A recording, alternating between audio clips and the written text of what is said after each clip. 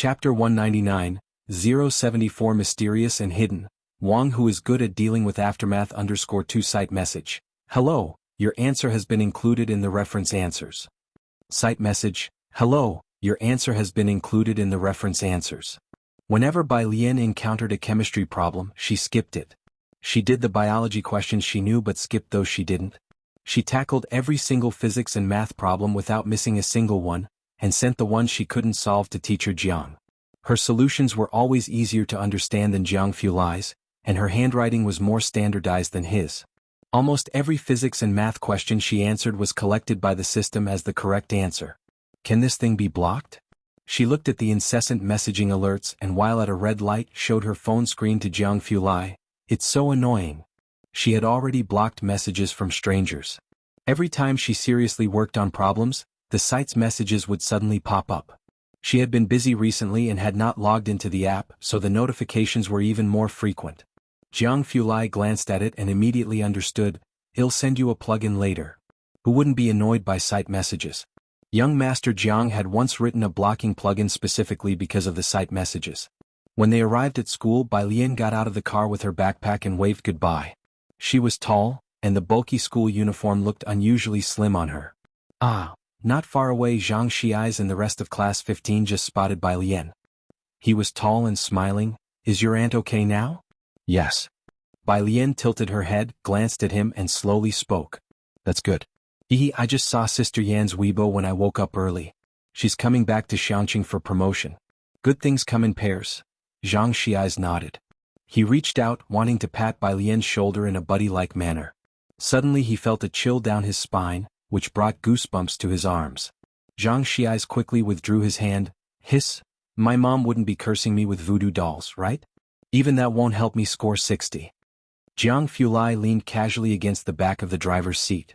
Only after the group of students disappeared into the school gate did he leisurely press his Bluetooth headset. Continue. On the other side, Director Chen hesitated. That Mr. Lu's VIP room, there's a surveillance camera. Now his family has come looking. Jiang Fulai. Miss Bai really didn't understand that there are things like surveillance cameras these days.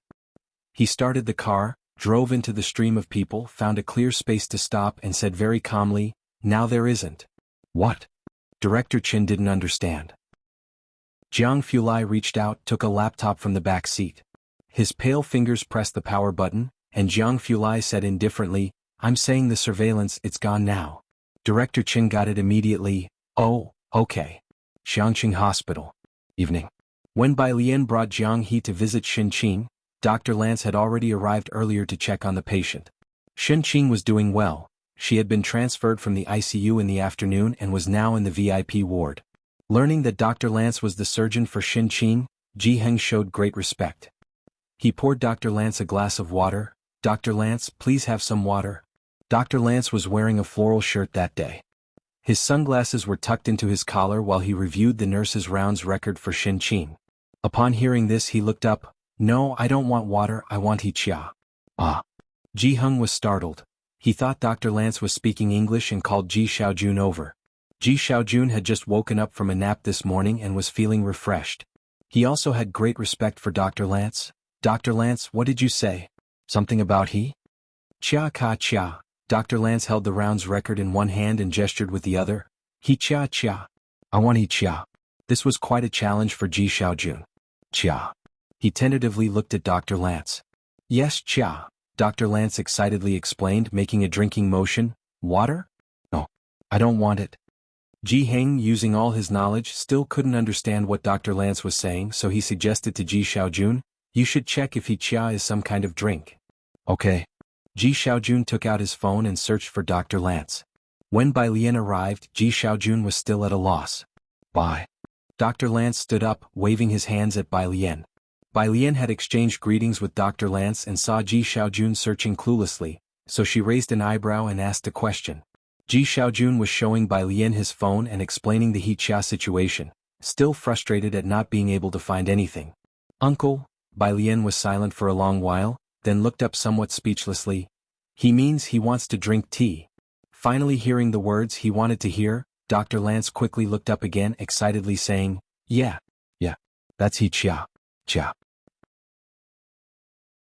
Chapter 200, 074 Mysterious and Hidden, Wang who is good at dealing with aftermath _3 He had been studying Chinese for a while now, and his typing was fine, but when he spoke he found every word awkward. Ji Xiaojun, Ji Heng. Both were very silent. Ji Xiaojun silently went to make tea for Dr. Lance with the leaves brought by Director Qin, earning himself a thumbs up from Lance. Shen Qing hadn't woken up yet, but her vital signs were all good. Bai Lian sat beside Shen Qing and casually placed her hand on her pulse. Dr. Lance, holding a teacup, stood aside and after the previous incident felt his Chinese wasn't good enough, switched back to English. Is this the Chinese medicine pulse-taking thing you're doing? Bai Lian withdrew her hand as Shen Qing's pulse was steady. She exhaled slowly and said leisurely to Ji Xiaojun, Auntie will wake up tomorrow morning. Ji Xiaojun was eating beside them. When he heard Bai Lian speak he thought she was just trying to comfort him. Alright, it's okay, you don't need to worry about me. Ji Heng had stayed here for a whole day and night, would go back with Bai Lian in the evening, and bring food for Ji Xiaojun the next morning. Dr. Lance also followed Bai Lian downstairs. Acupuncture, give me acupuncture. It's acupuncture. Bai Lian corrected. The next day, morning. Ji Mulan and Su En routinely came to the hospital to see Shen Qing. You two are busy, you don't need to come every day. Ji Heng's attitude towards Su En had improved quite a bit. He then told Ji Xiaojun, wash the fruit Xiaoqun bought last night. Ji Xiaojun went to wash the fruit. The two of them were grateful to Su En, but didn't feel too close to him. Ji Mulan looked at the fruit Ji Xiaojun washed and placed there, and at Ji Heng's attitude towards Su En, which was not even as good as that towards Xiaoqun, who was only mentioned verbally. I still have to go sign a contract with Director Liu. Su En was aware of this and didn't plan to overstay his welcome with the family. I will come again tomorrow. After people left, Ji Mulan looked at Ji Heng and said with an uncertain tone, you are not even as nice to us as that Xiaoqun. She hadn't figured it out. When she left Xiangqing she didn't know that Ji Heng had an old friend who was fond of fishing. Ji Heng frowned. Just as he was about to say something Ji Xiaojun, who was sitting by the bed, suddenly pressed the emergency bell, excitedly saying, Nurse. Nurse, she's opening her eyes. Because Shen Qing had woken up. A bunch of doctors and nurses came again, and the entire ward was crowded with people. Ji Heng stood aside, no longer paying attention to Ji Mulan, just watching Shen Qing on the bed, suddenly remembering what Bai Lian had said the night before, that Shen Qing would wake this morning. Did she really wake up? A coincidence? For the first time he felt a bit uncertain about his granddaughter, shrouded in mystery. Ji Mulan didn't want a crowd with so many people. Just then her cell phone rang in her bag. She took it out as she walked out. It was a call from Beijing. Hello. Mulan, it's me. On the other end of the phone was a woman's voice. Ji Mulan stood in the middle of the hallway pausing, her voice growing distant. Mrs. Song. The person on the line laughed softly, her voice very gentle. You've been out of touch for the past 2 years? Just say what you want to say. Ji Mulan pressed the elevator button and scoffed. You don't have to beat around the bush. All right then. On the phone Mrs. Song casually snipped off branch tips from a potted plant and threw the scissors aside. Do you know that Bai Lian has left the Bai family? The elevator doors opened but Ji Mulan didn't get on. At those words, the chill in her eyes deepened. Hearing no reply Mrs. Song understood and thought for a moment. You know, Song Min and Bai Lian never got along since they were kids. Talking about her son, Mrs. Song's voice became considerably softer. The two of them have different interests. Song Min has always liked research and he's going to Jiangjing University to be in a lab. The one who actually matches his interest is Xiaoqi. Mrs. Song stopped there, paused, and didn't continue mentioning Bai Xiaoqi to Ji Mulan. That's why Mr. Bai also agreed to annul their engagement. Ji Mulan had always been quite satisfied with Song Min's family background and talents. Mrs. Song talking about annulling the engagement now, Ji Mulan was all too clear about her intentions. Wasn't it just to ally with that illegitimate daughter? Anything else? Ji Mulan asked. You know about the jade pendant that was given when those two got engaged, Mrs. Song said, her voice growing much colder, but Bai Lian has always been reluctant to return it, not taking our calls. Chapter 201. 075 Divine Picker emerges from nowhere. Annulment of engagement, second update. Undersuan, isn't it normal for her not to answer your calls? Ji Mulan sneered. It's not that she doesn't want to pay, she's blacklisted you. Bai Lian had even blacklisted her number. Would she answer a call from the Song family? Madame Song was taken aback by Ji Mulan's words. You should go and ask her for the money yourself. Ji Mulan stepped into the elevator, handing Ji Heng's phone number to Madame Song. I can't manage her now. Having said that, she snapped the phone shut with a click. Beiqing Song family. Madame Song looked at the hung-up phone in surprise. A short distance away. Bai Shaoqi was discussing problems with Song Min. She still hasn't done this problem? Bai Shaoqi put down her pen looking at a person's homepage. The problem was released 2 days ago. How has she not done it yet? What's the matter? Madame Song walked over, asking with a smile. Auntie, it's this. Bai Shaoqi opened the smartphone app and showed her account to Madame Song. Madame Song looked down. It was the blue app of Jiangjing University. Beiqing High School had 10 spots, and both Bai Shaoqi and Song Min had earned theirs on their own merits. On the bottom left corner of the public screen, a bunch of prodigies were buzzing. Day 4 without seeing the godlike Bai Jian, missing her. I wish the god Jian logs on today. Forget it, you bunch of useless things, none of you can solve it. An elder with a long history leisurely lit a cigarette. It's like seeing the scene of Emperor L slaughtering through the app years ago. Shaoqi, you're actually ranked over 300, you will definitely get into Jiangjing University. Madame Song was very satisfied with Bai Shaoqi, inevitably noticing the name that kept popping up on the public screen. Bai Jian? Who is this person? She emerged out of nowhere this month. I don't know why she's only ranked a little over 100, but her physics and mathematics are terrifying. Bai Shaoqi explained softly to Madame Song. Everyone on the app calls her the god Jian. Song Min also added, uncommonly, her physics and math solutions are clearer than the standard answers, and every time a problem is released we are waiting for her analysis, but she has been online very seldom recently. Is that so? Madame Song was very surprised as she was quite familiar with the app. Then she will definitely get into Jiangjing University. Next to them, Song Min narrowed his eyes slightly, not responding. His fingertips tapped lightly on the smartphone screen. On the screen there was a private message he had sent to Bai Jian a few days ago. Hey god Jian, you haven't been doing problems recently, are you busy with something? It had been unread all this while. After Bai Shaoqi went home, Madame Song looked at Song Min, pondering for a moment. Come with me to Xiangqing this weekend. What for? Song Min was scrolling through the app, not finding anything new, so he turned off his phone. To inquire about the mining news, Madame Song picked up her coffee. And have you forgotten that the jade pendant is still with Bai Lian? Seeking Bai Lian for the jade pendant was an added task. After all, Bai Lian wasn't worth them making a special trip to Xiangqing. Upon hearing this, Song Min did not ask any further questions. How is Shaoqi doing with her Guzheng lessons? Madame Song remembered this matter, in planning to take her to Jiangjing at the end of the year. Madame Song was from Jiangjing. She made this decision after knowing that Bai Shaoqi had learned to play the Guzheng and could even play the melody in white. Based on this, she had cut off contact with Bai Lian. Quite well, Song Min spoke up. Rarely do we see someone with good grades who still finds time to practice the instrument. Madame Song was quite satisfied. If she could also write in the Liang style, that old gentleman would surely like her even more. Song Min shook his head. Not anyone can master that. That's true. Madame Song felt she could not be too harsh. Xiangqing. Suan was hosting a meeting. He extended his hand, greeting the two people in front of him one by one. Xiao Lu, Miss Yen Lu, I look forward to our pleasant cooperation.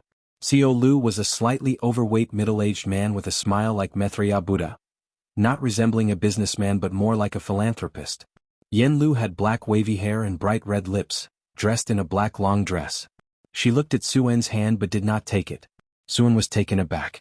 Yen Lu, what are you dazing out for? The manager behind her forced a smile. Hurry up and shake hands with Mr. Su? She reached out and pinched Yen Lu's waist. Mr. Su, Yen Lu is a bit shy. Xiao Lu also gave Yen Lu a smile, saying gently, when she was little, she used to be very obedient. Yen Lu shook hands with Su En indifferently. After signing the contract, Yen Lu left the building with a dark expression and found a restroom. What's wrong with you? Didn't Xiao Lu say that Mr. Su is an influential figure, and you dared not reciprocate when he offered a handshake? Her manager scolded her from behind. We finally got this opportunity, and you could have been cast in the great eternal prosperity with just a handshake, breaking away from being a third-tier Xianming. Chapter 202, 075 Divine Picker emerges from nowhere. Annulment of engagement, second update. _2 Yen Lu turned on the faucet without a word, continuously scrubbing her right hand. Scrubbing until it was nearly red. Her manager paused, then said helplessly, how many times have you been criticized for your OCD? Can't you try to change it? I can't change it. Yen Lu pulled out a piece of paper, dried her hands, then put on her mask and left. It's one thing for industry peers, the manager said solemnly, but Mr. Su is no joke. Even President Lu holds him in high esteem, haven't you noticed? Try to avoid this kind of situation next time. Yen Lu nodded, I'll try my best. In Xiangqing No. 1 High School, it was the second monthly exam of the weekend. Sunday morning. The last exam was comprehensive science. Once Bai Lian wrote the last word, she picked up her pen and immediately left the examination hall. The teacher glanced at the test paper in hand, then at Bai Lian, who casually picked up her pen, neatly folded the almost unused school-supplied paper, and stuffed it into her pocket before leaving. He looked especially disheveled. No, you only brought 2 pens for a science exam? There's no need to be so arrogantly unprepared. You handed in your paper early? Zhang Xi's came out of the last exam room and saw Bai Lian. Bai Lian put on her earphones to listen to the English listening test, glanced at him and mercilessly burst his bubble. You didn't know how to do physics and handed in a blank paper? You're doomed. Zhang Xi's cursed under his breath. I wrote something. If guessing on multiple choice questions counts as writing, then you did right. Bai Lian withdrew her gaze. Zhang Xi's was speechless. Such a perverted question, aside from you, who could answer it? While they were talking, Ning Xiao, who had finished his paper early, came down from another floor and unexpectedly initiated conversation. What? Zhang Xi's. He chose to isolate these 2 people. Bai Lian wasn't going to the library today but to take another bus, walking a little further with the 2 of them. Ahead was the moat that split open and flowed around the city gate. On the small bridge, a woman with sunglasses stood with both hands on the railing, looking at the somewhat tumultuous river. Her long hair fell behind her back, curling with a lazy grace. Her jawline was sharp, her face pale as jade, dressed in a blue long t-shirt, white boots, and wearing a black leather jacket over it. Yen Lu. Zhang Shi's eyes lit up and he ran excitedly towards her. Yen Lu's hands paused. She turned her head back and seeing Zhang Shi's removed her sunglasses. Don't you have an exam today? I finished early.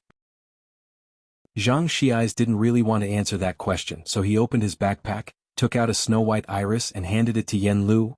Oh right, my mom wants you to come over for dinner tonight. Yen Lu reached out to take the iris, its clusters white as snow. Got it, she said, touching a petal and strangely glancing at Zhang Shi's. Why do you always give me irises? They suit you. Yen Lu glanced at him and smiled non-committally. Her gaze moved forward and hesitated upon seeing Bai Lian. Is that your classmate? Yeah, said Zhang Shi's very smugly with some pride. Our Ning scholar and Bai Lian the school belle, cutting a swath through everyone.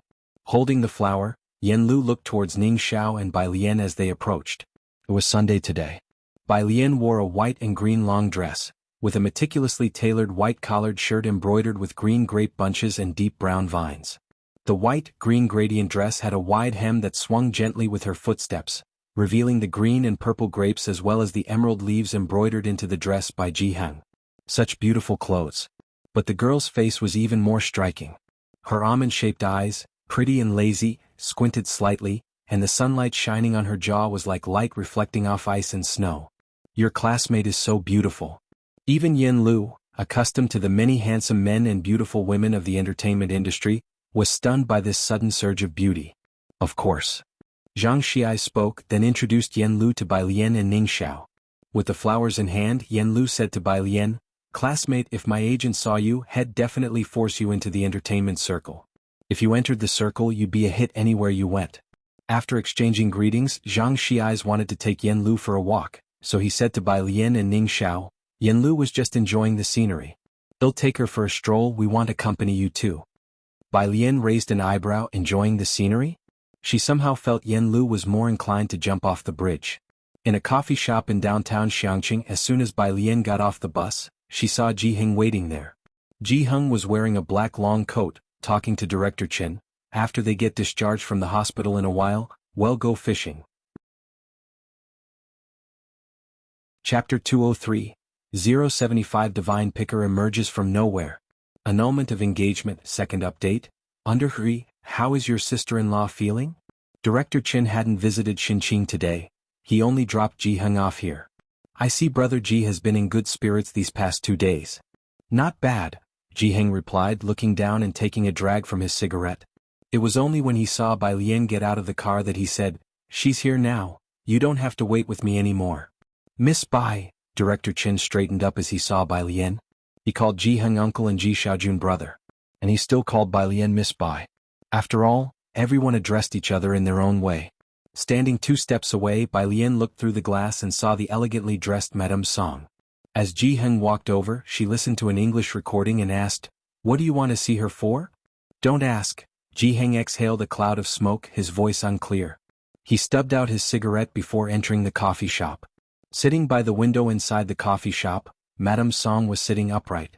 She had been holding her coffee and had noticed Ji Heng and Director Chin at the door for some time. Ji Heng was wearing the kind of traditional Chinese attire he made himself, the very picture of a common man from Xiangqing.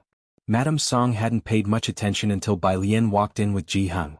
Only then did she realize that this man was likely Bai Lian's grandfather, Ji Mulan's father. "Mr. Ji, hello." Madame Song greeted Ji Heng very politely, inviting both to sit across from her and ordering coffee for them. "Bai Ao will drink, right?" "No need," Bai Lian said, sitting next to Ji Heng, tapping her fingertips on the table. "Just speak directly to me if you have something to say." "Song Min hasn't arrived yet," said Madame Song, somewhat embarrassed. She had called Song Min, speaking in a low voice. "Alien and her grandfather are here. Where are you?"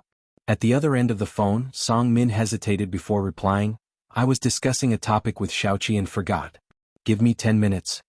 Madame Song had long been aware that Song Min wasn't very concerned about matters regarding Bai Lian.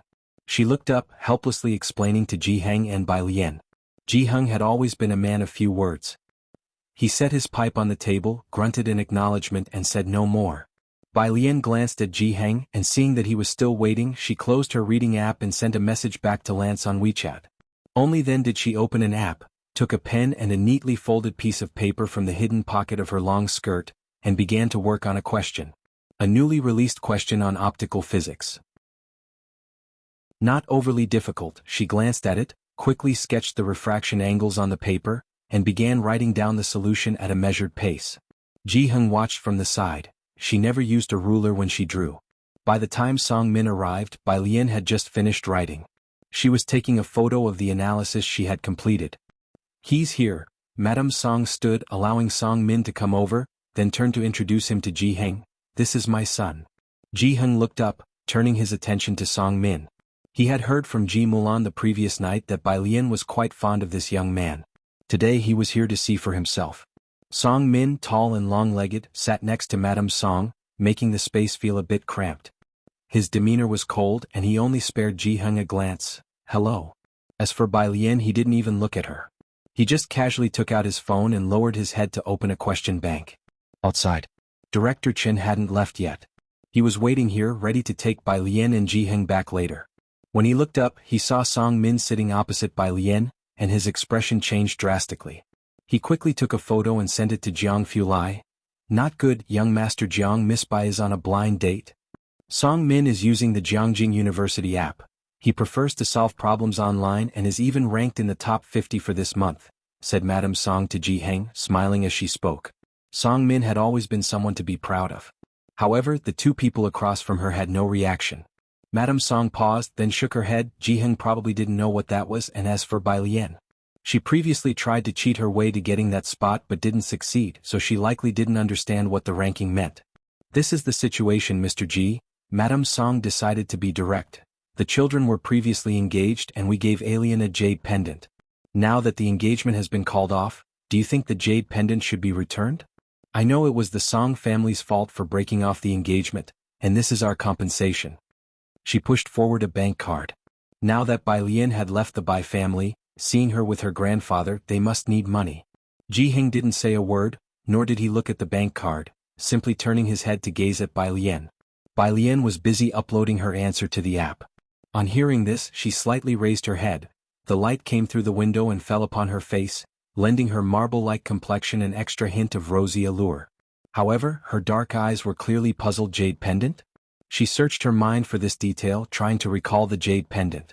Bai Lian remained silent, and no sound came from the coffee table. Madame Song put down her coffee cup and quietly watched Bai Lian, knowing that today it would be difficult to get the jade pendant back. Song Min finally looked up, directly at Bai Lian for the first time. "What exactly do you want this time to give up the jade pendant? Another million in compensation?" Or perhaps I could try my best to talk to the school authorities and help you apply for a spot on the Jiangjing University app. How about that? Would you hand over the jade pendant then? Chapter 204. 076, Janshin has already been very law-abiding. _1 Song Min was the biggest dark horse at Beiqing High School in recent years. His rank was closing in on Jiangjing.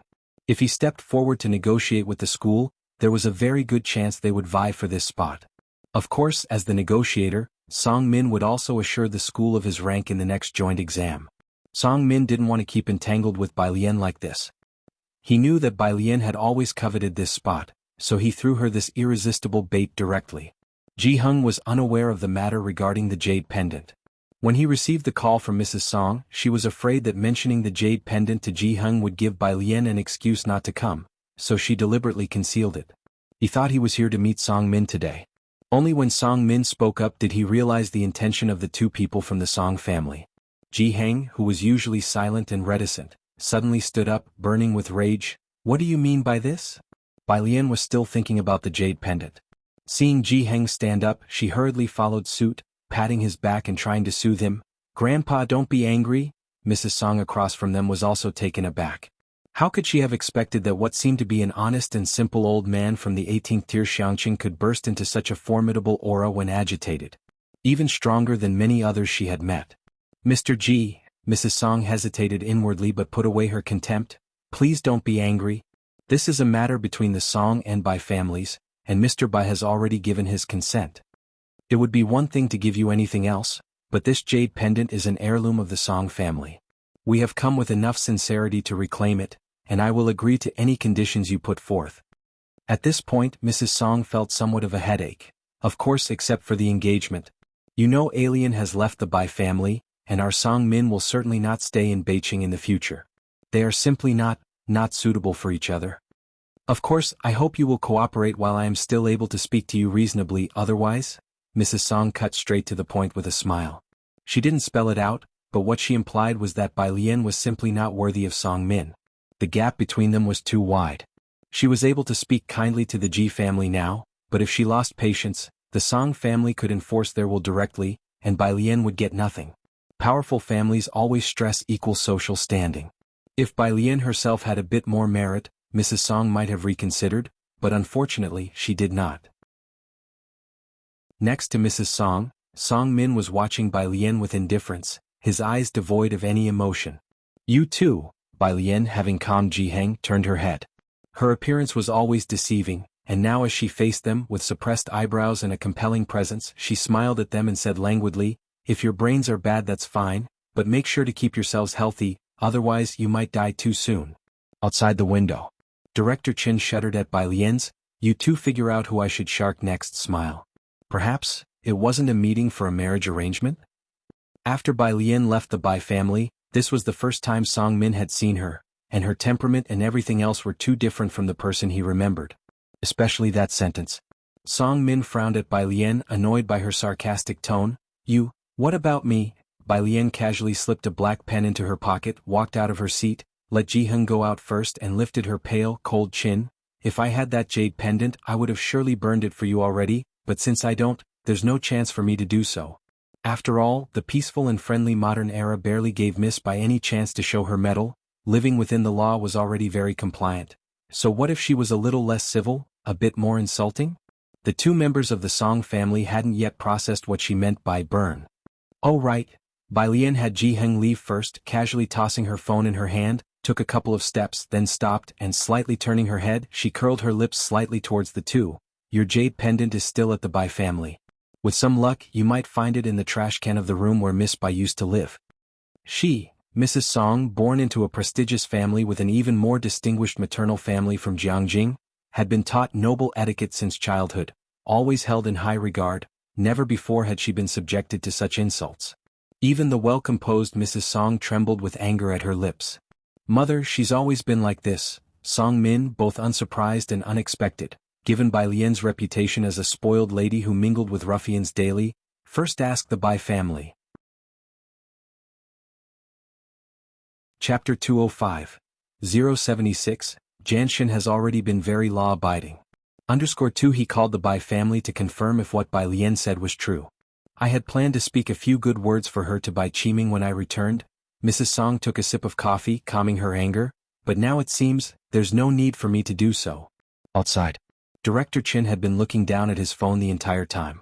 When Bai Lian and Ji Heng came out, he hurriedly put his phone back in his pocket. Miss Bai, Uncle Ji, are you two heading to the hospital? Director Chin stepped forward, trying hard not to look at Bai Lian. Bai Lian shook her head. Facing the breeze, her attitude was somewhat lax. I'm going to the east of the city. The eastern part of the city was closer to the suburbs because the Calligraphy Association was there, which was in a different direction than the hospital. Ji Heng needed to go to the hospital. Bai Lian decided to take the bus to the Calligraphy Association, while Director Chin chose to take Ji Heng. Only after Bai Lian left did Director Chin dare to ask Ji Heng what had just happened. That was Alien's former fiancée. Ji Heng frowned.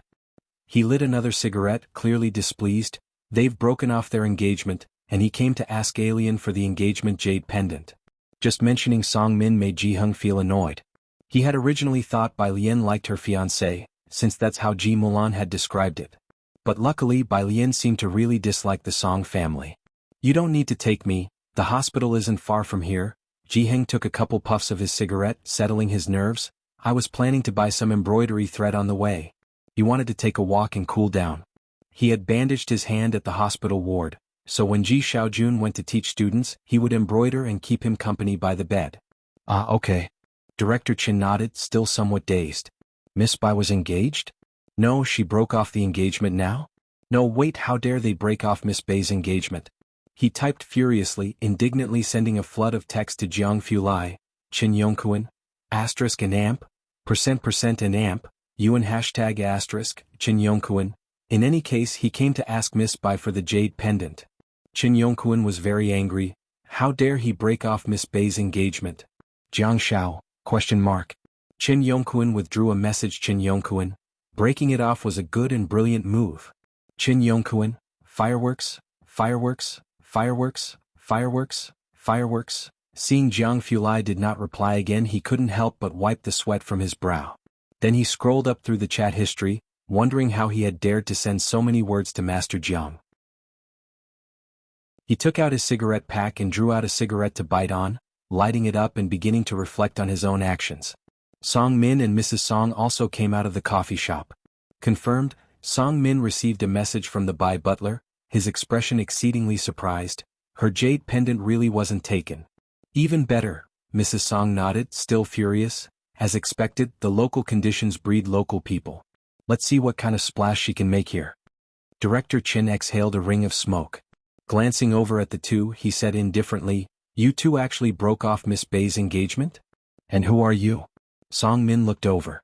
Director Chin smiled, Just a passerby waiting to see your regret. After saying that, he took out his car keys and went to find his car. Song Min watched Director Chen's retreating figure, frowning slightly, feeling that the man had an unusual presence. Mom, do you know that man? He was just talking with Bai Lian's grandfather, a friend of her grandfather's. Mrs. Song hadn't taken a good look at Director Chen and didn't care. Never mind, don't pay attention to them. They live here. It's hard for them to understand the outside world, difficult to comprehend our existence.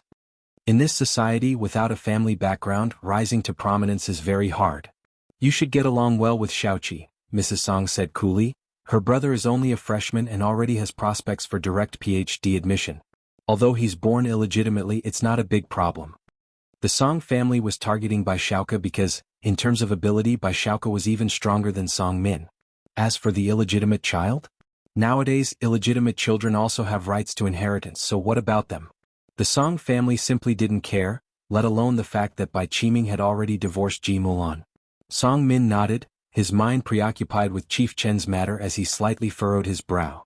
Before he could think further, his phone beeped. He checked it and saw, on the Jiangjing app's public screen, it was refreshing with messages. God of Answers has updated the answer bank. Everyone go for it. Song Min's attention was captured. He stopped thinking about Chief Chen's matter and immediately opened this month's question bank. He had been stuck on one question for a long time. When the answer came out, he didn't continue working on it but chose to give up and carefully watched the updated answer. It was the familiar, neatly written font. There were drawings on top, and unlike the cold reference answer that only included drawings, This answer had detailed explanations next to it. Song Min seriously looked at the question, his gaze touching the edge of the reference answer where a corner of a black wooden desk had been captured in the shot. He was slightly startled, it seemed somewhat familiar. In the east of the city at the Calligraphy Association. When Bai Lian arrived, there were already 7 or 8 kids seated in the spacious courtyard. Jiang He was sitting alone in a corner, not practicing calligraphy, but holding a dictionary as big as his face, with his small brow furrowed. Jianzhe was bending over to teach a student how to hold a pen.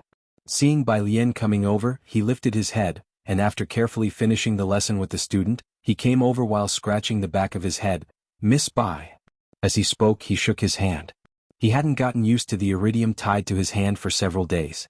After Bai Lian taught him how to practice his posture, he started addressing her respectfully as Miss Bai, especially when Jiang Fulai was around. "The day before yesterday, I saw people from the martial arts gym next door come back."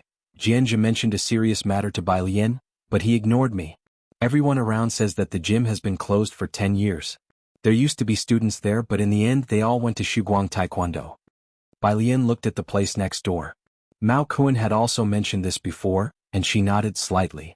Jianzhe led her inside to look at the newly arrived batch of brushes, ink, paper and inkstones. "I have a train tonight.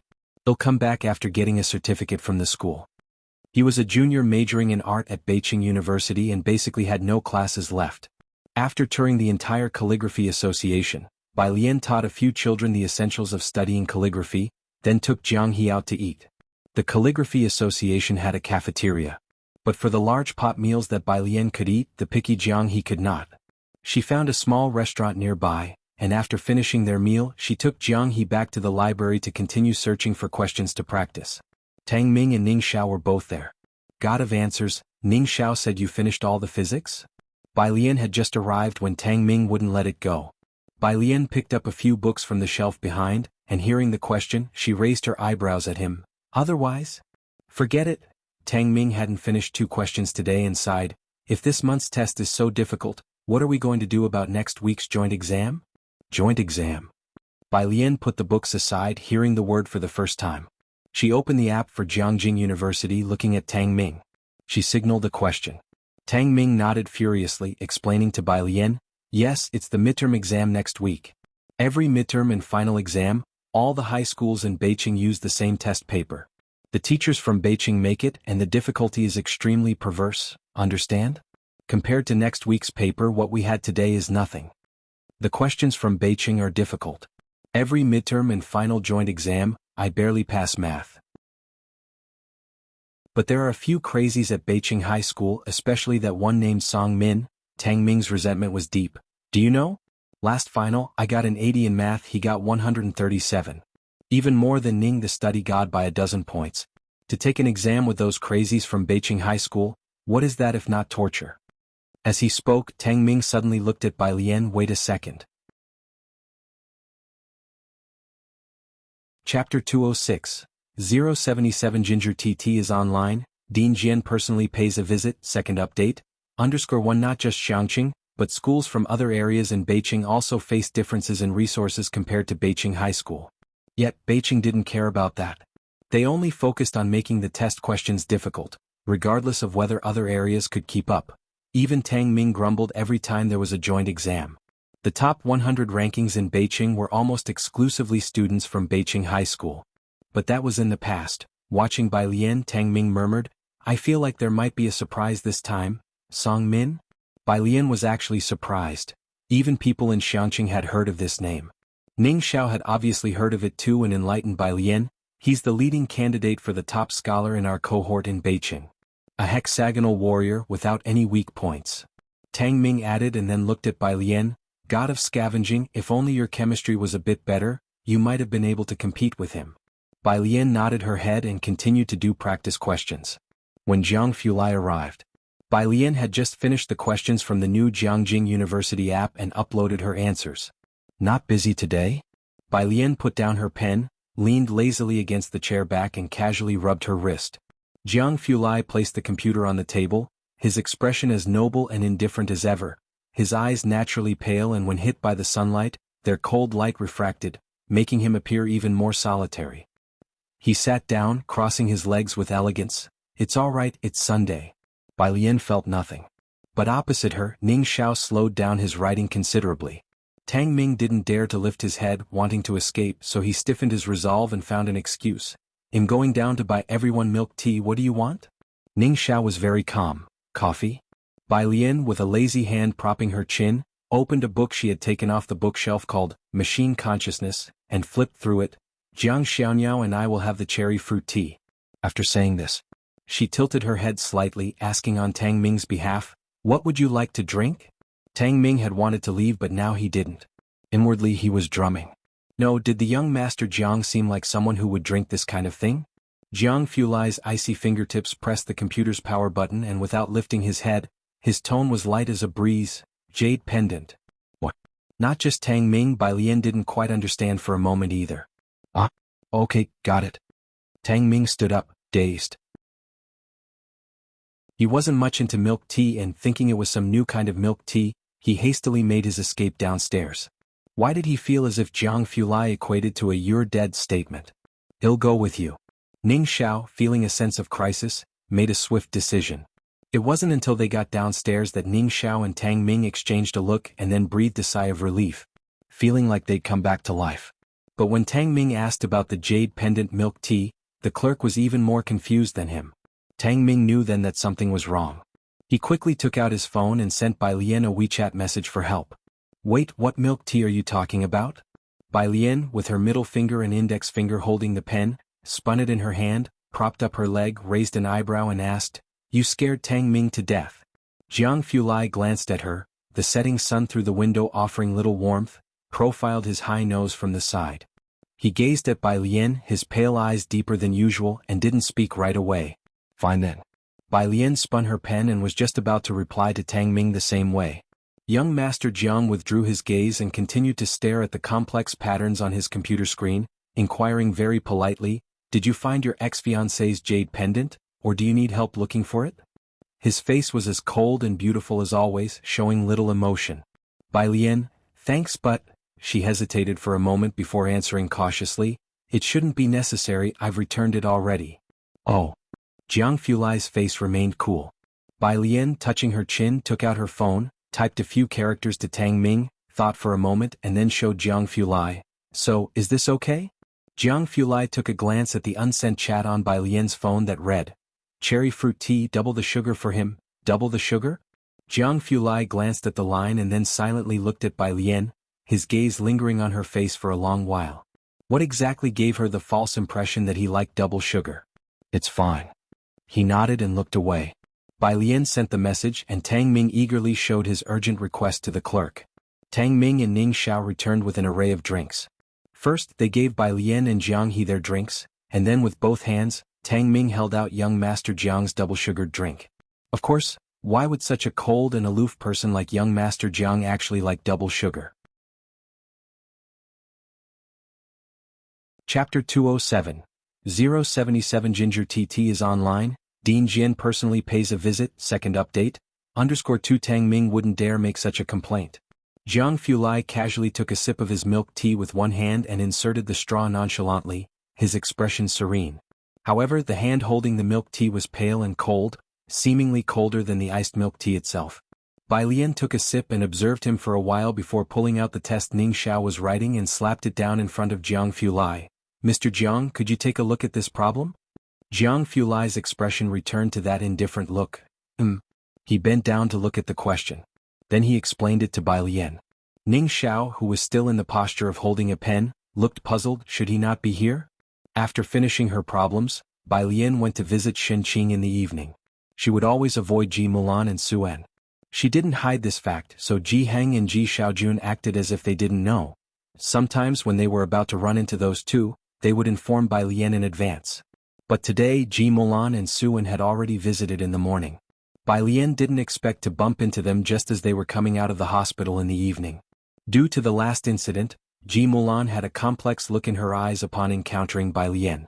Suen, on the other hand, greeted Bai Lian openly. Bai Lian tugged at her lips, the greeting perfunctory at best. Mao Kuan had been squatting at the hospital entrance waiting for Bai Lian. He didn't care about Suen at all. As soon as he saw Bai Lian, his eyes lit up. "Sister, the thing you wanted is ready." He handed her a cloth bag. Bai Lian unfolded it to find the plum blossom needles she had requested neatly arranged inside. Ji Mulan frowned instinctively at the sight of Mao Kun's blonde hair. She wanted to say something, to inquire about how the issue with the Song family was resolved that day, but this time she dared not speak. Suen gave her a glance before stepping forward, surprised. "Silver needles? What do you need these for?" "Dr. Lance wants to try our acupuncture." Bai Lian put the silver needles away, answering dismissively. She didn't talk much with the two of them and turned to head towards the inpatient department. Mao Kun stood in place. Only after Bai Lian left did he take out a cigarette from his pocket, light it, and glare at Ji Mulan with a menacing look. "What are you looking at? Want to lose your life?" Mao Kun, who could attract serious police attention and still dare to challenge the cops, only restrained himself in front of Bai Lian. "Other people? Do you think you would take them seriously?" Not to mention Ji Mulan, even Suen was startled by him. Once Mao Kun left, Ji Mulan frowned. How come she makes these kinds of friends even after coming to Xiangqing? Suen didn't speak, only remembering that night, the gang of youths on motorcycles, the leader seemed to be this blonde guy. Xinqing's ward. Bai Lian arrived shortly after Lance did. He was talking with Jiheng. Lake is very beautiful." Lance pointed at Jiheng's robe and kept talking. "ID like one too." "This, alcohol." Bai Lian entered holding the silver needles. After checking Xinqing's pulse, Bai Lian saw that Xinqing's ventilator hadn't been removed and there was a tube inserted in her nostrils. She couldn't speak, but it was clear that her spirits were good. Bai Lian was relieved. Lance kept chattering away and Bai Lian grew impatient. "Grandfather, just make one for him." She was somewhat puzzled. Jiheng shouldn't refuse such a request. He should be happy to oblige. Ji Xiaojun beside her almost laughed. He lowered his head, pointed at Lance's flamboyantly patterned shirt, and explained to Bai Lian, "Dr. Lance wants a robe in that kind of pattern." Bai Lian, that aesthetic sense was stepping on Jiheng's toes. She couldn't begin to picture a robe made with such patterned fabric. She didn't try to persuade Jiheng further. "He'll go back and make it for you." In the end, Jiheng agreed to make the clothes that might ruin his reputation. "It'll take about a week." "Fine." Lance clapped his hands. Jiheng didn't understand English. Lance spoke in broken Chinese when talking to him, but when talking to Bai Lian he switched back to English. Because Jiheng wouldn't mock him.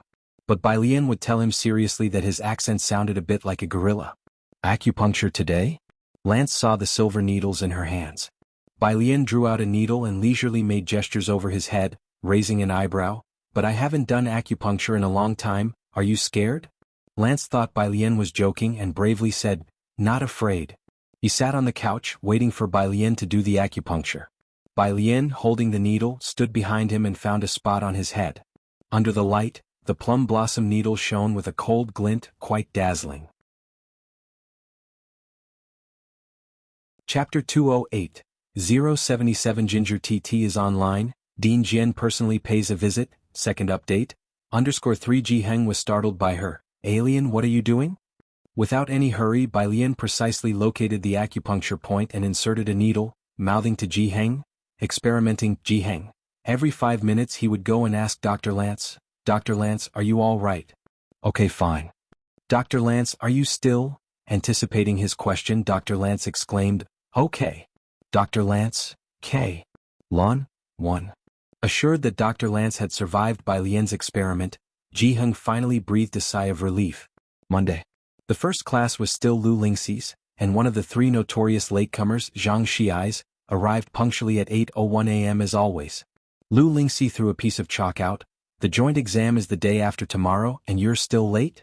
Look at you, fixing your test paper almost made your physics teacher pop a nitroglycerin pill." Zhang Xiai's reflexively replied, "No way, I didn't guess a single answer correctly." Lu Lingxi. "Stand outside and come to your senses."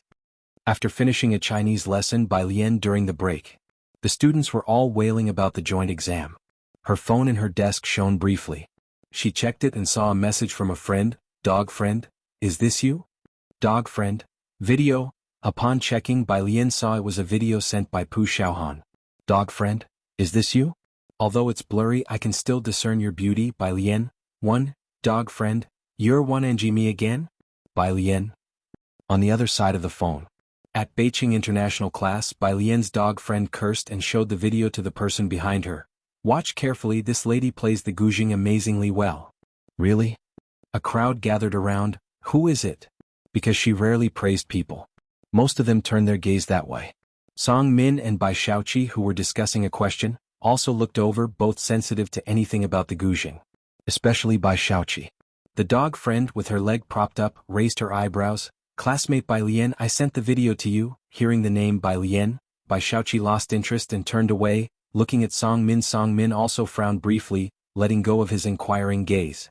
Bai Shaoqi pulled out her phone and a message popped up. She was stunned. Song Min, I think? I passed the first round of Principal Jian. What? Song Min quickly took Bai Shaoqi's phone to look at it. The message on Bai Shaoqi's phone read, Hello Bai Shaoqi, your video has passed the preliminary round. Please bring your ID to Jiangjing Art University on the 27th. I really passed. Song Min looked up at Bai Shaoqi and calculated, after the joint exam, I'll accompany you to Jiangjing. Having said that, he took out his phone and sent a message to Mrs. Song. An academy member in Jiangjing? Song Min's desk mate exclaimed, Bai, you're terrifying. The others also came over upon hearing this. As Song Min's desk mate provided some background, they all marveled. Not being from Jiangjing, they didn't fully grasp the situation there or exactly what it meant to be associated with academy member Jian. Only Song Min, who had stayed in Jiangjing, knew how terrifying this news was. Fortunately, Song Min felt some relief for having asked Bai Lian for the jade pendant back the day before. As for Bai Shaoqi, she remained calm amid the others' praises. Showing no self-satisfaction on her face, she just looked at Song Min. My brother is also in Jiangjing, you needn't bother. But be careful in the upcoming joint exam, I've been improving a lot in math recently. I'm looking forward to it, said Song Min, putting down his phone and lifting his eyebrows. You like the feeling of being equally matched. Stop showing off at Versailles. Song Min's desk mate turned his head back and teased them. Can't you two perform a little worse in math just once so the rest of us have a chance to live? This time I'm betting on young Master Song for first place. Hearing this, the two of them exchanged smiles. They were right though. The students in the class were all exceptional, and those two were the ceiling for math, with everyone placing bets before each exam to see whether Song Min or Bai Shaoqi would come in first. This time was no different, some bet on Song Min for math. Others favored Bai Shaoqi. After all, if it wasn't one, it was the other in first or second place. As for the rest, they didn't even consider them. At Xiangqing High School, Pu Xiaohan was browsing private messages on her phone. Her video had gone viral, attracting a lot of private messages that she couldn't possibly read them all. Today she just happened to open one. Jian Zhongyo? Hello, do you know the girl playing the guzheng in the video? Jian Zhongyo? Could you give me her contact information? Jian Zhongyo, please? Pu Xiaohan raised an eyebrow. She clicked on this Jian Zhongyo's profile, curious about who this person was and how they dared to set their sights on someone from her class. It wasn't until she saw the profile that, account name, Jian Zhongyo 1. 12 billion likes, 12 following, 162. 89M followers verified. Honorary Fellow of the Royal Music Academy, President of the Music Association, Dean of Jiangjing Art University Music School. Chapter 209, 078 Disdain for all things Jiang Fulai. How awesome was the Daong era. _1 A long string of yellow verification badges dazzled Pu Xiaohan's face. Although she didn't understand, Pu Xiaohan knew this was someone important. She very unladylike mimicked Zhang Xiai's, holy shit. Pu Xiaohan quickly followed this Jian Zhongyo, then turned around and held her phone screen towards Bai Lian. This person wants your contact information, should I give him your phone number? Pu Xiaohan said and was about to send Jian Zhongyo the number. Bai Lian was doing problems. Upon hearing this, she looked up, her gaze falling on the profile page she had opened. Jian Zhongyo? The academician Jian? She continued to work on her problems, her expression extra lazy. No need. Huh. Pu Xiaohan didn't understand music and didn't recognize Jian Zhongyo, but seeing the number of followers, the string of verifications, and the Royal Music Academy along with Jiangjing Art University, she could tell how impressive this person was. She lowered her voice. I think I should still give it to him, this person looks like. Bai Lian silently looked up. Her eyes were beautiful from every angle, clear and bright, with black pupils reflecting a clear upside-down image of Pu Xiaohan, like a beautiful white cat lazily sprawled on the table. Pu Xiaohan always found it hard to refuse. She fell silent. Okay, I got it. She reluctantly replied to the Dean Jian. Sorry, crying. Jian Zhongyo seemed to have been waiting for her response. Less than a minute later he responded, "Okay, then I will ask again tomorrow." Pu Xiaohan quietly returned to the main page and followed Dean Jian. By the way, Pu Xiaohan always had her own thoughts about short videos. She held up her notebook for Bai Lian to see. "In planning to do an edition about the Great Yong Dynasty, what do you think of these key contents?" Pu Xiaohan had a nimble mind.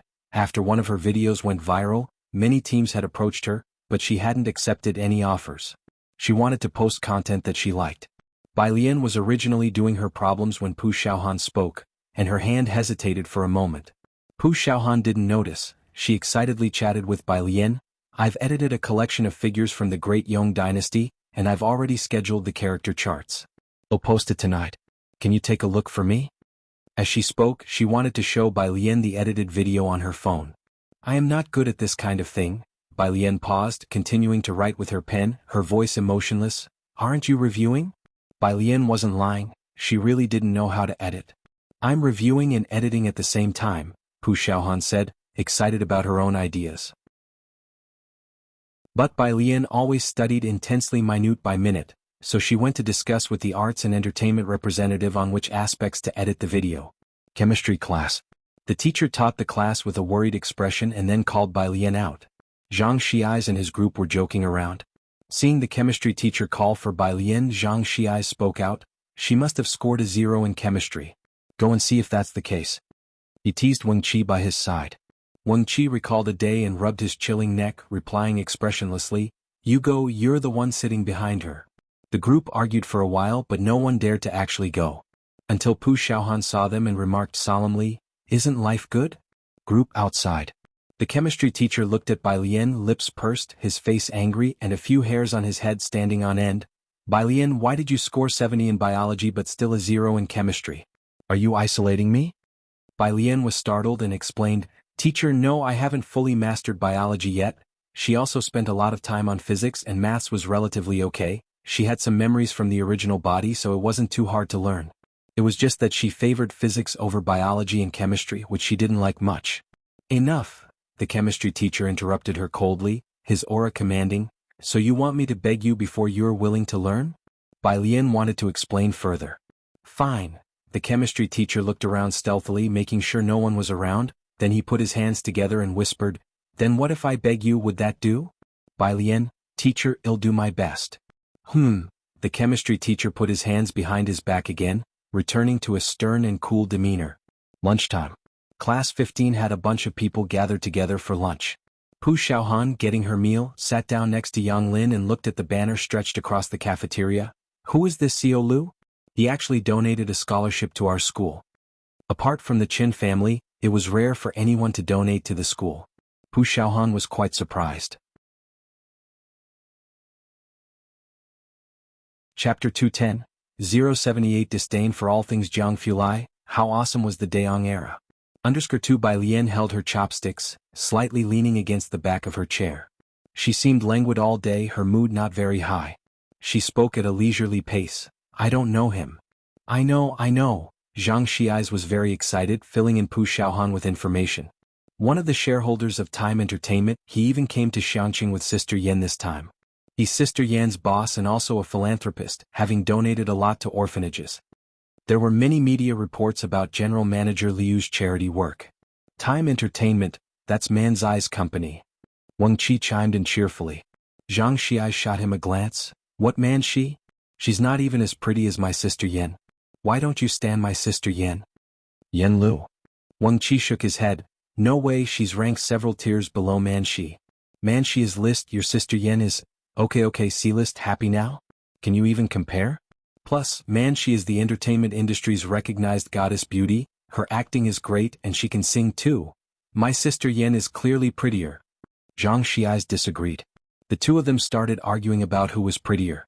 "No need to argue anymore," Pu Xiaohan slammed the table, settling the matter. "None of them are as pretty as Sister Lian." Zhang Xiais and Wang Qi both touched their noses. That was a point they couldn't refute. "Sister," Zhang Xiais suddenly picked up his chopsticks, addressing Bai Lian, "if you go into the entertainment industry you'll crush Manxi. Her fans blindly hail her as a goddess beauty every day.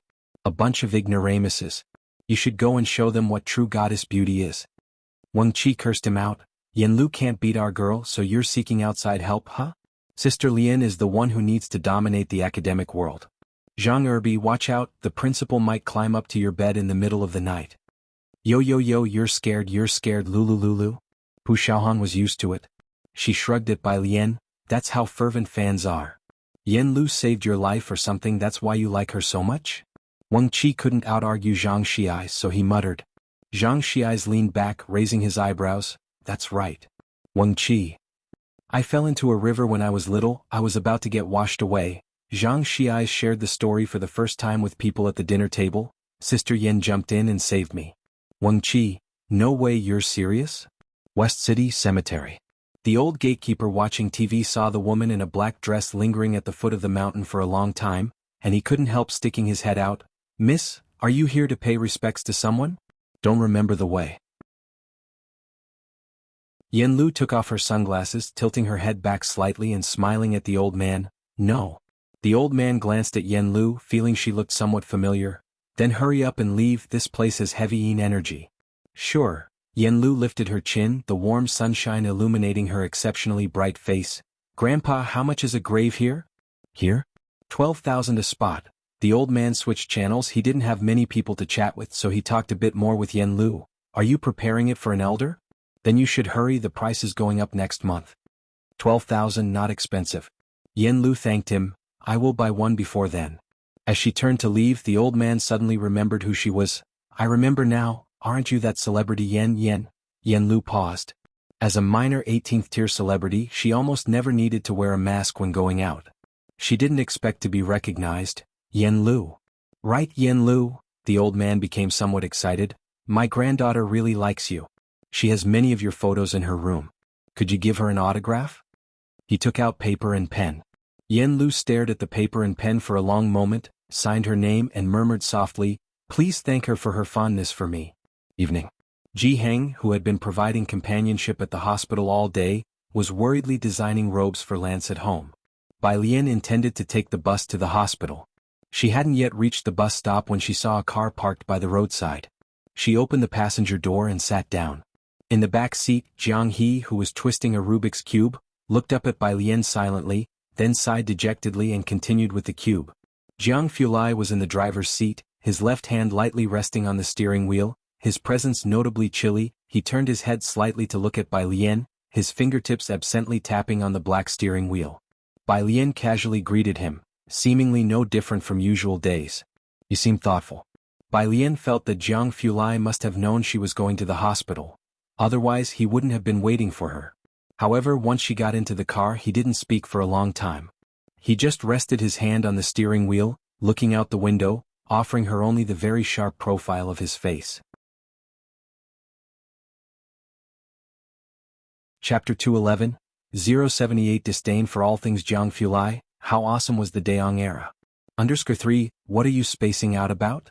Bai Lian opened the app, checking the new questions while slowly repeating his own words back to him. Dressed in a casual white shirt and leaning against the car door, Jiang Fulai looked over when he heard her. I'm thinking about a problem. What problem? Bai Lian asked casually. Why do you always drink cherry-flavored fruit tea? Jiang Fulai stretched his body and started the car. Bai Lian studied the question carefully. Of course, because it's tasty. Oh. Jiang Fulai responded with an expressionless tone. Just when Bai Lian thought the topic had ended, someone suddenly chimed in. I thought it was because your ex-fiancé liked it, turns out it's not. His tone was as calm as ever, with an air of aloofness that was intimidating. But it sounded somewhat strange. Every time Bai Lian heard about Song Min, she felt cursed. She sat up straight and warned Jiang Fulai, don't contaminate my milk tea. Jiang Fulai drove onto the main road, glanced at Bai Lian and then quickly looked away, languidly saying, you think I want to mention him? I'd rather curse Jiang Xiaonyao. Jiang He from the back seat. When Jiang Fulai parked the car in the hospital parking lot, Chief Chen, carrying a basket of fruits, hummed a tune as he got out of the opposite car. He had barely taken a step when he felt a chilling gaze. He paused, slowly looking up. Seeing someone with one hand in his pocket, giving him a faint glance, Chief Chen quickly straightened up and shut his mouth. Chief Chen. Bai Lian greeted him in a friendly manner. Chief Chen was very cautious. Miss Bai. Xiaojiang Yongquan, you guys are here too.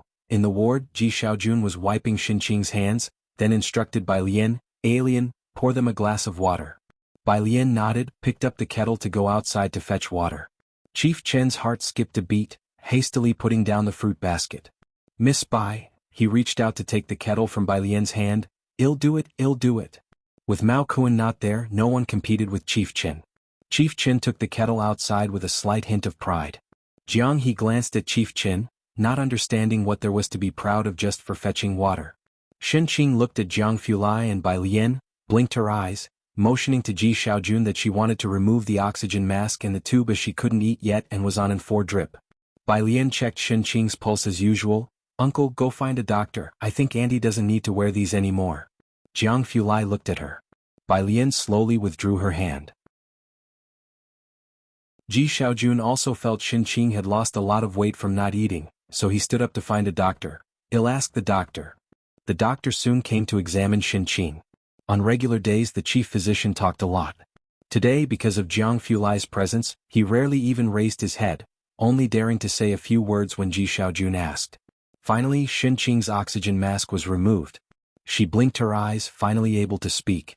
"Cough, cough." Xinqing's voice was very hoarse. She looked triumphantly at Ji Xiaojun. The first thing she said was, 2 million, I didn't take it, I listened to you, right?" Ji Xiaojun pursed his lips, he didn't speak after a long while. He then said, "Next time you can take it." Bai Lian sat on the edge of the bed, one hand lazily propped on it, listening to Ji Xian's words. She just looked at Xinqing, curved her lips and spoke leisurely, "Right, Aunt, feel free to take it, leave the rest to me." Ji Xiaojun and Xinqing both smiled, taking it as a joke. Only Chief Chen sitting behind on the sofa. He glanced at Jiang Fulai, who seemed as if he hadn't heard anything, still noble and contemptuous of everything, and thought, "Oh, now it's really over." The next day, Tuesday. As soon as Bai Lian arrived at class 15, she heard excited chatter. "We've gone viral. This time it's really viral. After 1,000 years, as soon as we bring out the Bai family army, these people are still helpless." Everyone was discussing it, including Zhang Xiais, who was very excited. Even Yang Lin, who was normally an exception, held her phone and watched for a while. Bai Lian returned to her seat languidly with her backpack, pulling out one book after another. "Lian," Zhang Xiais knew that Bai Lian seldom looked at her phone. Bai Lian rarely even replied to messages. "Did you see the video Pu Xiaohan made? It's truly awesome. It topped the trending searches overnight." Bai Lian was quite calm today. She leisurely placed her backpack under her desk, her brows and eyes strikingly cool, her entire demeanor laid back with a touch of nonchalance. "Oh, I haven't seen it. I told you." She definitely didn't watch. "I win." A few people had been betting on it. After all, Bai Lian was different from them. She seldom looked at her phone and hardly ever played games. Pu Xiaohan struggled to turn around from the crowd and quickly sat down next to Bai Lian with her stool. The group from class 15 still wanted to linger around Pu Xiaohan. They looked at Pu Xiaohan, then at Bai Lian. Bai Lian lifted her head from the book, her eyes pitch black and bearing a trace of laziness. She didn't make any move, just quizzically lifted her eyebrows at the group, still looking every bit the good student. Whoosh, the crowd dispersed. Pu Xiaohan clutched Bai Lian's wrist. "Wu Lian, you're so amazing." "Get a grip," Bai Lian remarked. "Your teacher Jiang is the amazing one." Pu Xiaohan, he shouldn't count as a person, right?" Suddenly feeling her comment was inappropriate, Pu Xiaohan spit out a sound and quickly changed the subject. "Oh right, Dean Jian came looking for you again." She opened her app. Because there were too many background messages, her phone froze for a moment before she found the direct message from a follower and handed it over for Bai Lian to see. Bai Lian glanced over. "Jian Zhongyou, would she be willing to give me her contact information today?" Bai Lian replied on behalf of Pu Xiaohan. "1." After replying, she handed the phone back to her. Pu Xiaohan watched silently by the side. When taking back her phone, she started typing to explain to Jian Zhongyou. "The thing is, her 1 usually means got it, now leave it at that." After typing this, Pu Xiaohan then deleted it one by one. "Hello, this 1 actually means she is unwilling." Bai Lian didn't concern herself with what she was typing. Rather, she rested her chin in her hand, squinting out the window. After so long, she had flipped through many books of this era. The only books she hadn't flipped through were history books. The only thing she hadn't looked up was the Great Yong Dynasty. She was afraid of seeing a brief description like, by Zhongyu year 4 to 32 of the Great Yong Dynasty. She was afraid that a brief sentence in a history book would mark the end of their lives. Bai Lian faced the morning sun outside the window, stretching out her hand to let the sunlight fall on her palm, then gently closed it. It was warm. She thought she was truly alive. "Let me see it," she said. "See what?" Pu Xiaohan didn't understand. Bai Lian looked at her phone, quietly saying, "The video you made." "Oh sure." Pu Xiaohan had been reluctant to bring up the video, feeling that whenever she mentioned these things, Bai Lian exuded an inexplicable sadness.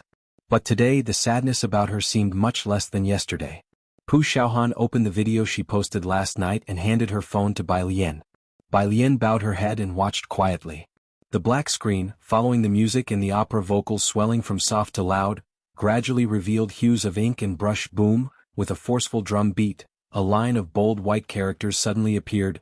Just how formidable was the era of the Great Yong Dynasty. Chapter 212. The Unstoppable Bai Family's Young Miss returns. Second update, _1. The first image that followed was of a man in white wearing a ceremonial headdress, with the caption, "Brilliant strategies trampling over Jiangjing with the Emperor Jiang Wudi." The next image was of a kindly old man with the caption, "Teacher of the universe, the greatest minister of all time, Liang Zuan, whose tax policy laid the foundation for the golden age of the Great Yong Dynasty. General Bai Li with iron cavalry to secure the 9 provinces. Abandoning the pen for the military, 1,000 white-clothed cavalry out of Zhejiang by Zhongyu. Alone she went for a diplomatic marriage, leaving behind the grand sights of Jiangjing, Princess Huaiyan." The video wasn't long, just 30 seconds. Bai Lian quietly finished watching it before clicking on the comments section. Just overnight there were already 500,000 comments. This Bai family, they must be cheating, right? How impressive is the Great Yong Dynasty? Let me put it to you this way, you know Jiangjing University, right? In its celebrity statue square, the front 2 rows are filled with their statues. Among these people, 2 surnames have been passed down to this day. You can figure out for yourselves just how impressive that is. Heart? Why did the Bai family not have any descendants? With such fantastic genes, brother Bai died at 28, why didn't he marry? Qinyi must have been in agony. General Bai took him out of the beggars' ranks, watched Bai Xiangjuan grow up with Bai Zhongyu, and in the end, could only watch the members of the Bai family die one by one before his eyes. He probably regretted not rebelling against Emperor Jiang Wudi sooner. Perhaps then he might have managed to preserve the last seedling of the Bai family. Liang Zuan must have been in agony too. He knelt for 3 days and 3 nights in front of the imperial city, pleading with Jiang Wendi to send troops to save his disciple. Historical records show that before he died, his eyes were always fixed in the direction of Xiangqing, never closing. Now I finally understand why the Chen family so venerates the Liang style. So why didn't Bai Xiangjuan retreat with General Qinyi when he went to Emperor Jiang Wudi with the command tally to rebel? Only this comment had a strangely uniform response below, because she is a member of the Bai family, because she is a member of the Bai family, because she is a member of the Bai family, because she is a member of the Bai family. She could die standing, but she would never desert her troops. Can you imagine? In the last battle of Xiangqing, Qinyi left with the elite troops to defect to Emperor Jiang Wudi, while she led 800 elite soldiers to fend off 10,000 enemies. None of those 800 survived. 597,155 likes, and right at the top, a comment pinned by Jiangjing University. Surely no one still doesn't know that Bai Xiangjuan is the universally recognized senior sister of all of us at Jiangjing University, right? Yan, 999,752 likes. Bai Lian quietly looked at these comments. There was no judgment of right or wrong. Emperor Jiang Wudi had died, which was within her expectations since she had sent Qinyi with the command tally to Jiang Yi, aiming for Emperor Jiang Wendi's life. The sun crept higher, shining painfully in people's eyes. Bai Lian squinted as if feeling the heat, unzipping her school uniform jacket, and her long eyelashes gently lowered. "Alt. Teacher Liang, he knelt for 3 days and 3 nights?" Her voice seemed very soft. It took Xiaohan a moment to respond, realizing that Bai Lian was asking her. Yeah, he and a dozen civil officials knelt outside the palace, begging Emperor Jiang Wendi to send troops, but Emperor Jiang Wendi didn't see them. Later he helped Emperor Jiang Wudi subvert the dynasty. It's all in the history books, Xiaohan explained, somewhat surprised. Bai Lian, aren't you a liberal arts student? Ah, Bai Lian came to her senses, seemingly with a laugh. There's too much to remember, I forgot that. Physics class.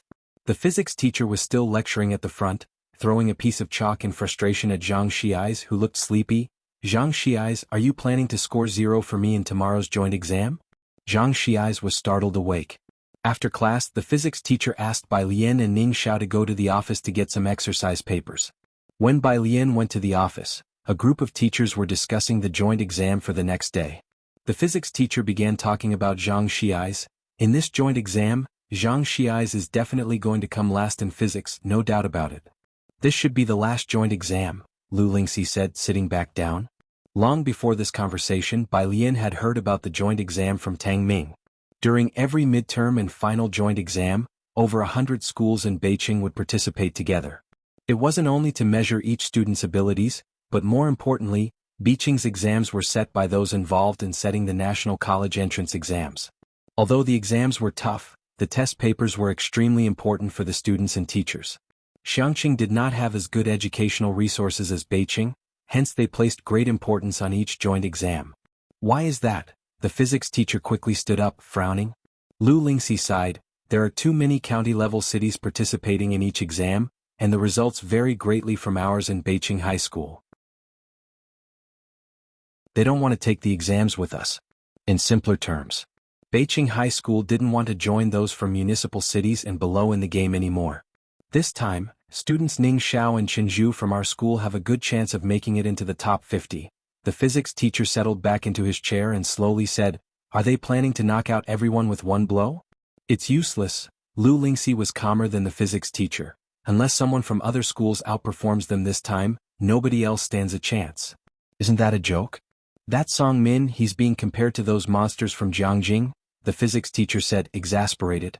He had seen Song Min's name in physics competitions. Who in Beijing could possibly surpass him? As the two of them were talking, they saw Bai Lian with Ning Xiao. The physics teacher stopped talking about the topic at hand. He handed over the problems to the two students with a smile, his voice especially gentle. These are from the head teacher of class 8 for you too. Study them well and give it your all in the test tomorrow.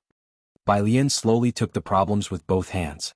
Her blue and white school uniform wasn't zipped up all the way, revealing the white shirt underneath, her eyes and eyebrows cast downward. Thank you, teacher. Ning Xiao followed with thanks. Seeing her and Ning Xiao, the physics teacher felt a little better. Hurry back to class, he said warmly. After the two left, the physics teacher watched their retreating figures and suddenly remembered something. Teacher Yang mentioned that Bai Lian is very strong in physics. I wonder if she has a chance this time. He wasn't part of the training class, so he was unaware of the level there. Bai Lian and Ning Xiao always scored full marks in physics, but that was on Xiangqing High School's papers, which were not comparable to Beijing's. Clear your head. A colleague came over, opening his cup and placing it in the physics teacher's hand. That Song Min is a once-in-20 years genius in Beijing. Don't set unrealistic expectations for your students and put too much pressure on them. The physics teacher was taken aback. I'm just thinking, he said, taking a sip of water helplessly. I didn't say I expect Bai Lian and Ning Xiao to be like Song Min, but it would be nice if Bai Lian could also do well in the other two subjects. It was clear to them that apart from physics, Bai Lian was rather lackadaisical with the rest. Alas, the physics teacher sighed again. In my lifetime, I don't know if I will see Xiangqing High School become a top 100 high school, so we won't have to live at the mercy of Beijing's mood. At these words, the other teachers in the office also fell silent. Class 15. Bai Lian took the problems back to her seat. For the first time, she didn't immediately work on physics problems. Instead, she took out her copied biology notes and, after thinking for a bit, pulled out her phone to send a message to Mr. Jiang. Do you have biology and chemistry materials from Jiangjing? Mr. Jiang replied quickly, yes. Bai Lian, suddenly I feel like everything is fine. Mr. Jiang, congratulations. Bai Lian then borrowed a biology question bank from Yang Lin. Sister Lian, Zhang Xi's was quite surprised as he looked at the thick stack of problems Yang Lin pulled out. What's gotten into you? Bai Lian took the question bank. She casually flipped through the biology questions, her eyes subtly lifting as she playfully pursed her lips at Zhang Xi's. I'm preparing to live and study seriously. Zhang Xi's, you mean your study attitude hasn't been serious enough? What am I then? You're a joke, Wang Qi took the opportunity to tease. Ning Xiao, sitting next to Zhang, also looked pensively at Bai Lian. Was your previous effort not considered serious? Bai Lian didn't respond to them and closed her eyes slightly. In fact, ever since she arrived here, she only saw herself as an onlooker, sometimes even doubting if this was a dream before she died. She avoided history. She was afraid to face history. She lived carelessly and perfunctorily, treating life in Xiangqing as a mission etched into her very bones. But from today she would confront this life head-on. She too could live for herself. No one gave up on her, neither her soldiers nor Xiangqing. She thought. The teachers knew why she had to die outside the city gates, to be the final straw that broke the back of Emperor Jiangwen. The Bai family's troops would never be traitors, but as the last person of the Bai family to die for this muddled emperor, the armies would wash the imperial city in blood. Liang Zuan knew. But he forgave her grave disobedience. She thought. It was time to make a break with the past. Bai Lian slowly opened her eyes and turned the pages of her biology workbook. From this moment on, the eldest sister from Jiangjing University, Liang Zuan's most outstanding student, the indomitable heiress of the Bai family from the great Yong dynasty who commanded armies, she was making her comeback.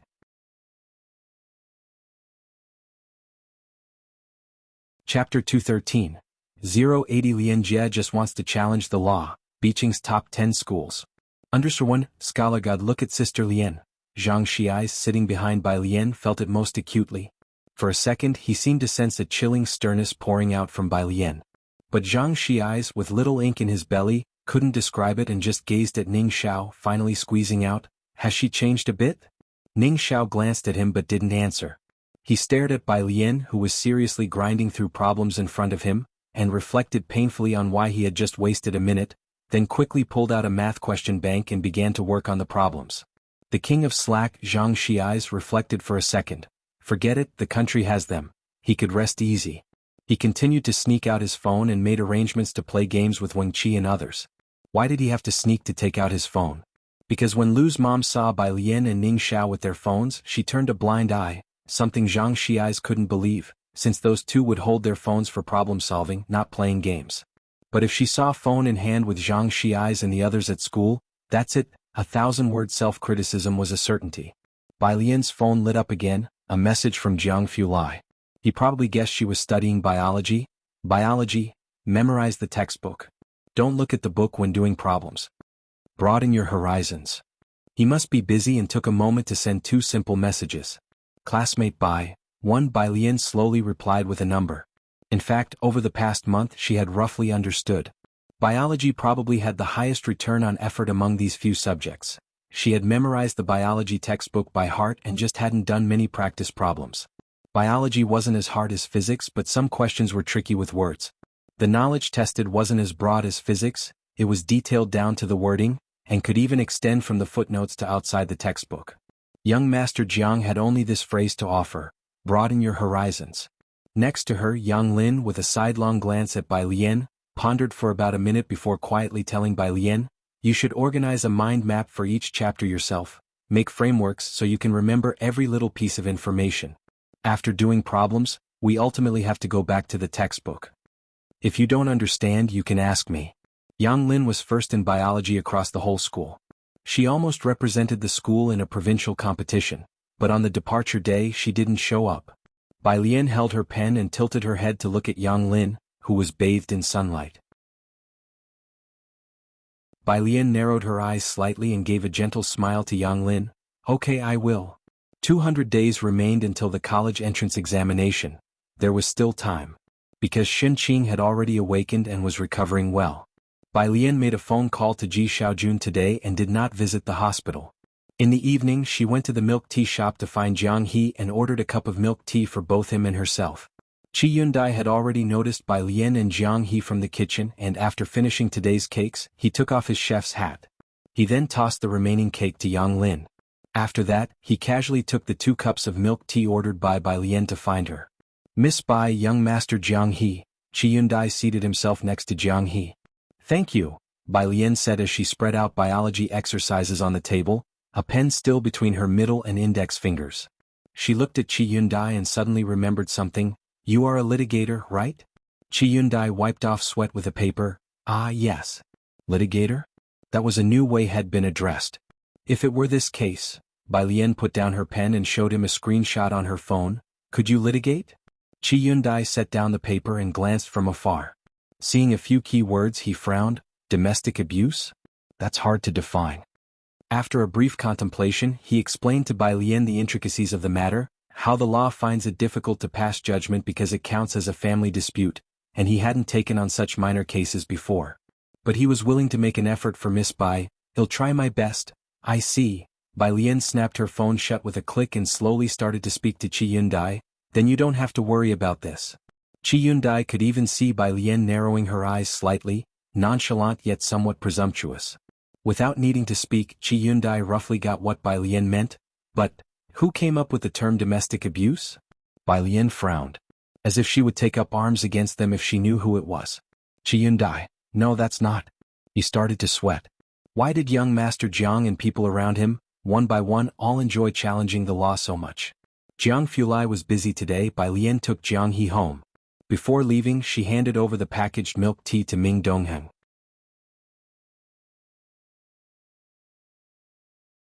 Chapter 214. 080 Lian Jie just wants to challenge the law. Beijing's top 10 schools. _2 What is this? Ming Dongheng held the milk tea in the brown bag with both hands. He was very tall, standing outside the milk tea shop, looking utterly cold and indifferent, a stark contrast to the cutesy milk tea bag he was holding. He instantly noticed the note on the order. Note, add ice, double sugar, Jiang He's? Bai Lian got into the car slowly. "It's for your young master." Ming Dongheng was surprised, but his expression remained unchanged. When Bai Lian arrived at Pura Street, he didn't drive but took out his phone and began furiously typing in the group chat with a poker face. "Ming Dongheng, Jiang Xiao actually drinks double sugar." Ming Dongheng, image? He sent a photo of the fruit tea. A very cutesy design with the double sugar prominently visible. Su Nanjing, Jiang Shijue. Screenshot taken. Ming Dongheng retracted a message. Ming Dongheng retracted a message. Su Nanjing. At Jiang Shijue, you're so ruthless, Su Nanjing. At Ming Dongheng Xiaoming, now you see who truly loves you the most as a brother, Chen Beixian. At Su Nanjing, you just didn't think to use a screenshot to threaten Xiaoming. Alien, the owner of store number 112, has been doing killer business recently, and when he saw Bai Lian with Jiang He from afar, he greeted Bai Lian. "Get Xiaohe Wangzai milk." Bai Lian took some time to get a Wangzai milk for Jiang He. By the way, she made it Mao Kun's job to come and help the owner move goods whenever he was free. "Alien seems to be in a really good mood today," the owner said after he moved down a box of beers, wiping his face with the towel hanging around his neck, his bronze face showing a smile. "Young people should be lively and peppy, there's no need for all those troubles." The first time he saw Bai Lian, she was standing here looking at the ancient tree, and he thought she was burdened with worries. He figured she must have gone through a breakup. Of course, the owner couldn't fathom why someone would reject such a girl. But it was okay. The young are in their prime, and at her age she could afford the loss. It wasn't too late for anything.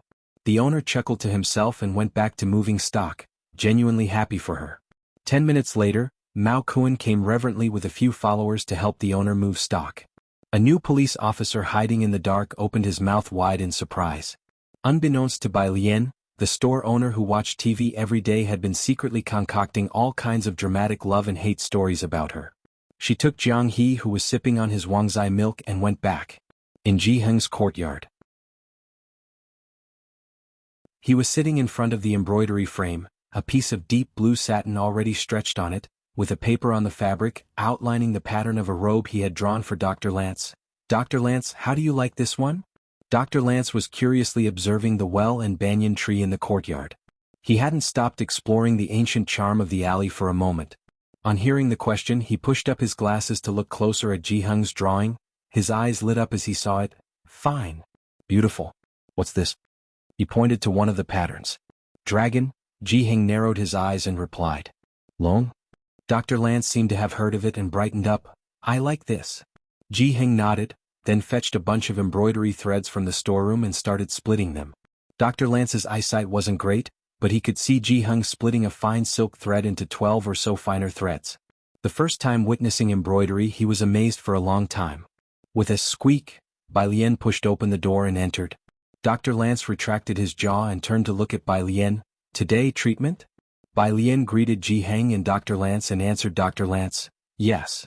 She took off her school uniform to reveal the white inner garment embroidered with green leaves and twining vines, then retrieved silver needles from the room. "How long will it take?" Dr. Lance asked about the treatment duration as he sat on the stone stool. Having been treated by Bai Lian with the needles for 2 days already, he didn't feel any change. Bai Lian raised the silver needle leisurely and after a conservative estimate replied, "Around a month." "Really?" Dr. Lance switched to English, eager for Bai Lian to proceed with the acupuncture. "Hurry up, please." Dr. Lance was short-sighted. He had considered laser surgery, but laser treatments could cause regression, accelerated aging, thinned corneas and worsened glare and night vision, so he never went through with it. Jiang He pulled up a stool in front of Jiheng and started to twist a fourth-order Rubik's Cube while watching Jiheng embroider. Jiheng took out the needles wrapped in oil paper and looked up to see Bai Lian holding a needle above Dr. Lance's head, gesturing. I asked other traditional Chinese medicine practitioners why they don't know this," Dr. Lance inquired while Bai Lian was inserting needles. "It has been too long." Bai Lian bowed her head, finished inserting a needle seriously, and then explained to Dr. Lance thoughtfully, "Many things have been lost to time. There are still quite a few old masters who can perform this technique. You just haven't found them yet."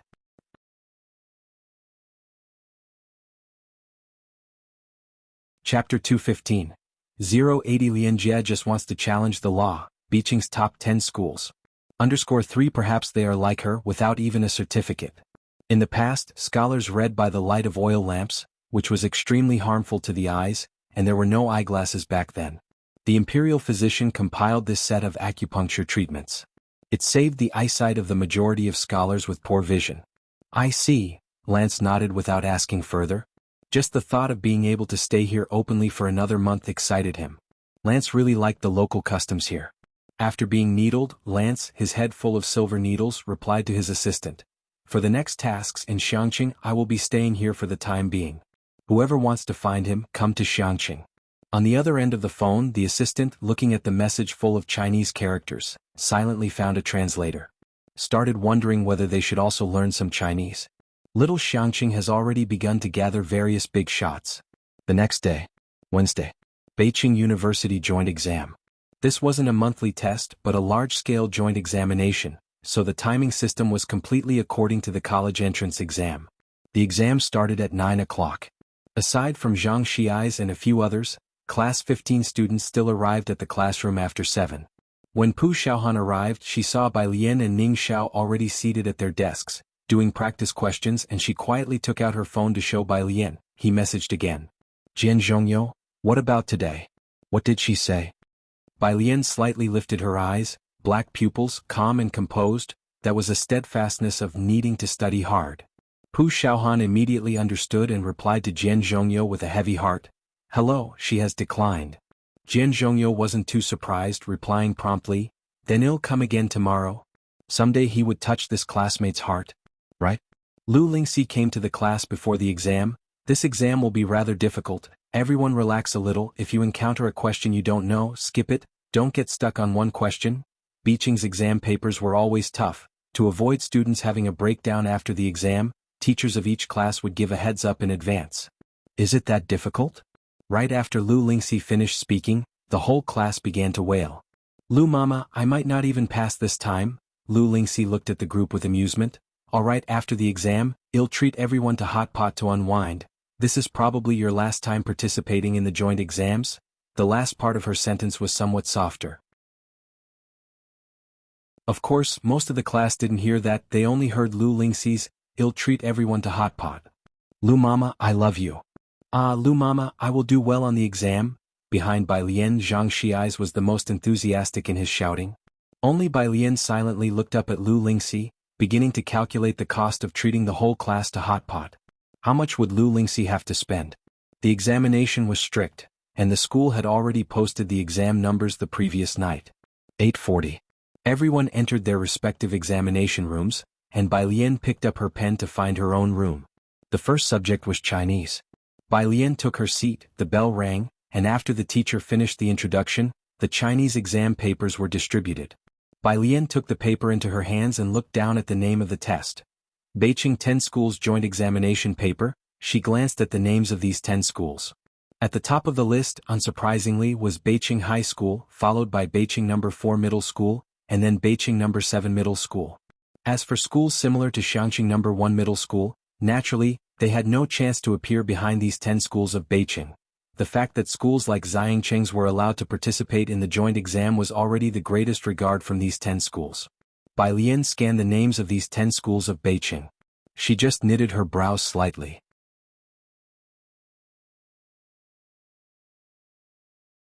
Chapter 216.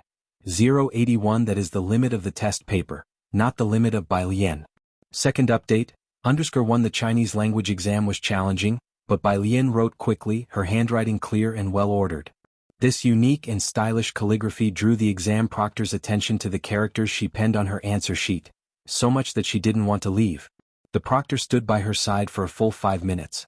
When she realized what she was doing, she hurried away, fearing she might be putting too much pressure on the student. After returning to her desk, she then looked towards Bai Lian. The student remained seated upright, unhurriedly flipping over the answer card. Even the proctor's long presence by her side hadn't affected her pace. Admiring Bai Lian's composure, the proctor internally exclaimed with admiration. Although Lu Lingxi had already given class 15 a heads-up, they still gathered at lunch to complain about the joint exam's difficulty. I didn't understand the poetry analysis at all, Zhang Xiais complained over a mouthful of food, and the essay, what was that even about? Was it just telling us to study hard? The essay was several lines of classical Chinese, meant to guide the theme, which Zhang Xiais hadn't understood. Idiot, Wang Qi scoffed the moment he finished, it was telling you to behave yourself. Zhang Xiais thought Wang Qi was just teasing him until Ning Xiao nodded at him, leaving Zhang Xiais speechless. I heard, Pu Xiaohan said with furrowed brows, sharing news she overheard from the teachers during the exam, that we won't have joint exams at the end of the semester. That's great news, Zhang Shi's eyes lit up, but why? Ning Xiao spoke calmly, Beijing's top 10 schools don't want us to join them anymore. Upon hearing this explanation, Zhang Xi's was taken aback, frowning, I admit I'm not smart, but you guys are. Even Wang Qi, who had wanted to tease Zhang Xi's again, fell silent, scratching his head. Are we dragging them down? They all knew about the school's special training class. Everyone in there was outstanding. It has nothing to do with you, Ning Xiao shook his head. At noon, a guilty Zhang Xi's was unusually vested in his math book. Of course he couldn't understand a thing. Smiling, in the afternoon it was time for math. Even the likes of Lian Ningxiao and Chen Zhu couldn't help but groan upon receiving the test. Beijing's idea of setting questions was, if it doesn't kill you, make it brutally hard. The level of difficulty was about this. Please state how many stars there are in the galaxy and calculate their numbers and positions. Many students were brought to tears by the difficulty. The last problem was an unusual function question with a couple of simple parts, asking for the range of values for under different conditions of the function. The question was short. And the shorter the question, the harder it was. Of course, more people didn't even get a chance to glance at the last 3 big questions. Bai Lian finished the math exam with 10 minutes to spare. She reviewed the test from beginning to end before submitting it. The proctor, sitting with his legs crossed on the podium, was surprised to see Bai Lian turn in her test, thinking she couldn't do it. He lifted his chin towards her, motioning her to place her answer card on the pile. After Bai Lian left, he glanced at the test paper. When he turned to the second page, he was somewhat stunned.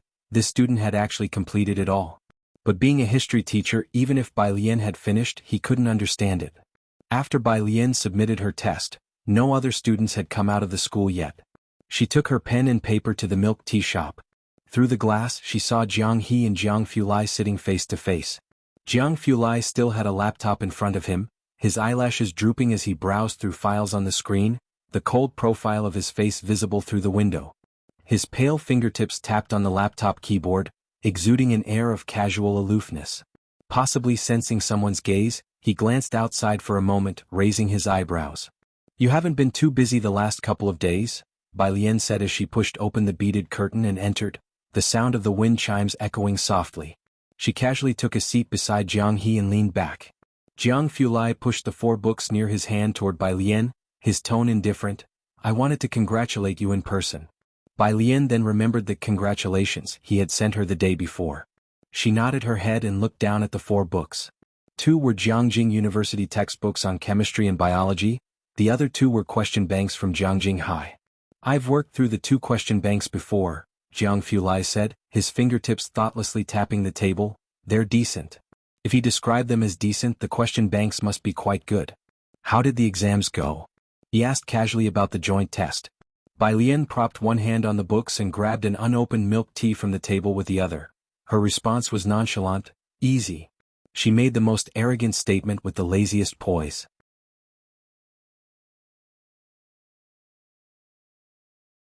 Chapter 217. 081 That is the limit of the test paper, not the limit of Bai Lian. Second update, _2 The last question in math finally reached the difficulty level of the Jiangjing University app. Jiang Fulai was well aware of her recent success in acing the math and physics questions on the app. Otherwise, why would someone come knocking on her door? Is your app blocking messages? Right. Bai Lian replied as she inserted a straw and took a sip, her voice steady and unrushed. There's a quantum mechanics teacher who wants to find you, Jiang Fulai guessed with a reluctant expression, but he knew where Bai Lian's interests lay. His physics and quantum mechanics are very good. Bai Lian's eyes shone brightly. Compared to you? Jiang Xiaonyao listened from the side, her forehead twitching, knowing only she would dare use young Master Jiang as a unit of measure. Second only to me, young Master Jiang smiled.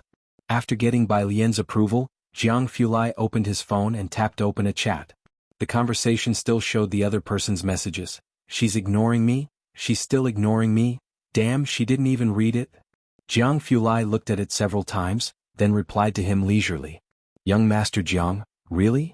Dean Ma? Yeah, you have no idea, she's colder than you, crying. Young Master Jiang, can't be young Master Jiang. Image, young Master Jiang, look, she's following me, Dean Ma. After enjoying the moment, young Master Jiang arrogantly slid Bai Lian's business card over. At the other end of the phone, Dean Ma, Jiangjing High School. The principal thought about it all night and still couldn't figure it out. At this moment, he summoned the biology and chemistry teachers for a meeting. Did you not set the questions correctly? Is there a mistake? The teachers all had looks that said, are you talking nonsense? We reviewed the questions ourselves, how could there be a mistake? Those who teach here all have their capabilities.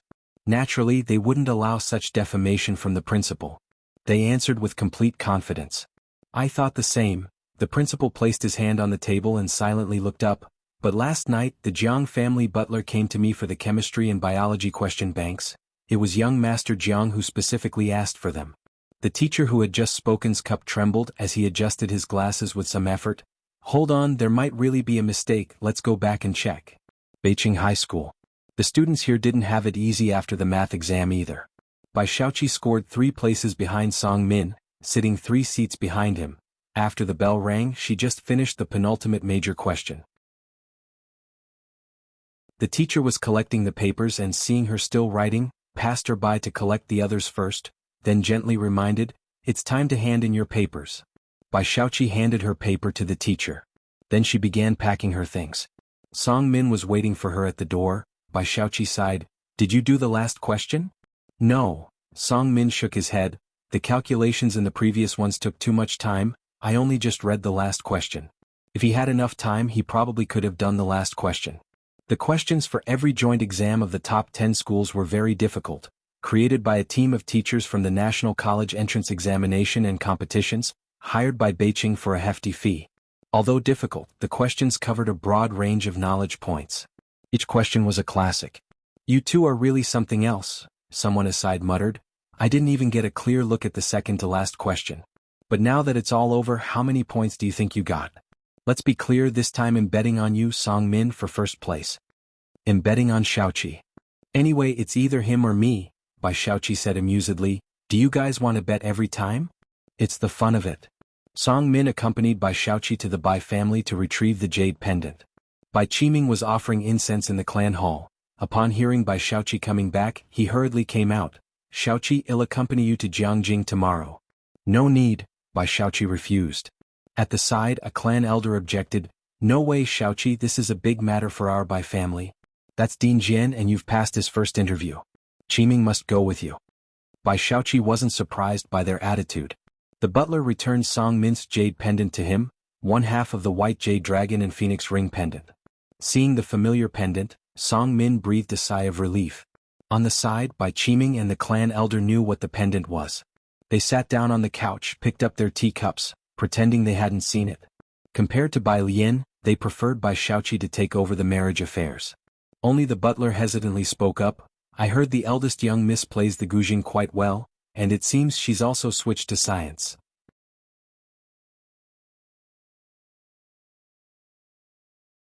Chapter 218. 081 That is the limit of the test paper, not the limit of Bai Lian. Second update, _3 This was when he saw Ji Mulan's friend circle. Switch to the liberal arts stream? Bai Shaoqi, who had been silent all along, said with a sly smile.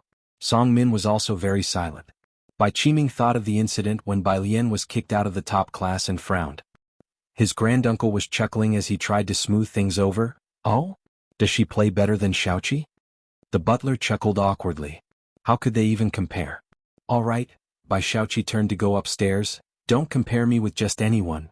Of course, miss, you've already passed the first round of interviews with Dean Jian. How can anyone compare with that?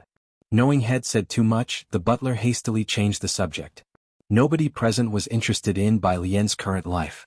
Behind them, Bai Qiming watched Bai Shaoqi's departing back with increasing satisfaction and said to Song Min, aren't you two having a joint exam in the next few days? Last year Shaoqi's older brother was Beijing's top scholar. This year it's all up to you. Thursday. Science in the morning. Bai Lian stared at the large science exam paper before her, first skipping over chemistry and biology to finish physics.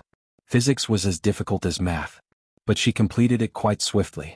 Only after finishing physics did she leisurely start to look for biology questions. She was best at genetics, and having spent the entire day practicing, she even managed to solve some particularly tricky ones.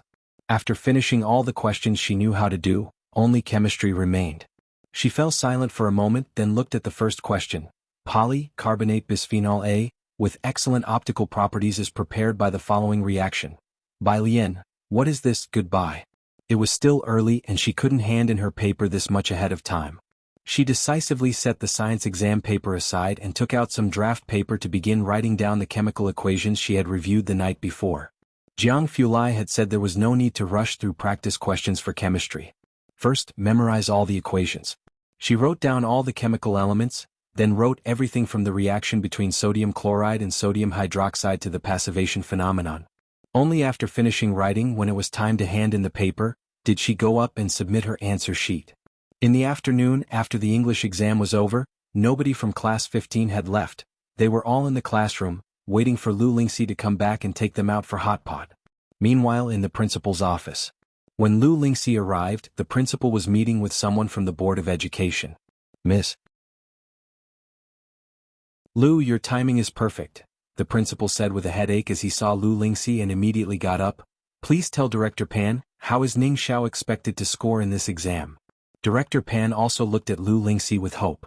After pondering for a moment, for she had asked Ning Xiao, she said, he didn't finish the last question in math, it's probably only about 122 points, and he's average in the other subjects.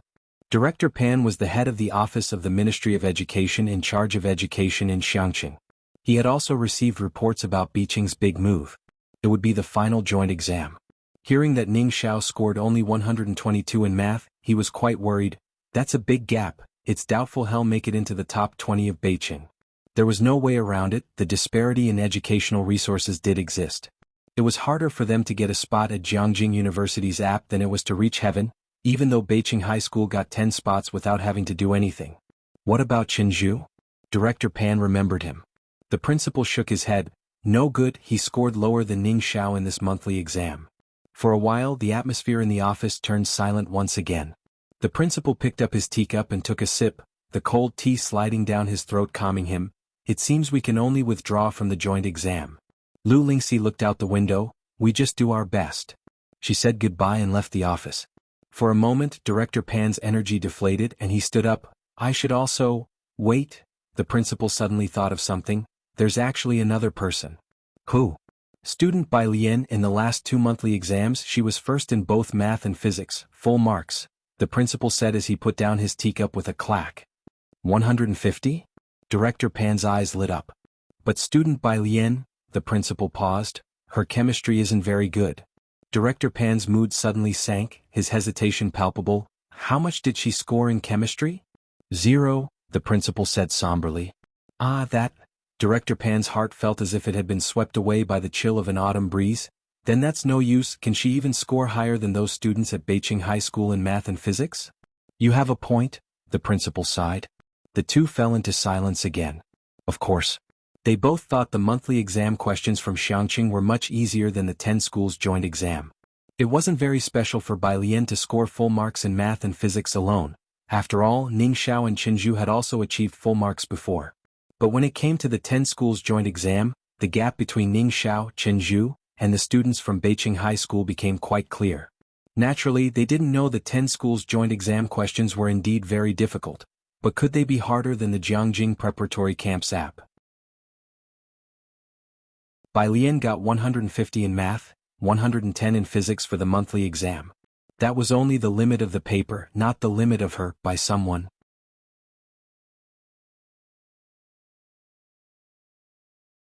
Chapter 219. Elder Bai is an authority wherever he goes. The Bai family mistook the fake for a real gem. _1A Firepot restaurant next to the school. Lu Lingxi had reserved 3 private rooms in advance. Bai Lian, Xiaohan, and others were all in the first private room, sitting around a large round table where a waitress was holding a menu for people to order. The menu and pen quickly reached Bai Lian. She glanced at the price of the half portion of beef rolls for 38 yuan, her brow twitched. Then she calmly marked a green vegetable and plain noodles before passing the menu to the next person. Zhang Xiais asked in a low voice, "How many pitchers of beer shall we order?" "No sneaking beer." Lu Lingxi's voice conveniently came from outside the door as she carried in a big bottle of milk and Sprite and placed them on the table. Zhang Xiais, "Lu Mom, we are adults now." Lu Lingxi sneered, "So you think you've grown wings?" "Yes, I've grown wings." Zhang Xiais stood up, slammed the table and defied Lu Lingxi. "We real men don't drink such childish stuff like milk and Sprite." Then turning to the waitress he said, "Beauty, bring us a bottle, no 2 bottles of cola." "Ha ha ha. Who is like you?" Wang Qi turned his head away. "At least order a pitcher of beer." "These noticeable packages," said Pu Xiaohan very speechlessly to Bai Lian, "really undermine Lu Mom's sophistication." The waitress, amused by such a group of handsome men and beautiful women in one private room, giggled, all right, I'll bring you 3 bottles and 1 on the house from our boss plus a big plate of fruit." "That's too much, your boss will scold you," Pu Xiaohan worried. The waitress blinked. "Shouldn't be a problem, right? If he scolds me he'll just tell my grandma." She had her grandma to cover her back. Pu Xiaohan exclaimed, "Ah," as she realized that the beauty was working at her family's firepot restaurant. My apologies. Lu Lingxi went to remind the other private rooms as well. Since there were many people and a large volume of dishes and it was a restaurant, the place was very busy. While waiting for the hot pot at Bai Lian's table, they started playing a game of werewolf kill. It was Ning Xiao and Bai Lian's first time taking part in a class entertainment activity, and everyone was quite excited. Bai Lian had never heard of the game, but after Xiaohan explained it to her and searched it up on her phone for her, Bai Lian more or less understood it. In the first round, Bai Lian, Ning Xiao, Zhang Xiais, and the sports committee member each received a werewolf card. Discounting the other 2, Bai Lian and Ning Xiao exchanged looks. They knew the outcome of the game was already decided. Xiaohan was the first to speak. Good person card, no information the first night, waiting for the prophet to come out. The prophet card was held by the cultural committee member. She spoke clearly and logically, but since there were not many others speaking yet, she just called for votes and affirmed Xiaohan's good person identity. Then it was the turn of those who stood out. Zhang Xiais, as the first werewolf to speak, was very righteous. "I am a good person, I believe the cultural committee member is the prophet. Everyone vote with me for the cultural committee member." Bai Lian, Ning Xiao, and the sitting good people. 6. As a werewolf card holder, Ning Xiao sacrificed a teammate. Prophet card, the cultural committee member is a werewolf who jumped out aggressively with me. Zhang Xiais is the charge wolf. Let's vote out the aggressive jumper today and go for the charge wolf tomorrow morning. I'll verify Bai Lian tonight. If she has high intelligence and is a werewolf, she needs to be voted out sooner, and if she is a good person, all the better. Even if I am killed tonight, I believe she can lead the team. Ning Xiao neatly killed himself off that night, giving the sheriff badge to Bai Lian. The god cards and villager cards doubted each other and dragged each other down. Bai Lian wasn't suspected by anyone from start to finish, struck whoever she pointed at, and the werewolf team was invincible. Until the game ended, Yang Lin, who was the witch card, still couldn't believe it, lifting her head to look at Bai Lian, hesitating. Because she trusted Bai Lian's judgment, she poisoned the hunter card. Even after the results were out, she still couldn't believe that the hunter card was a good person. "No way," shouted Wang Qi, the hunter card, protesting the injustice, completely bamboozled by Bai Lian's logic. "Bai sister, you and student god are on the same team. How are we, the good people, supposed to play? There's no way around it. I was practically offering myself to be voted out, and you still lost." Zhang Xiais was excessively smug, not considering it shameful but rather a badge of honor. "That's your own problem." Pu Xiaohan said somberly. "Yeah, you, such a good person. Wang Qi immorally shared this joke with the class group. The people of class 15 were about to die laughing at this good person. Others even tagged Zhang Xiai's in the group chat, asking him to change his group nickname to a good person.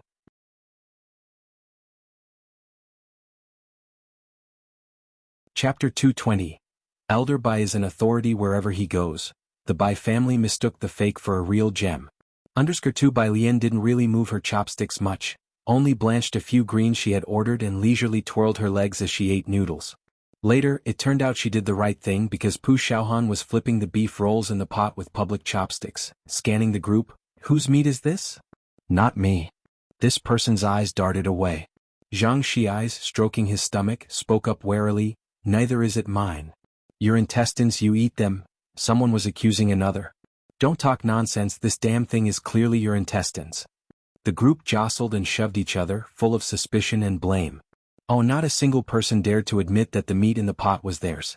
In the end, Bai Lian and Yang Lin cleared up after everyone, and there was practically no food left in their private room. Lu Lingxi was surprised when she came to check on them. School was still in session on Friday, so after the meal the group of high school seniors dispersed. As the evening drew in, Lu Lingxi arranged for the students to go home. Remember to report in the group chat once you're home. Bai Lian and Yang Lin walked at the back. Bai Lian hadn't brought her backpack that day. The hot pot restaurant was warm and she hadn't put on her school uniform, just casually carrying it. Do you know where your family's household registration book is? Yang Lin was slightly startled. She tilted her head, her thick bangs nearly covering her eyes, revealing only her pallid face. She opened her mouth as if to say something but ultimately didn't speak, simply following Bai Lian and continuing to walk slowly forward. Bai Lian seemed to have brought it up casually. There were no further questions after that. Yang Lin let out a sigh of relief. Zhang Shi's house was near the school and he walked home. Opening the door, he saw Yen Lu and his mother sitting at a table eating. Zhang Shi's dad had been away on a business trip for several days, and he had grown accustomed to his dad being gone for a month at a time.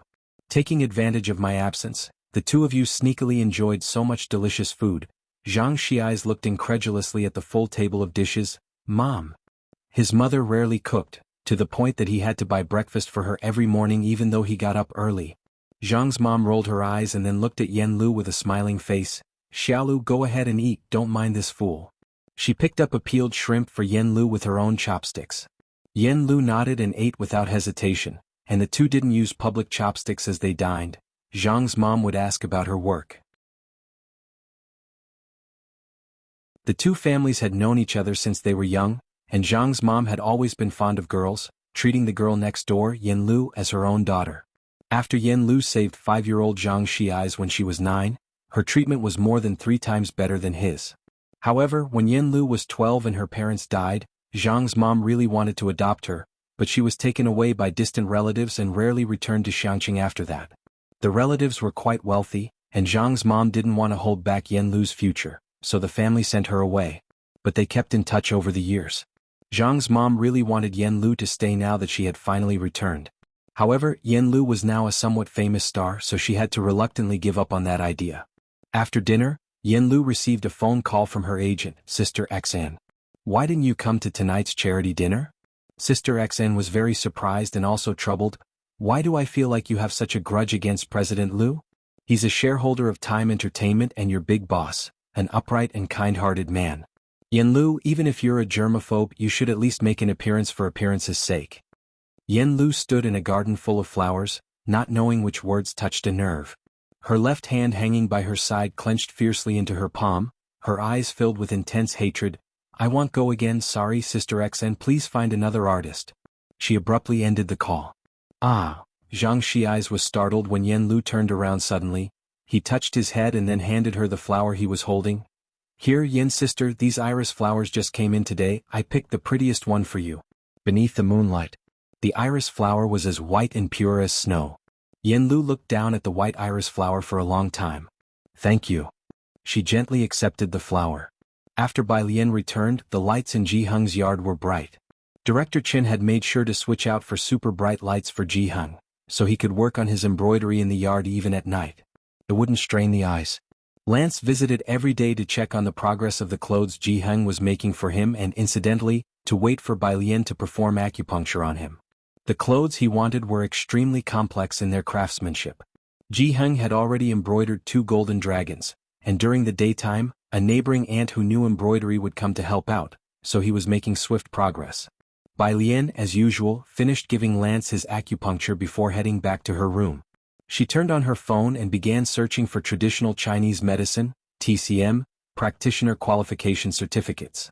Getting certified wasn't easy, the first requirement being a diploma from a school of Chinese medicine and having internship experience. The hot pot was served quickly. With over a dozen people at the table, they split into 2 pots.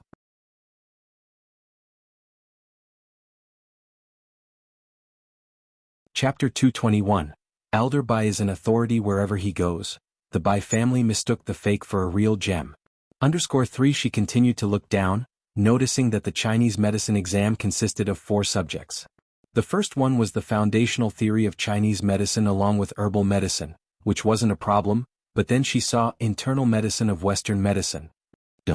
Bai Lian looked up, pondering that this certificate was not absolutely necessary to pursue.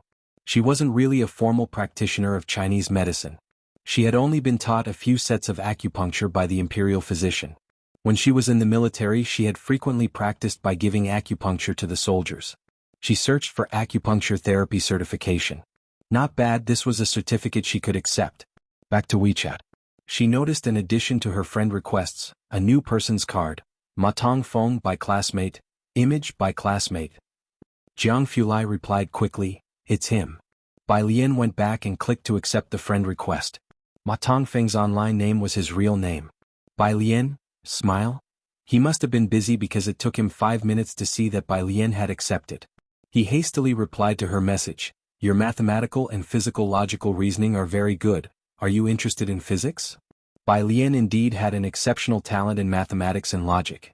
In the past, when Bai Zhongyu and Qin Yi were studying at the Imperial College, 16-year-old Bai Zhongyu would coerce 8-year-old Bai Lian to help him with his Imperial College homework. Bai Lian's clerical script was forcibly practiced from that time. When Qin Yi was 15, he skipped school to go horseback riding, and her 2 brothers forcibly dressed her up as a boy and made her go to the Imperial College in place of Qin Yi. Over time, the teachers at the Imperial College all knew she was being tormented by her 2 brothers. They basically turned a blind eye to it. That day's lesson happened to be on Zhou by Xuan Jing, a required course of the Imperial College. She answered the questions fluently. It was the first time Liang Zuan noticed her. That was Bai Lian's first encounter with mathematics, and later on she also became familiar with the 9 chapters on the mathematical art, the Pythagorean theorem, trigonometry, circle cutting. She knew them all. Even in this world, after she rounded out her knowledge in integral calculus and differential calculus, mathematics and physics were still her strong suits. In her era, mathematics was leading the world, and Bai Lian was always very confident in her culture and in what she learned from Zhou by Xuan Jing. Only chemistry. She was really starting from scratch. Bai Lian, right? Ma Tongfeng, link? He sent Bai Lian 3 links in a row. These are quite interesting, classmate. Dark matter is not at all fun. Quantum mechanics is the real essence. Smile? Bai Lian, okay, smile. The 2 exchanged information amicably, both very satisfied with each other's smiles. All the citywide joint exam papers were scanned into computers and uploaded to the Beijing education system. Finally, the grading was done uniformly on machines. The rules and regulations were nearly identical to the Gaokao. Everyone would log into the education system to check their scores and rankings. This was also a big event for the Beijing education system. Grading exams would take 3 to 4 days, and the results would be tabulated and ranked by the system. By Monday, everyone could log into the system to check their scores. In most cases, each school would compile and re-rank the scores of their own students. Saturday. Jiangjing Music Academy. Bai Qiming and Song Min both accompanied Bai Shaoqi to attend the audition for Master Jian's disciples. Among the many candidates were not a few of Jiangjing's nobility. Bai Shaoqi picked up her performance number, and although the 3 of them could move heaven and earth in Beijing here, they were no different from ordinary people. Only by jumping out of the fishbowl can one realize how big the world is. Inside sources say that Master Jian's disciples will shrink from 2 to just 1 this year, whispered a beautifully dressed woman ahead, talking with the young man beside her. The young man was shocked. Just 1? Spots were already tight, how come it suddenly changed to only 1? I heard that 1 spot has already been decided. A group of people were discussing the latest news. Bai Qiming quickly turned to Song Min. Do you know about this? It was no secret that Song Min's mother was from Jiangjing, and the Song family's information network was always ahead of any in Beijing. I had no idea. Song Min shook his head. The Song family was not all-powerful. In this circle, the information disparity was controlled by a few. The Song family from Beijing just took advantage of the fact that Song Min's mother was from Jiangjing. She would know many policies in advance as well as news about education and economics. However, compared to those who were truly in the upper echelons of Jiangjing, the Song family's informational advantage was insignificant. Only one spot. Bai Qiming looked at Bai Shaoqi, knowing the chances were slim but still offering encouragement. Perform well. Even if Master Jian doesn't notice you, there will be other teachers who will value you. Bai Shaoqi went in carrying her instrument. She played a perfect rendition of Master Jian's signature piece, The White Robe Journey.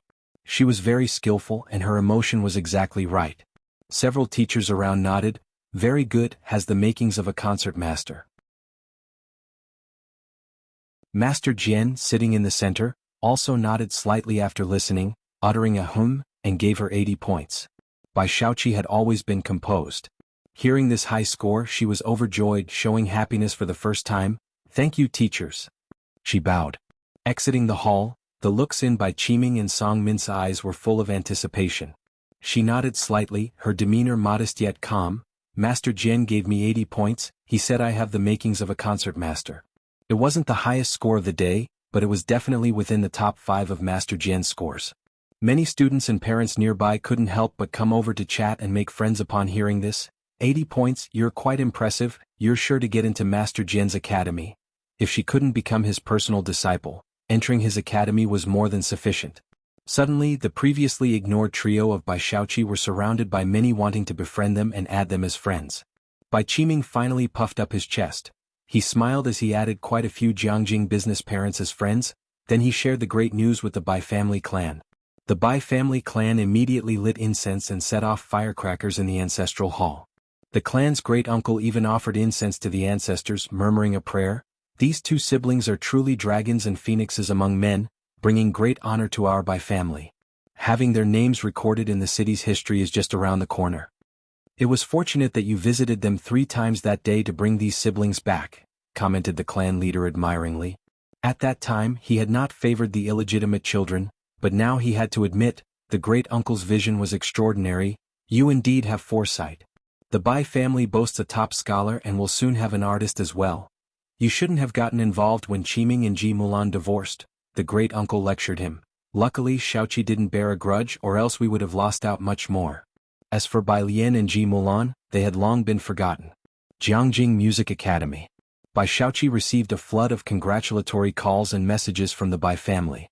Bai Qiming also sent red packets in the group chats and boasted on his social media. Meanwhile, in the concert hall, Master Jian Zhongyo, waiting for the next performer, couldn't help but take out his phone and sent a private message to a blogger. Hello, did she agree today?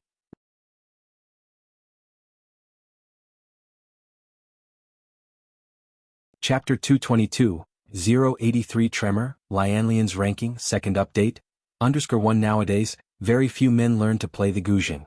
Most people seem to equate the guzheng with femininity. But Jian Zhongyo is one of the men who study guzheng, and despite being called effeminate as a child for it, he never allowed others' words to define him. Throughout history there have always been male figures among the guzheng masters. He rose to fame because of the White Robe Journey, and from skepticism to the present, his journey has been arduous and long. He understands the piece very well. Today many students performed the White Robe Journey, but compared to what he had seen in the video, something was always missing. The video where one eats a big bowl of noodles, the girl playing in it might not be fluent, and her technique could even be considered rusty. But only Jian Zhongyo knew the emotion she poured into this piece. Dazzling, splendid, yet ultimately fading to silence. To make friends through music. If guided properly, Jian Zhongyo believed she could play this piece to perfection. Valuing and loving talent, he was unwilling to give up on such a promising young plant. He would rather inquire daily. One day he would move this future music academy's prime student. The next student to perform was ready, and Jian Zhongyo put down his phone to listen seriously to the performance. When Pu Xiaohan sent Bai Lian a screenshot of Jian Zongyi's message. Bai Lian had just finished a meeting with the Calligraphy Association. Jiang Fulai was discussing financial issues with Qiu Xuejing, who had specially interviewed someone to take charge of the association's finances. Bai Lian sat to the side, not quite understanding, so she turned on her phone and worked on practice problems. While replying to Pu Xiaohan. Understood, Jiang Fulai sat by the octagon table while Jiang He did not wish to stay with him, learning calligraphy outside with a group of children instead. Qiu Xuejing flipped through his notes, then suddenly looked up, somewhat excited. They've drawn up a new bus route across the street, and it's going to start service next week. This matter had not been fully announced yet, and many businessmen had bought up a bunch of properties in advance, waiting to sell them after the new bus line opened. Qiu Xuejing was also privy to this news. Jiang Fulai was not surprised by this information. Xiangqing Culture and Tourism Bureau had good planning. He rested his left hand on the table, casually leaning against the chair back, appearing languid yet erect, while flipping through the financial report of the association with his distinctively jointed hand, closing the report. It's almost there, and in the future there will be high-speed rail too. Ah, really? This news was genuinely new to Qiu Xuejing. He sat up with a jolt. The thought of Xiangqing being connected by high-speed rail was beyond his wildest dreams. Emichim, Jiang Fulai responded indifferently. He had seen the plan and the document wasn't issued yet. It was held up in Jiangjing and very few people knew about it.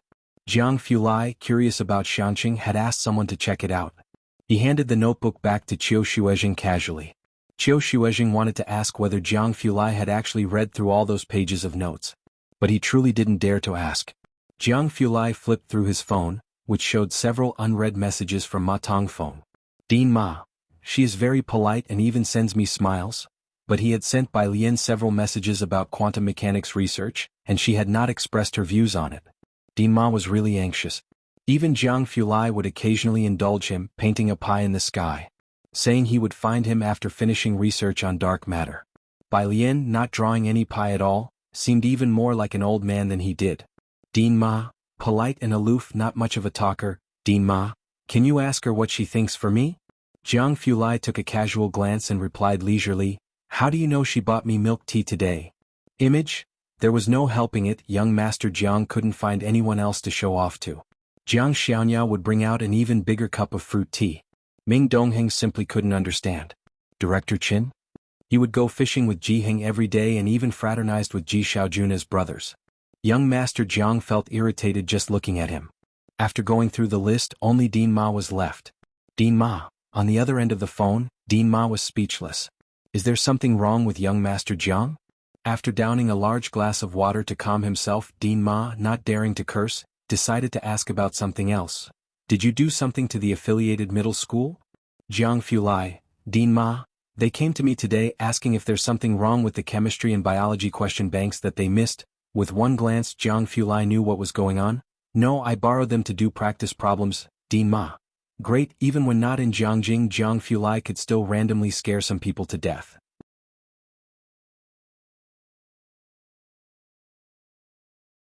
Chapter 223, 083 Tremor, Lianlian's ranking, second update.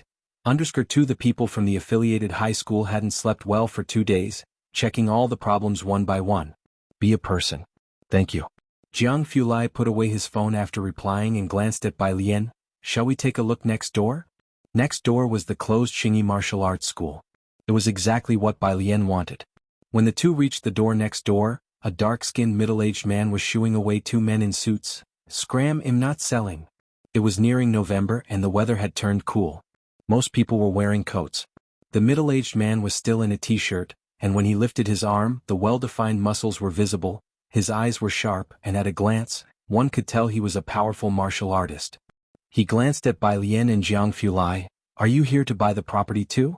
I'm not selling. No, Hallmaster Jean, Bai Lian just smiled. We just want to see what the old martial arts school looked like. Today was Saturday, and Bai Lian was wearing a light brown pleated skirt with a loose jacket of the same color series, lazy and relaxed, only embroidered with delicate white auspicious cloud patterns at the cuffs and neckline. Her long hair was still casually tied up behind her head. Her appearance was always deceptive, polite and modest, winning the affection of elders. Even Hall Master Jean was no exception. I haven't been the Hall Master for a long time. Hall Master Jean opened the door, letting them in. Feel free to look around. The Xingyi Martial Arts School was much larger than the Calligraphy Association. Upon entering the school there was a huge practice ground. To the right of the practice ground were 8 rows of wooden posts, 10 in each row, spaced 1 meter apart, with 3 stone tables behind them and stone stools stacked next to them. A large space was left open. In the middle was a 1 meter wide flagstone path, with grass growing in the cracks between the stones. To the left was a practice ground enclosed by stone bricks, with 2 rows of weapon racks near the surrounding wall where weapons used to be placed, but now they were empty. Following the flagstone path straight ahead, one could see a porch, and walking through it revealed many rooms on both sides. There were changing rooms, meditation rooms, sandbag rooms. Passing this long corridor, one could see the accommodations in the back with a well. Hall Master Jean lived in the corner and was drawing water, with huge dormitories on both sides. This indicated how prosperous the martial arts school once was. After looking around, Bai Lian and Jiang Fulai politely said their goodbyes. "What do you think?" Jiang Fulai opened the gate, slightly bowed his head and asked. Bai Lian shook her head, stretching out her hand to shade the sunlight in front of her eyes, and spoke softly, "He'll ask around some more."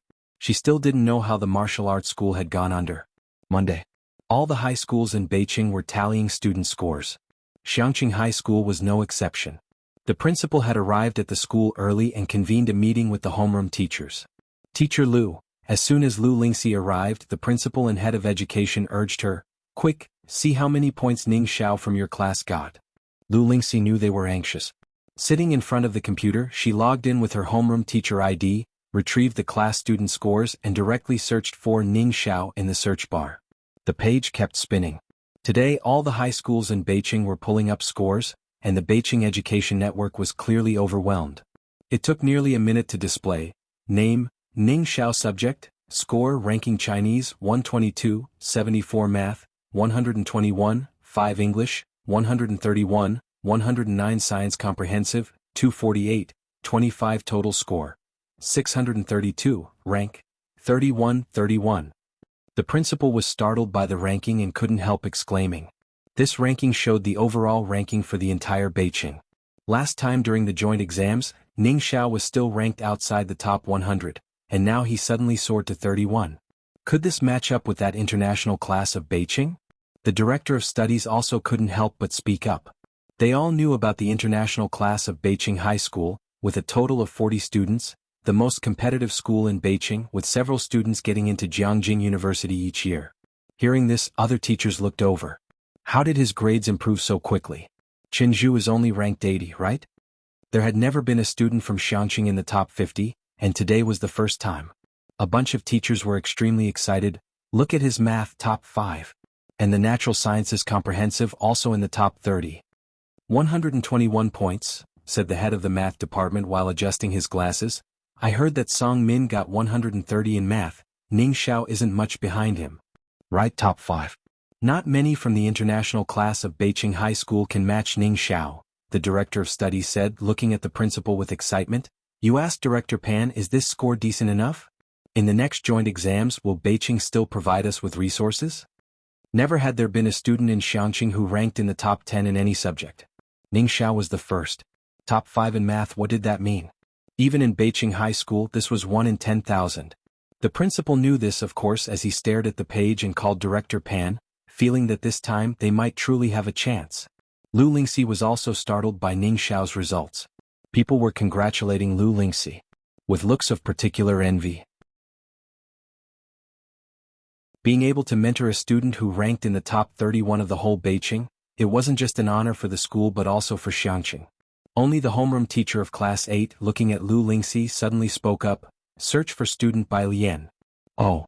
Lu Lingxi snapped back to her senses and started to search for Bai Lian's name. She pressed the enter key. The web page was still loading. The other teachers were much more relaxed than before. Student Bai, her chemistry is a bit weak, not sure how she did in math. Last time she scored 5 points more than Ning Xiao in math. Ning Xiao missed a multiple choice question. Could she also be in the top 10 in math? One teacher boldly speculated. Most teachers didn't know much about Bai Lian, but they knew she was a girl. I doubt that. I feel Bai is good at Chinese, and this time math was so hard she can't have scored higher than Ning Xiao. Everyone was guessing casually when Lu Lingxi chuckled. She knew Bai Lian very well, Don't underestimate girls, okay? Just watch, student Bai Lian might even have a score of 120 in math. After all, it was rumored that Song Min only had 130. Lu Lingxi knew her students well but didn't think about competing with someone like Song Min. As they spoke, swoosh, Bai Lian's results came up. Name, Bai Lian. Subject, score, rank Chinese, 150, 1 math, 150, 1 English, 126, 137 natural sciences comprehensive, 182, 966 total score. 608 rank. 97 beneath the computer screen. These few lines of scores were so clear. The several teachers who were still joking, including Lu Lingxi, were motionless. They just silently looked at the first 2 lines. Chinese, 150, 1 math, 151. The principal, who was on the phone with Director Pan, naturally saw it too and went silent in an instant. The whole classroom was as quiet as could be. For about a minute. The usually refined homeroom teacher of class 8 quietly uttered a word, "Damn."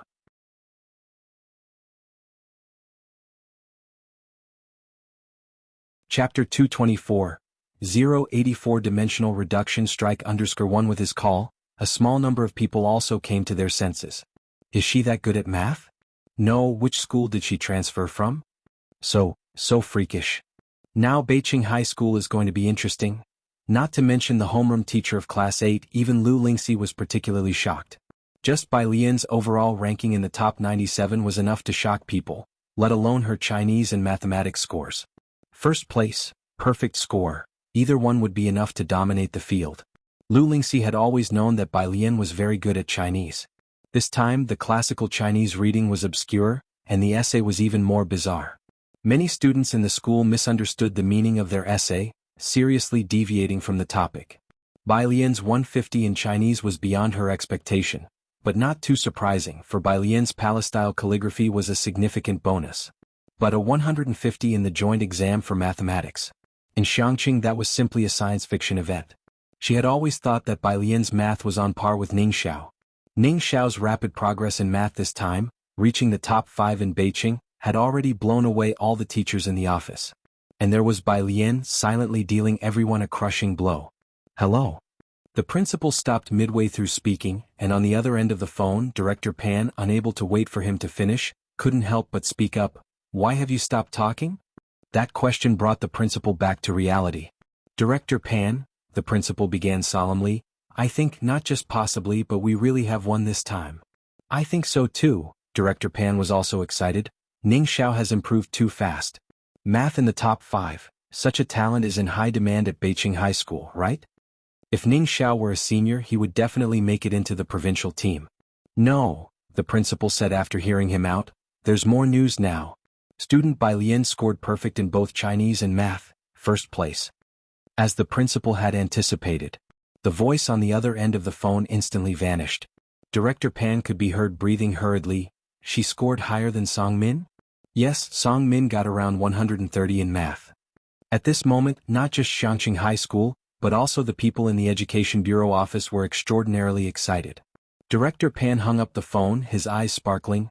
Contact Beijing Education Bureau, and I remember Jiangjing University has a liberal arts-focused recruitment program, right? Since the top scholar from Beijing was admitted to Jiangjing University last year, it was all over the news. This year, all major colleges had heard of Song Min, and if there were no dark horses from Beijing next year, he was the certain top scorer, especially in math. Before today, no one thought that anyone could surpass him in math. Yet, Bai Lian rose unexpectedly in this joint exam. As for poor performance in science, not a big issue. Jiangjing University's liberal arts-focused recruitment program is designed for candidates with uneven academic strengths. Xiangqing had never seen anyone admitted to Jiangjing University before, so if they had the first one, they couldn't even begin to imagine how sensational it would be. Lu Lingxi printed the results and returned to class 15. The answer sheets were handed in to be scanned by the school, which had not yet been distributed, but their exam papers had not been handed in. The first period was Lu Lingxi's Chinese class. Most of the students did not do well on the Chinese exam, so she did not announce the grades but instead analyzed the papers. After finishing a period, her mood had finally eased. She called Bai Lian and Ning Xiao to the office to discuss their scores with them. This was the principal's request to prevent them from getting too excited. The principal, unable to stop smiling, said, "Students, do you know how much you scored? Ning Xiao, you are 5th in Beijing for math and in the overall top 30. And you, Bai Lian, are even more impressive, 1st in Beijing for math." He rattled off everything. But he found the two in front of him unresponsive. "Oh," Ning Xiao looked up, his tone quite calm. Always somber, Ning Xiao raised his eyebrows, emanating an air of melancholy, his voice devoid of any excitement or joy. Wearing a simple school uniform, Bai Lian with her clear and shallow eyes was more composed than Ning Xiao. "I understand, thank you, Principal." "Principal?" He couldn't help but turn to look at Lu Lingxi. "What's going on here?" "Look, did you two not hear what I said?" the principal tried to explain. "Ning Xiao, you are 5th in math in Beijing, and Bai Lian, you scored perfect in both Chinese and math, 1st in Beijing." Ning Xiao turned aloof. He nodded slightly, showing he understood. "Yes, perfect in Chinese and math, I heard it, thanks, Principal." Bai Lian recalled chemical formulas, then replied unhurriedly, "Principal."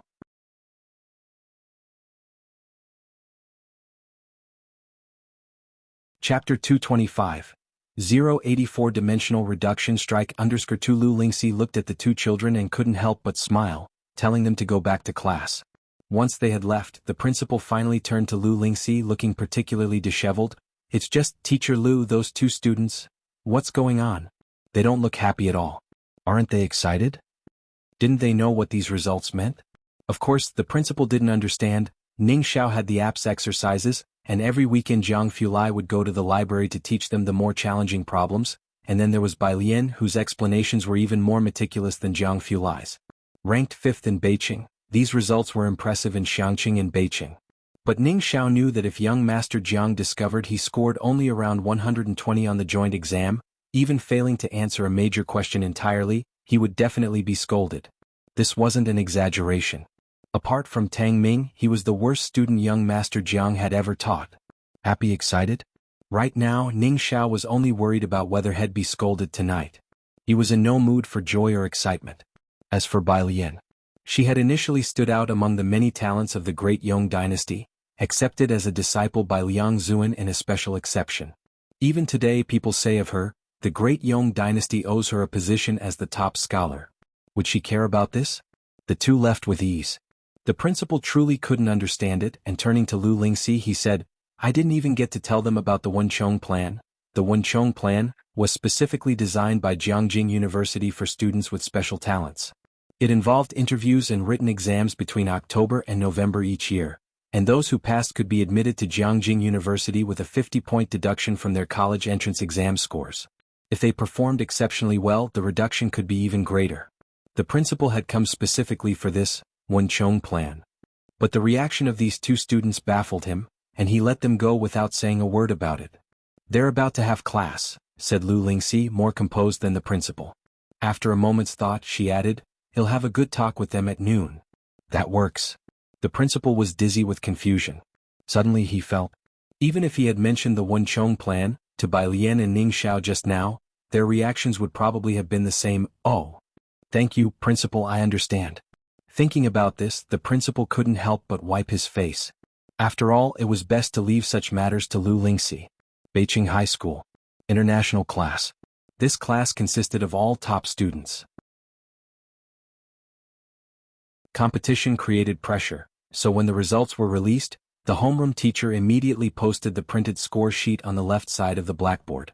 As soon as the scores came out, it wasn't Song Min and the others who were concerned, but rather a group who had privately placed bets. A bunch of them crowded to the left side of the blackboard to see the latest development in the math competition. From top to bottom, the homeroom teacher posted everyone's scores and overall rankings according to their positions. The first one was Song Min name.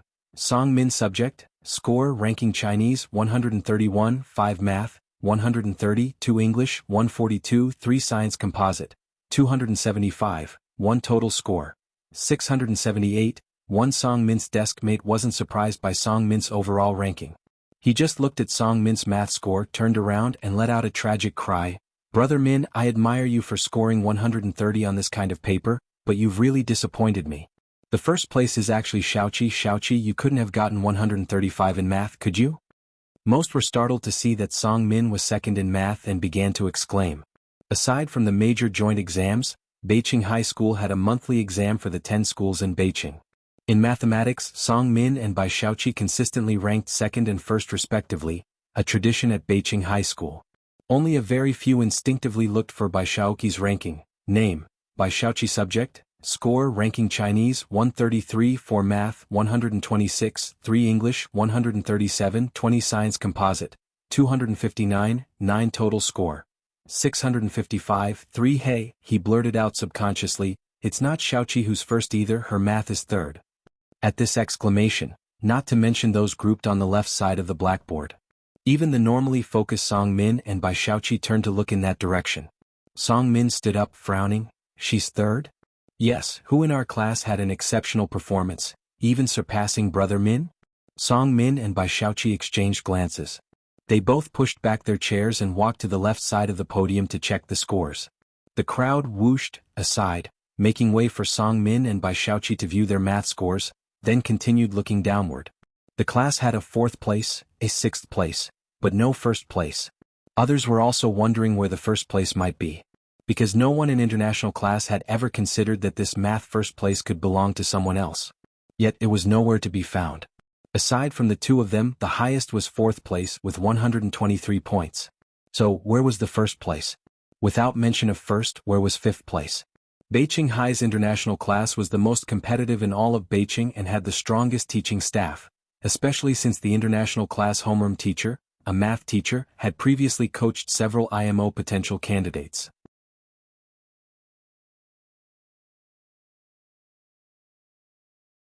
Chapter 226. 084 Dimensional Reduction Strike _3 The class had nearly swept the top 10 in the province for math. Who exactly is in 1st place? Song Min's desk mate touched his head, incredulous. Min bro, your 130 is already freakish, but someone's even more freakish? How many points did they have to score? I'm going to find the homeroom teacher, Song Min decided on the spot. The homeroom teacher of the international class was in the office. He had applied to review the answer sheet of that top student as soon as the scores were released. Soon the staff called him, saying the test paper had been retrieved. The answer sheet was retrieved from the machine, and to ensure fairness and justice, it did not display the school or the name. The homeroom teacher of the international class only saw a clean, neatly arranged test paper. All the multiple-choice questions were correct. All the fill-in-the-blank questions were correct. He paused for a moment, took the mouse and clicked through to the major questions the student had answered. There were a total of 5 major math questions, and the first 3 were still fine. He had spent an entire weekend figuring out the last 2 questions and had even cross-referenced the answers. These 2 questions were beyond the syllabus of the international class, so he even prepared detailed explanations against the answers, to make sure the students would understand. But seeing the students' answers, he even felt a sense of, so that's another way to solve it. The approach was different from the answers, and this student's method was even clearer and easier to understand. Pristine standard, every step of the reasoning was clearly written. 150, perfect score. At first, he didn't know what the top score was and thought the other person was only a point or 2 above Song Min. He wondered who this dark horse was, but he never imagined it would be 150, a perfect score. Where on earth did this guy come from? Cheating? The homeroom teacher of the international class hadn't even considered it, not to mention the answer was different from the standard answer. The clarity of the logical process alone let him see the student's potential value. Principal, the homeroom teacher of the international class directly called the school principal. The Education Bureau can pull up information on the person who came first in math, right? Send me that guy's data. By the time Song Min and Bai Xiaoqi arrived, the homeroom teacher had just hung up the phone. I knew you two would come, the homeroom teacher took a deep breath. That first place, 150, Song student by student, I can only say that you two didn't lose unfairly this time. 150? Song Min and Bai Xiaoqi exclaimed simultaneously. The homeroom teacher nodded. Yes, with a score that terrifying, I think. This guy's math might even match those from Jiangjing Affiliated Middle School. The name, Jiangjing Affiliated Middle School, might be very foreign to others. But the people from number 1 high school were well aware. Are you talking about Liang Wuyu and them? Song Min asked, almost in astonishment. Even with his confidence, he had never thought about comparing himself with Liang Wuyu and his peers. That was a natural gap. After all, the Liang family were top educational aristocrats, and the resources they had access to were different from the outset. But Song Min had also never imagined that this person with a 150 score would be so highly regarded in the eyes of the homeroom teacher. To be mentioned in the same breath as Liang Wuyu? Teacher, who is he exactly? Song Min couldn't help but ask out of curiosity. Still checking. Bai Xiaoqi recovered her composure, her demeanor always elegant and her appearance lovely, finding it strange. If his math is that good, why didn't he make it into the top 10 overall scores? After all, the top 10 overall were from their class. He might be lopsided in his studies, the homeroom teacher explained. That was plausible, but for the time being, neither Song Min nor Bai Xiaoqi had the mind to worry about how this person was lopsided in their studies. Because that score of 150 had both of them utterly disconcerted. When they returned to report to the class and everyone heard the score of the first place, most of them exchanged looks. First place 150. Second place 130. Third place 126. Some thoughts they dared not voice out loud. Isn't this a dimensionality reduction assault? Since when did such an incredible person appear?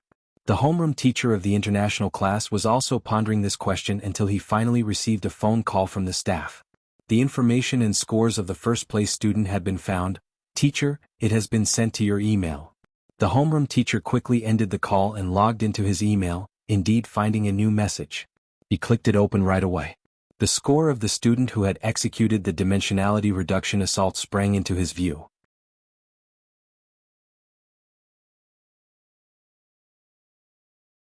Chapter 227, 085 Can't Afford to Provoke, Second Update, _1 The information provided by the Education Bureau was precise, from the school to the homeroom teacher. Name, Bai Lian Class, Xiangqing No. 1 High School, Senior Year Class 35 Homeroom Teacher. Lu Lingxi Student ID, 20145. Subject, Score, Rank Chinese, 150, 1 Mathematics, 150, 1 The homeroom teacher of the international class spotted the two rank 1 students in the first 2 rows at a glance. He refocused on the name column, Bai Lian. This name, he frowned, is identical to that Bai family member. The Bai family had previously used their connections to send Bai Lian into his class, where she became the laughing stock on the first day of school. In high school already she knew nothing when asked, hindering the progress of the international class. He couldn't stand it for a day and immediately transferred her to the liberal arts class. It must be a coincidence in names. It was unexpected that she was also a girl. Her mathematics was genuinely good. Only 182 in science comprehensive. The homeroom teacher glanced at the score, feeling less threatened. That was nearly 100 points lower than Song Min's. The international class homeroom teacher never believed this could be the Bai Lian he knew. He was aware that the Bai Lian he knew had been expelled for cheating, and as for where she went afterwards, how could he possibly care about that? Xiangqing No. 1 High School.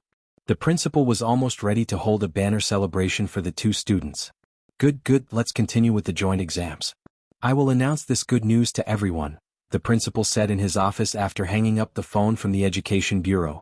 He saw Lu Lingxi finish speaking and then hung up. Teacher Lu, the principal's smile did not fade. The joint examination for the top 10 schools is not cancelled. This was no surprise to the principal or Lu Lingxi. Bai Lian's sudden emergence was likely unforeseen by the schools in Beijing. They thought that the other schools had almost no impact on the top 10 rankings and were dragging the progress of the joint exams, which is why they decided to cancel. Now talk about dragging progress? No impact on the rankings? Upon seeing that 150 score, the heads of the top 10 schools dared not speak another word. I asked, Bai Lian does not want to participate in the Wenchong plan. Lu Lingxi sat across from the principal, slightly contemplating. Lu Lingxi remained calm. Bai Lian said she doesn't like any of the 10 majors offered by the Wenchong plan. Principal, I mean to actually pick and choose among Jiangjing University's offerings? Since getting to know Bai Lian, the principal felt he had gained much insight. Class 15. Bai Lian pulled out 2 practice books to start solving problems. She was mainly working on biology, leaving chemistry to Ning Xiao and Tang Ming while she finished with biology before swapping with them. Making the most of everything. After school in the afternoon, Tang Ming, mingling with a group from class 15, was also very anxious. Got a fortune, don't you think you scored a bit too high? Bai Lian raised her eyebrows, her eyes exceptionally clear and cold. Could it be that you scored too low? Tang Ming. Pu Xiaohan was taking photos on her phone for materials, and Zhang Xiai's looped his arm around Tang Ming's shoulder, taller than him like brothers. You hang out with our class every day, why don't you transfer to class 15? Tang Ming was in no mood to joke with Zhang Xiai's, just making a bitter face. Don't ask me first. When they arrived at Mother Zhang's flower shop, Zhang Xiai's went his separate way from Bai Lian's group. He stroked his chin watching Tang Ming and Ning Xiao's retreating figures. What's up with these two? They look like they're preparing for a heroic sacrifice? Before he could figure it out, his mother, holding a watering can, knocked him on the head. What are you dazing about? Hurry up and deliver the prawns I made to Xiaolu. Library. Second floor. Bai Lian sat with her legs crossed, spreading out her books, then took out her error notebook, flipped open the tip of the pen with one hand, appearing lazy and casual. Across from her, Tang Ming and Ning Xiao were not so relaxed. Jiang Fulai sat beside Bai Lian, his left hand resting on the table, leaning slightly forward with his right hand holding the math and science papers Bai Lian had given him. He scanned them from beginning to end.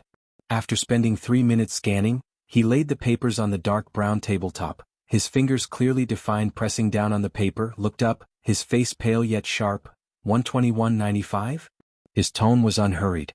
Those were Ning Xiao's math and physics scores. Ning Xiao straightened up. Yes. Did you take a nap during the exam? Master Jiang genuinely inquired. Ning Xiao, I didn't. Then I truly don't understand. Master Jiang glanced at the paper, sneered, how you could lose 30 points on such an exam. Remember, the human brain is meant to be used. Ning Xiao, just curse his slow thinking and not being quick enough in calculations. Jiang Fulai's gaze turned to Tang Ming. Tang Ming quickly sat up straight, nervously awaiting Master Jiang's critique.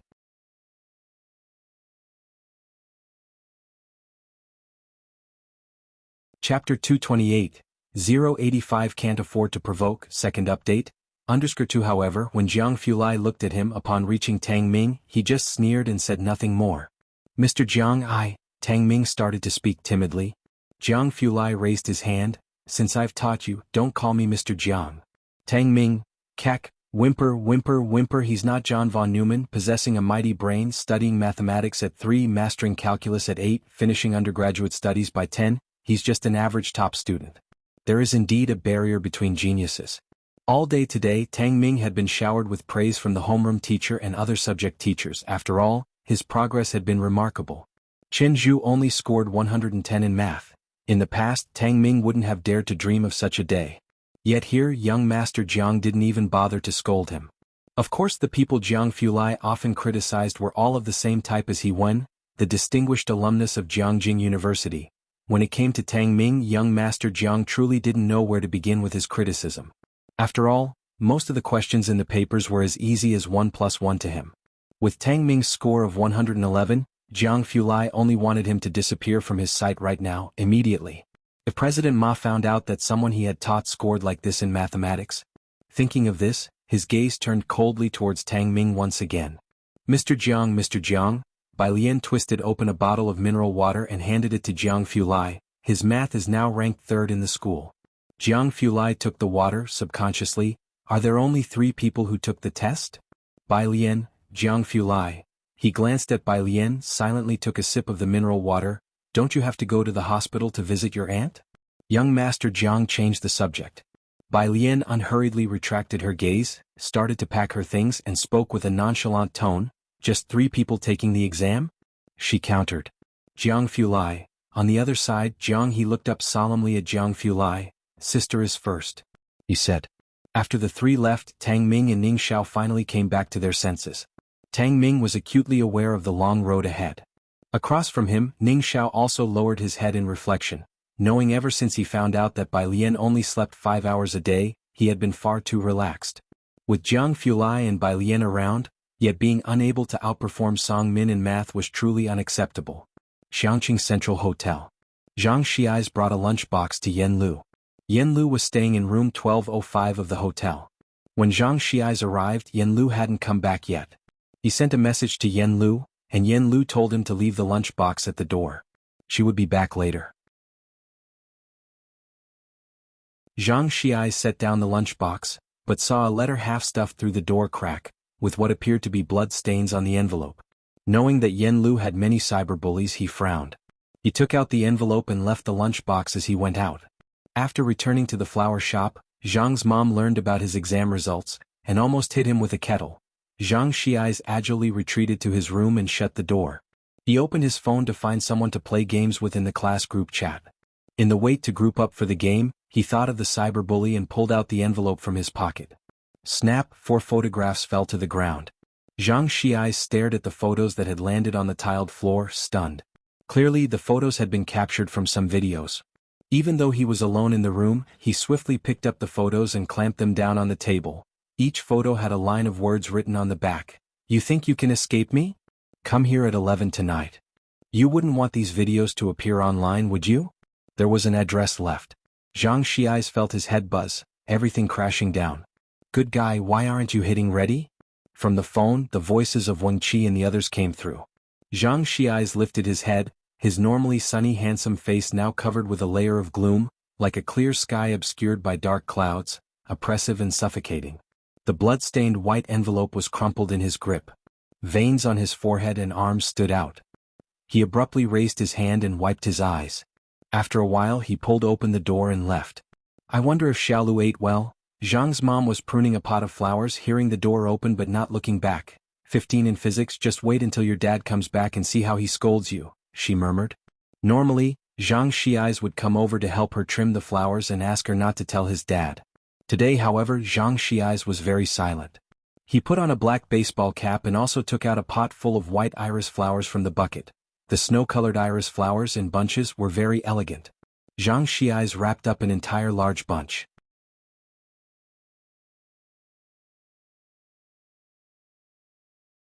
Chapter 229, 085 Can't Afford to Provoke, Second Update, _3 Xianqing Hotel Room 1205.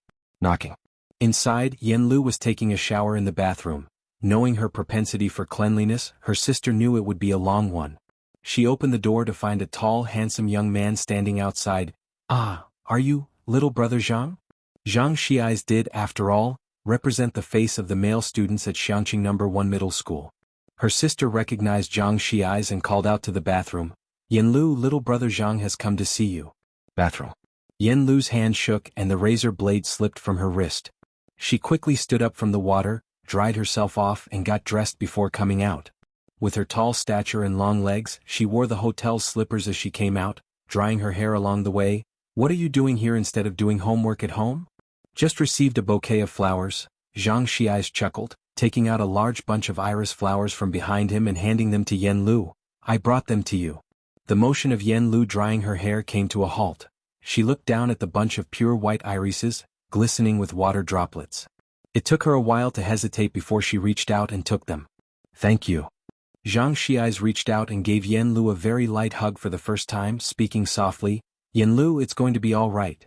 After speaking, he pulled his cap down. He turned and walked out the door. The door closed behind him. Only then did Yen Lu's sister turn around with a stunned expression, looking at Yen Lu holding the flowers, and she couldn't help but doubt, "You're faking your germophobia, aren't you?" Yen Lu ignored her, put the flowers away, and went back to the bathroom to throw the razor blade in the trash can. The next day, Bai Lian arrived at school, and Pu Xiaohan asked her usual daily question. After receiving a negative response, she relayed the message to Dean Jian. "Looks like this good person is going to be late again today." Just before class started, Zhang Xiai still hadn't arrived, prompting Pu Xiaohan to glance at his empty desk with a raised eyebrow. Him being late was the norm for class 15. Bai Lian opened her book, not surprised by this either. However, today was out of the ordinary for everyone as Zhang Xiai's didn't come to school at all. Even Lu Lingxi had no idea what the specific situation was. In the evening after school, Bai Lian and a few others, including Pu Xiaohan, decided to inquire at his mother's flower shop. Zhang's family lived above the flower shop, but the shop had not opened that day either. There was a backyard. Pu Xiaohan glanced at Bai Lian. Bai Lian, holding a phone in one hand and a question bank in the other, gestured with a nod of her chin. Pu Xiaohan understood the signal and began to knock on the backyard door. "Aunt Zhang, are you home?" And Pu Xiaohan, Zhang Shi's classmate. Zhang's family living room. Yen Lu sat on the couch in a daze. Next to her, Zhang's mother's head was buried in her knees, her expression obscured. Of the three women, only her sister was somewhat composed, pacing the living room. "Yen Lu, she initially wanted to ask Yen Lu about Zhang Shi's connection with Mr. Lu. But seeing Yen Lu's expression of total despair, She couldn't bear to press the question. "I'm going to look for the Lu family." Yen Lu suddenly stood up, a cigarette unlit in her hand and her eyes cast downward, "and see what they want to do about this." "You're just going to go like that? Don't you know what kind of people are in the Lu family?" Her sister shook her head, like scolding Yen Lu back to reality. "What's most important right now is to seek the other party's letter of forgiveness as soon as possible, and then find a lawyer to sue." Knocks at the backyard door interrupted her. She looked towards Zhang's mother. "Those people outside." Zhang's mother's gaze was vacant as she looked up as if coming back to her senses only now. "Yes, they're classmates of Aze, their class has good relationships." Zhang Xiai's had missed a day of school, and Bai Lian and the others must have come to inquire about his situation. Her sister opened the door and saw several people in Xiangqing No. 1 middle school uniforms. "Classmates, little brother Zhang has some issues and needs to take some time off," her sister said with a smile. "Something's happened?" Bai Lian, holding her phone, squinted at Yen Lu's sister with a casual smirk. Yen Lu's sister met Bai Lian's gaze, and under any other circumstances she would certainly have asked Bai Lian if she wanted to enter the entertainment industry, but now wasn't the time. She nodded. "Yes, I'm helping them look after the shop, so you all better go home and do your homework." She closed the door and let out a sigh of relief. The girl just now was good-looking with a seemingly casual expression, but those dark eyes made one feel completely exposed. "I sent them away." Yen Lu's sister returned to the living room and her phone finally rang. The other two looked at her anxiously. She answered and it was Time Media calling. She had contacted them first thing in the morning, and all three had been waiting for a reply. "Little XN, I can't handle this matter. Forget about getting a lawyer, you should also find a chance to extricate yourself as soon as possible. You know what the Shiming family is like." Lu XN had even managed to arrange a meeting with that person from the Su family. "How bold you must be to mess with the Lu family." The other party hung up after speaking. Calls back went unanswered. Yen Lu's sister looked at the nervous Yen Lu and Zhang's mother and sadly chuckled. Lu Xin's father has already arrived in Xiangqing, and the Lu family's background is not that clean to begin with. His son is now in the ICU. Not to mention Mr. Su is also in Xiangqing. "Mr. Su?" Zhang's mother lifted her head, her voice hoarse, hearing the name Mr. Su for the first time. "Mr. Su, even the Lu family has to curry favor with him. He's from Jiangjing, those people have enormous power, even our boss might not dare to intervene, we and them." Being in the entertainment industry, Yen Lu's sister was the clearest about these things as she shook her head. "You have to be prepared, little brother Zhang's case, we might all be unable to extricate ourselves." Her sister had sent those students away moments ago without saying much. Firstly, there were already enough people involved, and the few decent ones left in her circle were distancing themselves from them. She feared involving the students as well. Secondly, this matter was complicated and not a single person from Time Media dared to touch it, so it was futile to talk to those students.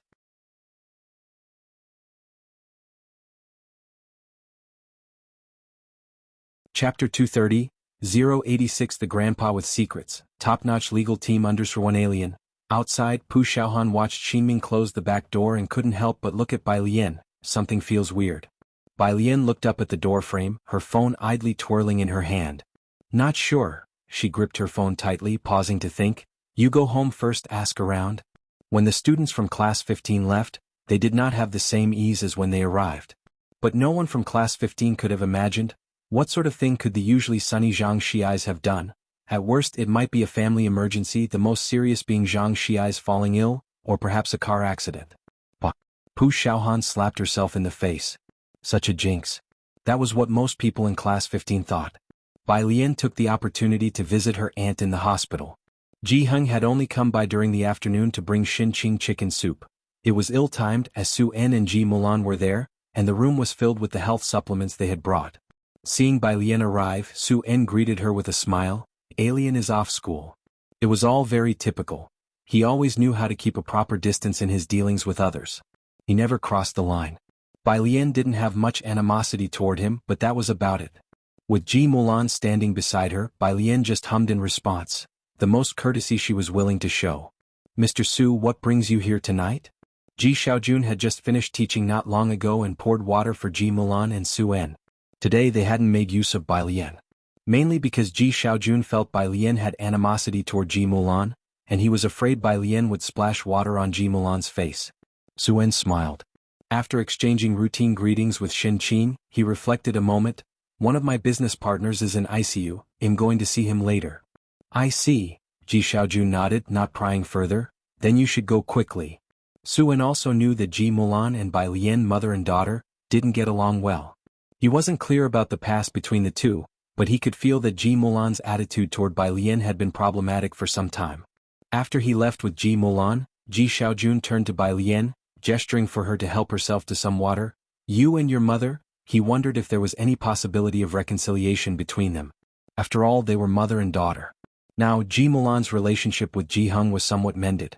Stop. Bai Lian couldn't stand hearing about Ji Mulan, placing her workbook on the table. Uncle, I came to see my aunt. To others, it seemed there wasn't much of an issue between Bai Lian and Ji Mulan. But only Bai Lian knew the original Bai Lian was already dead. Dead in the icy cold lake. Ji Xiaojun silently watched Bai Lian sit by Xinqing's bedside, instinctively checking Xinqing's pulse. Xinqing even gave him a white-eyed look, annoyed at his meddling. Ji Xiaojun then turned to make Bai Lian a cup of tea.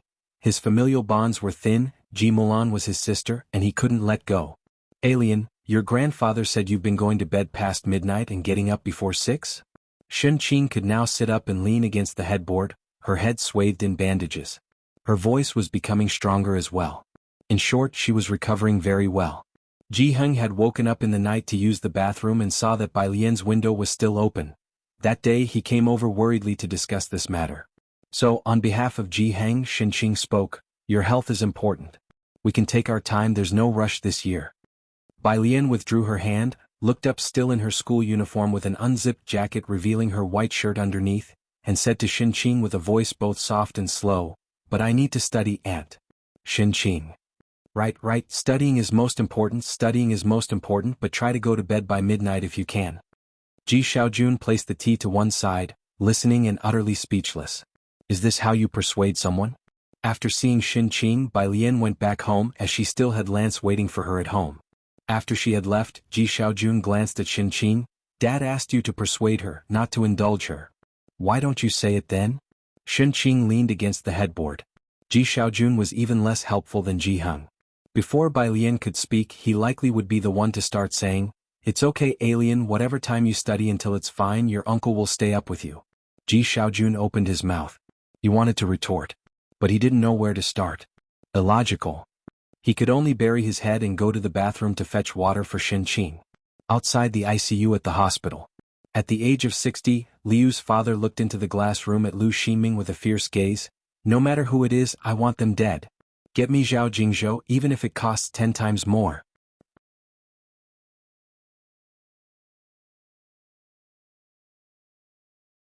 Chapter 231. 086 The Grandpa with Secrets, Top-Notch Legal Team _2 Zhao Jingzhou, the top legal team of Thai media. Originated from Red Circle Firm. Always unbeaten. He was extremely popular online and had never lost a case. The least successful outcome was a settlement between both parties. Director Lu, we are already in contact, a person beside whispered. President Su has arrived. As they were speaking, the elevator door opened, and Su-en followed by Ji Mulan walked over from the end of the corridor. Director Lu put on a mournful expression. President Su, thank you for remembering my son at this critical time. Rest assured, I will handle his affairs on his behalf, and it will definitely not delay your important matters. Director Lu, company affairs can be put aside. After shaking hands, Su-en looked at the familiar ICU. What exactly happened to Director Lu? Is he still in danger? While they were talking, the deputy director came for the rounds. He was carrying the medical record and looking at Director Lu, he said, Mr. Lu, we have tried our best. The perpetrator was very cruel, and the success rate is less than 10%. You need to transfer to another hospital quickly. Director Lu had already sent the medical information to Beijing Hospital. Beijing Hospital gave the same response. As for why they were still at Xiangqing Hospital. Didn't your hospital have a similar case before that was successfully operated on? Director Lu stared at the doctor. Beijing Hospital said it's better to stay here than to transfer. Hearing this, the deputy director was taken aback. He subconsciously looked towards Su-en. Su-en had also been present during Xinqing's case. Director Lu noticed the deputy director's glance and quickly looked at Su-en. President Su-yu? This matter? Su-en also felt troubled. I don't know that, doctor. Ji Mulan looked at Director Lu and tugged on Su-en's sleeve. Just ask Alien for me, she's still having tea with my dad every day. Director Lu gratefully looked at Ji Mulan, then made as if to kneel down. President Su, I beg you please save my son. He has done so much charity work and to be harmed by a thug. Hey Director Lu, please don't be like this. Su En knew Lu Ximing was a well-known philanthropist online, having donated a lot to orphanages. I will do my best, and if there's a chance I will help you make contact. The deputy director said on the side. However, even if that gentleman comes now, the success rate is still very low. The person who beat up Director Lu was clearly aiming for his life. It was also because the Lu family was wealthy and lucky that just before, Jiang Fulai had shipped in a batch of medical equipment. All sorts of devices were keeping him alive, otherwise he would have died that very night in any other place. Jiheng's courtyard. When Bai Lian returned it was almost dark. Lance still had not left. Jiang He had stayed here last night and at the moment he was squatting beside Jiheng watching Jiheng sew clothes. In just over a week's time, Jiheng and the neighbor lady took turns tirelessly, and finally completed all the embroidery patterns. This was also because of Jiheng's exquisite craftsmanship. There was almost no need to unpick and redo the stitching. If it were someone else, it would take at least half a month to finish the embroidery. This is really amazing. Bai Lian returned to see Lance praising the nearly finished garment. Amazing! Bai Lian looked at that robe. With a deep blue satin base, it reflected light under the large lamp. The garment was about 130 centimeters long, and the hem of the robe was embroidered with layers of wave patterns, one layer blue, one layer yellow, another red, then blue again. This continued for more than a dozen layers. Above the wave patterns were embroidered auspicious clouds. The first 3 colors of the auspicious cloud patterns were very small, and the crepe myrtle pattern spread out at the hem, matching the sleeve cuff in color and pattern. From the collar to the middle of the robe, however, there were numerous dragons embroidered on a gold and red base, with gaps filled with different colored patterns, the flowers that Lance liked. Although it looked gaudy, yet it possessed a unique style. Upon seeing it, Lance couldn't take his eyes off it. Let me try it on. He took off his flamboyant jacket and couldn't wait to try on the robe. Bai Lian came out of the room with the silver needle and saw Lance wearing the robe. He wasn't very adept with the button loops, so Jiheng helped him fasten them. Lance was used to being out of tune on a regular day. Floral pants, floral shirts. Today's robe still featured his favorite colors, but the deep blue satin and the exquisite embroidery made the otherwise gaudy flowers appear like a piece of fine craftsmanship. Jiang He sat on the side watching Lance transformed and marveling. He was astonished at how Lance had gone from a disco old man to a handsome old man with a change of style. Not bad. Bai Lian slowly pulled out a silver needle and gave her assessment. With her discerning eye, she could naturally see that Jiheng was not only a master of embroidery, but the materials he had chosen for Lance's garment were also top-notch.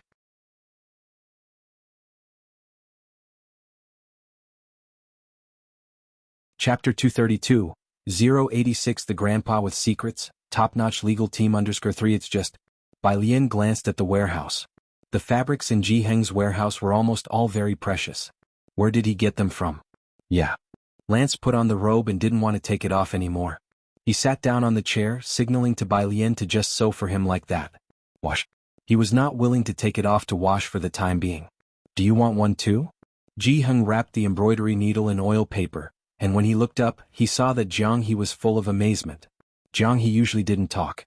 But after Jiheng spoke, his eyes clearly lit up significantly. Jiheng opened the oil paper again. What pattern do you like? Before asking, Jiheng hadn't thought he would get an especially absurd answer. After all, aside from Lance, everyone else he knew, including Bai Lian, had quite normal aesthetic preferences. Until he heard Jiang He's response, he had never imagined he would hear this kind of answer. Cabbage. Jiheng, what? Jiang He looked up, worried that Jiheng hadn't heard him, and gestured with his hand. I want a big cabbage. In Jiheng's mind flashed 1, 2, 3 big cabbages. Really? He was very relieved that his granddaughter had a very normal aesthetic preference. Otherwise, surrounded by the tastes of people like Jiang He and Lance, he would one day doubt this world. Xiangqing Police Station. Yen Lu was supporting Zhang's mother, suppressing her emotions and asking the police in a clear and organized manner, "Can't we visit? We want to see if he's all right." The police knew that this young man had brutally beaten a philanthropist to such a state and was very indifferent towards the two of them. Sorry, before the sentence takes effect, family members are not allowed to visit, except for the defense lawyer. Having said that, he didn't bother with the two people anymore. He simply left. This wasn't their first visit. Zhang's mother was sobbing. Xiaoza wouldn't do such a thing. Let's leave first. Sister Xan pulled the two of them away forcefully. With a criminal case, even if the Liu family is willing to settle privately, the sentence won't be short. Right now there are two very important things. First is to find a lawyer and second is to try to get a letter of forgiveness from the Liu family. The problem was, how did Zhang Xiais get involved with Liu Xinming? Sister Xian couldn't figure it out. On the desolate roadside, Zhang's mother shook her head. I don't know, he usually just plays basketball and video games, has no other hobbies, the most is that kid from the Qin family. She knew Zhang Xiais very well and couldn't find a trace of connection between Zhang Xiais and Liu Xinming. This is strange, Sister Xan frowned. Yen Lu, however, seemed to have remembered something, and she went back to the hotel to check the surveillance footage from the day before. Sister Xan knew Yen Lu had unusual feelings for the Zhang family and accompanied her to watch the surveillance. Why are you looking at yesterday's surveillance? She sped up the video to 16x. At 3 o'clock yesterday afternoon, a stranger left a letter in front of Yen Lu's door. Is this a hate mail? Sister Xan was startled. Yen Lu pursed her lips and didn't speak, sliding further down the timeline. At about 6 o'clock, Zhang Xiais came over, casual and carefree, holding a lunchbox. He checked his phone at Yen Lu's door, then put down the lunchbox. He picked up that letter. I know, Sister Xan, it's all me. Yen Lu covered her face. I've caused him harm. Sister Xan supported her. Wait, don't panic yet, what exactly happened? Yen Lu bit her lip and didn't speak, only asking the hotel staff to copy that segment of the video. Back in the room, Yen Lu began to sort through all of her assets from the time she debuted. As a minor 18th-tier celebrity who had only been briefly popular in the beginning, most of the time she had been cold and she didn't have much in terms of assets. She opened WeChat and transferred back the money for buying a graveyard plot. Next to her, Sister Xan was making a call to Man Shi. Hey, yes, it's me, Man Shi. Can you contact Secretary Liu for me? On the other end of the phone, Man Shi had just finished work and taken a call when she glanced at her agent. Agent Yen Lu contacted me to get in touch with President Liu's people. Yen Lu. Man Zai's agent had extensive connections in the industry.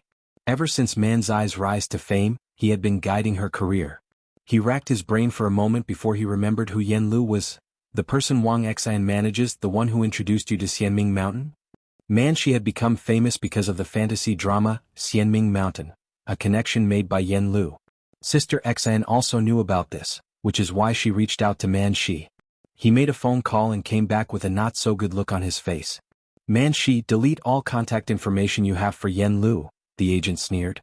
He had been arch-enemies with Wang Xian, but now with Wang Xian managing the lukewarm Yen Lu, they were not even comparable. I was wondering why Wang Xian came to you. She offended the Liu family and still wants to drag you down with her. You'd better stay out of this and not stick your neck out. Despite Man Zai's current rise to list status, she still had a 10-year contract with Time Media. If she offended the higher-ups over this incident and got put on ice, her career would be over. Man, she had not expected the situation to be so serious. But she never questioned her agent's judgment. She took out her smartphone and unfollowed Yen Lu's Weibo, blocked the phone number and deleted WeChat contacts. The next day, Ji Heng woke up early to find Bai Lian crouching and waiting for him. Ji Heng recited with no emotion. Isoamylene undergoes ozonolysis, followed by hydrolysis in the presence of zinc. Perfect. Ji Heng went to the bathroom like a wandering soul. In the outside bathroom, Jiang He had already prepared his toothpaste and handed him the toothbrush, staring at Ji Heng with shiny black eyes without saying a word. Ji Heng. He took the toothbrush expressionlessly. I didn't say I wouldn't make clothes for you. Jiang He blinked. Cabbage? Got it. Ji Heng lowered his head, brushing his teeth very dispassionately. If it had to be cabbage, then let it be cabbage. Ji Heng had learned to resign himself to his fate and to comfort himself. Compared to the floral pattern Lance insisted on adding, cabbage at least had a bit of charm. Bai Lian went to school as usual, and in the morning most of the class still had no clue about Zhang Shi's whereabouts. I climbed over the wall into his yard last night. Wang Qi sat on Zhang Shi's desk seriously analyzing. No one was in the yard, I don't know where they went. That day, while playing games with me he suddenly disappeared. Wang Qi remembered this incident. Suddenly disappeared? Bai Lian stopped writing, turned her head slightly and squinted her eyes. Be more specific. Wang Qi recounted everything about Zhang Shi's return home and then tagging him in the group chat. Oh, before that, he went to deliver food to his sister Yen. Wuxia shrugged. Bai Lian's fingers tapped unconsciously on the desk, pondering. Not very familiar with the internet, she asked Pu Xiaohan to check Yen Lu's recent activities. Pu Xiaohan investigated while suggesting, ask Aunt Lu as well. That's what everyone else thought too. But Aunt Lu didn't come today, she had one class and had taken leave for it. Class 15 people went to Zhang's flower shop again at noon, still no one. After school in the afternoon, Bai Lian and Pu Xiaohan went together with others. Jiang Fulai had freed up some time today and waited at the milk tea shop entrance with Jiang He. Bai Lian saw them from a distance and was just about to go over when the window of a nearby car lowered. Alien. It was Suen. Seeing this, Pu Xiaohan beside her said, Alien, well, go check at the Zhang family first. The few from class 15 didn't interrupt and left first. Bai Lian paused and glanced inside the car. Ji Mulan wasn't in the passenger seat. She didn't leave but politely asked, do you need something? It's like this. Suen got out of the car from the other side. Knowing Bai Lian was busy with studies, he didn't waste his words. I have a business partner with a condition similar to your aunt's, and now hospitals in Beijing and Xiangqing are afraid to perform the surgery. Could you help me contact the doctor from last time?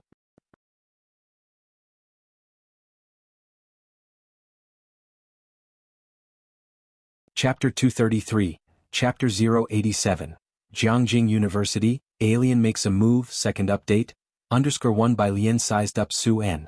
Her gaze was indifferent, her face showing little emotion. But Su-En felt inexplicably nervous. He's a philanthropist named Lu Xinming, Su-En explained to her, my business partner for this deal, but he was attacked by an enemy for some unknown reason, and now he's in the ICU. Lu Xinming? Bai Lian remembered the banner that had been hanging in the cafeteria before. She had some impression of him. Wuxia had also mentioned before that this person was indeed a philanthropist. With her excellent memory, she recalled that Lu Xinming was not just a philanthropist, but also a shareholder of Time Media, as mentioned by Wuxia. He was also Yen Lu's boss. Are you too close? She asked. Su-En shook his head, not really, just business partners. Okay, I'll ask Dr. Lance for you. Bai Lian withdrew her gaze, thinking for a moment. You ask Yen Lu about her recent whereabouts and news for me, and it's best if you can give me her phone number too. Yen Lu. Su-En found the name somewhat familiar. In just a second he remembered that she was the new artist he had recruited to promote Xiangqing. I know her. I'll look it up for you right away. Su-En had recruited her casually.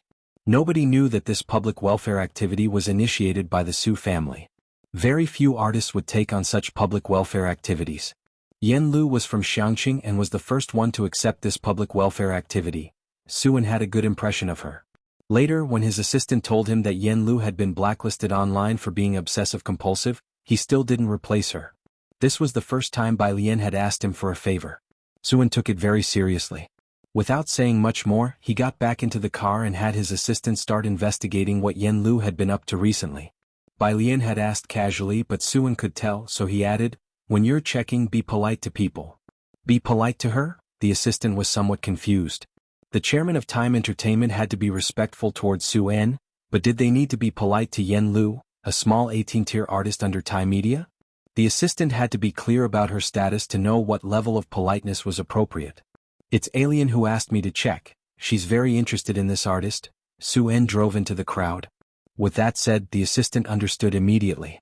Outside the milk tea shop, Jiang Fulai stood with a stern face, his left hand tucked into his coat pocket, his right hand disdainfully holding a large cabbage plush pillow with 2 fingers. The frost on his face was almost visible to the naked eye. The sunlight reflecting off his face had the cold gleam of ice and snow. Haughty, unapproachable, and threatening to grind anyone who came close. Jiang He hugged his own cabbage backpack. Standing 2 meters away from him. Passers-by dared not look directly at Jiang Fulai, but couldn't help glancing at the cabbage in the cool guy's hand. Without looking, Bai Lian knew how much Jiang Fulai disdained Jiang He's pillow. You brought the pillow for him? Bai Lian walked over and couldn't help but take a couple more glances at the pillow and then at his expression, while stroking her chin. Jiang Fulai glanced coldly at Jiang He, his light eyes throwing daggers. Not too pleased. Hey, he brought it back to mine. Bai Lian walked on, explaining for Jiang He, my grandfather is making clothes for him and he wants them to be like this.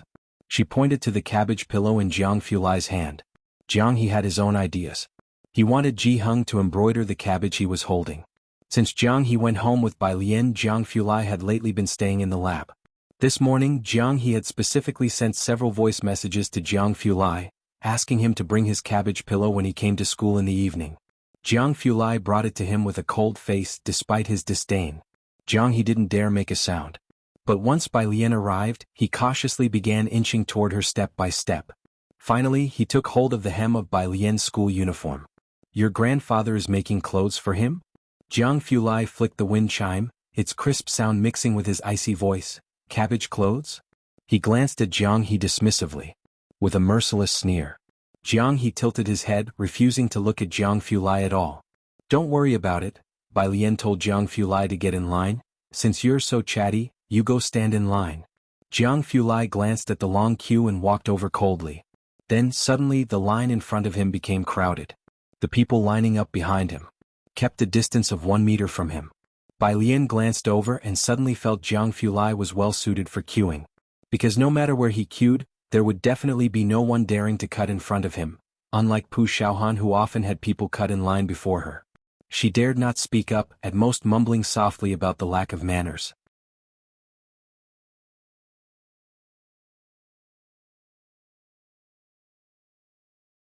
Chapter 234. Chapter 087. Jiangjing University, Alien makes a move, second update, _2 not far away. Tang Ming and Ning Xiao's admiration for Bai Lian had increased 100-fold as they had been waiting obediently for the two. Such bravery. It was actually someone who dared to make young Master Jiang go queue up. "Did you guys solve that question last night?" Bai Lian sat across from them and tapped her fingers on the table. Both were silent. "Understood." Bai Lian found it difficult to comprehend for a moment and, feeling helpless, said, "Then you two are done for." When Jiang Fulai returned with the sheet to check the work of the two opposite him, Ning Xiao was somewhat okay. He hadn't solved it, but his process and general direction were right, just didn't know how to use the last formula. Tang Ming was more difficult to evaluate. Because halfway into solving the problem, due to one wrong number, he veered completely off course. Ever since finding out that both of them had managed to score 110 on a joint exam, Jiang Fulai had now managed to face the two calmly. He glanced at the question. With a snap, he put it down. "Which university do you two want to attend?" Jiang Fulai only asked. Ning Xiao thought seriously for a moment. "Beijing University?" Jiang Fulai didn't speak, just looked at him coldly with an expression that said, "Try continuing that sentence." Ning Xiao paused, then suddenly found his courage. People, yet another sharp rebuke. This was already a university ranked within the top 3 in the nation. Ning Xiao was very hesitant. He looked at Jiang Fulai and suddenly got it. "Do I have to apply for Jiangjing University? Is it me asking you or you asking me?" Jiang Fulai laughed at his exasperation. Ning Xiao quickly said, "I want to apply for Jiangjing University." Jiang Fulai glanced toward Tang Ming beside him. Tang Ming pointed to himself, a confused expression on his face. Can I even apply?" No, listen to my explanation. I also want to apply. Yes, I want to apply too." Bai Lian looked down at her problems, not wanting to watch the spectacle unfolding before her. Right in the middle of it, her phone lit up. It was a message from Su En, who had found some information about Yen Lu. Bai Lian directly opened it. Meanwhile, in the hotel where Yen Lu was staying, Zhang Ma had already taken out a bank card. This was the money their family had saved up over the years, and Yen Lu also gave her his card. On the side, Sister Xian received a phone call. Then she looked at Yen Lu in surprise. "Xiaolu, are you very close to Director Zu's assistant?" "Director Zu's assistant?" Yen Lu furrowed her brows, unable to recall this person. That was strange. However, there was no time for Sister Xian to think further. She directly said, "Yes, he gave me the phone number of Director Liu's executive assistant." In the hospital ICU. Director Liu had just finished a call with Su En. Okay, thank you, Director Su." Director Liu's hand was trembling as he ended the call, looking into the ICU at his son. "Xinming, don't worry, Dad will avenge you." "Chairman," the executive assistant by his side handed over a document and a photo to Director Liu. "This is the photo from the scene, not found by the police, and there are several dozen videos on young Director Liu's phone. We suspect that person came for these." Director Liu glanced at the photo. He sneered. "Delete them all. Also, is there any news about Zhao Jingzhou?" The assistant already knew how to handle these matters, but it involved several artists. We made contact. He has been dealing with an economic dispute case recently and mentioned that you don't need him for this case, his apprentice can handle it. It has to be him, Director Liu said, looking at the assistant, his gaze icy. I want him to be sentenced to death. The executive assistant nodded. All right, I'll contact lawyer Zhao again. As he spoke, the assistant's phone rang. It was a call from Sister Exiled. She said that Zhang Shi's mother and Yan Lu came to visit Lu Ximing and to apologize. The assistant didn't know how they had found his phone number, and without answering he looked questioningly at Director Liu. Director Liu's gaze was fixed on the ICU, his face showing a crazed and bloodthirsty expression. You let them come over. After hearing the news, Yan Lu didn't tell Zhang's mother about this and came over by herself. She couldn't guarantee the state of these two women. At this time she should be like Man Shi, looking out for her own safety, but she still gritted her teeth and followed. Outside the cold ICU doors, Yan Lu, accompanied by Zhang's mother, faced the old man who stood with his back to them in front of the glass door. Director Liu. Yan Lu's face was somewhat pale, her hairstyle extremely disheveled as she bowed and offered 2 bank cards. We are here to apologize to Mr. Liu on behalf of Zhang Shi's. Zhang's mother kept apologizing to Director Liu, mouthing, I'm sorry. On the dimly lit corridor, the cigarette in Director Liu's hand flickered on and off. The pungent smell of tobacco drifted away as Director Liu turned around. He snatched the 2 bank cards from Yan Lu's hands, threw them onto the ground and fiercely grasped Yan Lu's neck. Apology? You all can go to hell and apologize to my son. Director Liu. Yan Lu tugged at the corner of her mouth, attempting a smile, hatred evident in her eyes. You should know why Lu Xen was beaten, don't you? You think, do I have evidence? Zhang's mother and Miss Xen hurried over to help support Yan Lu's arm. Xiaolu. Director Liu suddenly let go. He just stood there looking down at Yan Lu, who was bent over, coughing hard. And he laughed. Fine. Director Liu took a drag of his cigarette, flicked the ash and eyed the few people before him. You want to settle this privately, eh? It's not impossible. If you kneel for my son all night and apologize, he'll consider a private settlement with you. It wasn't easy for Yan Lu and the others to find Director Liu. As long as there was a glimmer of hope, no matter the condition, both she and Zhang's mother did not hesitate. It was just a matter of kneeling down. The two of them did not hesitate at all. Ding, the elevator doors opened. Bai Lian had asked Lu Lingxi about the news she received from Su In, and Lu Lingxi told her about Zhang Shi's being at the police station. She also found out that Yan Lu and Zhang's mother were at the ICU. The moment the elevator doors opened, she overheard Director Liu's words. Kneel to him? Bai Lian stretched out her hand, irritably opening her uniform, slowly walking closer. Her voice was very cold. Everyone in the corridor turned to look in their direction. Zhang's mother's face changed. She had learned these past 2 days that Zhang Shi's had hit an important figure, and Miss Xen had also instructed them not to involve any students. This has nothing to do with you, hurry along.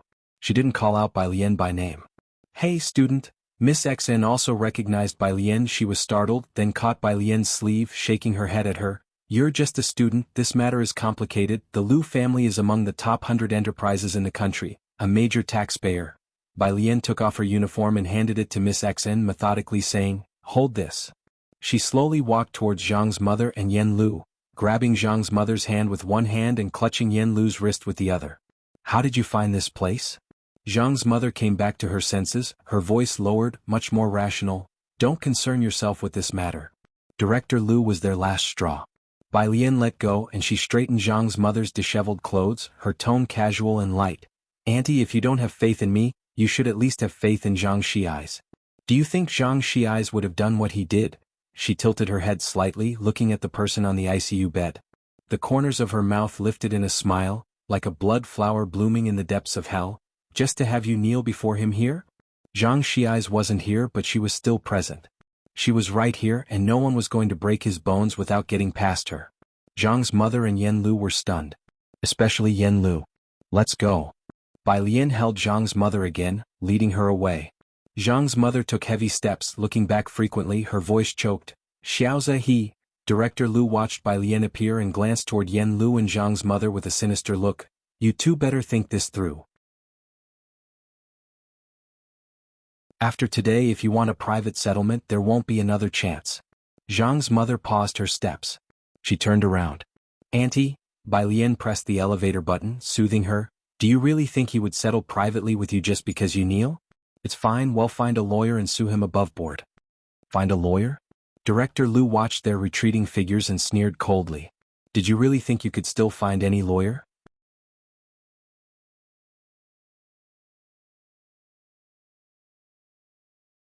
Chapter 235. 088 Dominant Alien _1 Zhang's mother didn't want to leave. But Bai Lian was right, she should trust her son. She wiped her tears away. Grasping Yen Lu's hand, she looked up again with a resolute expression. Xiaolu, let's go. Ding, the elevator stopped on their floor. Doors slowly opened. Zhang's mother entered first with Yen Lu, while Bai Lian was the last to get in, only glancing back at the elevator's entrance. She gazed faintly at the sign for the ICU Psycho. Surgical Intensive Care Unit. The same ICU where Xin Qing had been admitted the previous time. Chairman Lu watched the elevator doors close and turned his head. What did the court and Zhao Jingzhou say? Zhao Lu is already preparing to come to Xiangqing. The court has commenced the trial, and the subpoenas will be in their hands by tomorrow. The administrative assistant had arranged everything properly, that Zhang Xiais is shrewd, reporting himself to the police immediately, but for intentional assault cases, he's looking at least 7 years of imprisonment. Thinking he could escape by turning himself in at the police station. But Chairman Lu wasn't a pushover. Even if Zhang Xiais engaged Zhao Jingzhou, he was still looking at a minimum of 7 years imprisonment. Beep, the ICU machine suddenly flashed wildly. The doctor on duty and nurses quickly ran over. Take him to the emergency room first. What about President Su? Chairman Liu's complexion changed, not worried about Zhang Shi's case, but now concerned only for Lu Xinming's life. The administrative assistant immediately made a call to Su En. Please wait a moment. At Su En's end, the assistant helped look into Yen Lu's affairs and heard some rumors. He was completely flustered, and as he traced the matter between Yen Lu and Zhang Xiais, cold sweat beaded on his forehead. Despite Su En being in the middle of an online meeting, the assistant knocked on the door. President Su, this is urgent, I must speak with you right away. Su En raised his hand, pausing the meeting and muted the microphone. He gestured for the assistant to speak. This matter involving Chairman Lu has a lot to do with Yen Lu and Miss Bai. Yen Lu's agent asked me for Chairman Liu's number.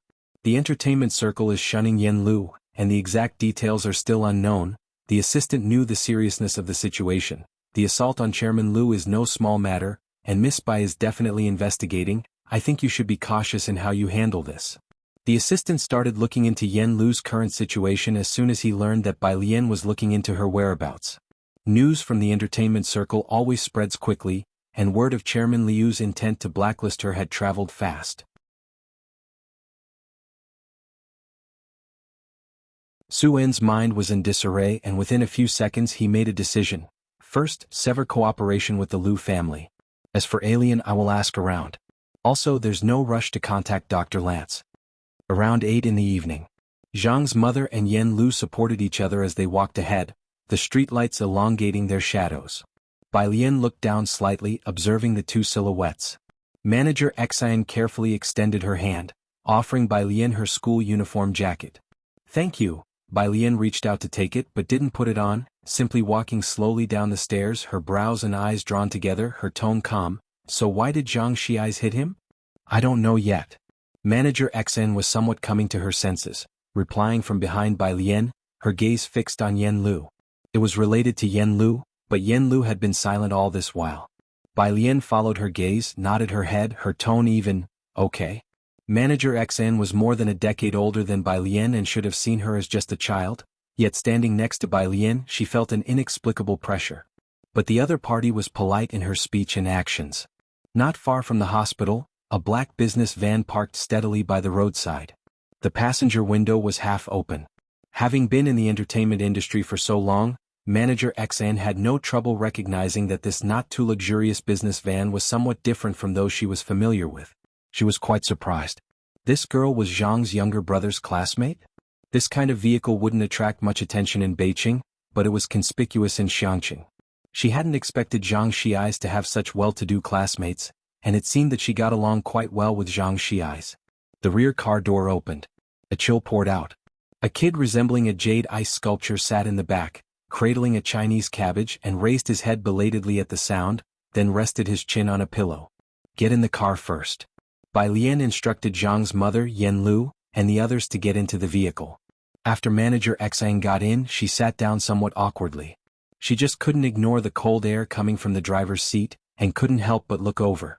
All she could see was the back of a head, and the outline of a chiseled profile, with pale slender fingers resting on the steering wheel, and a Bluetooth earpiece in his right ear, speaking to someone.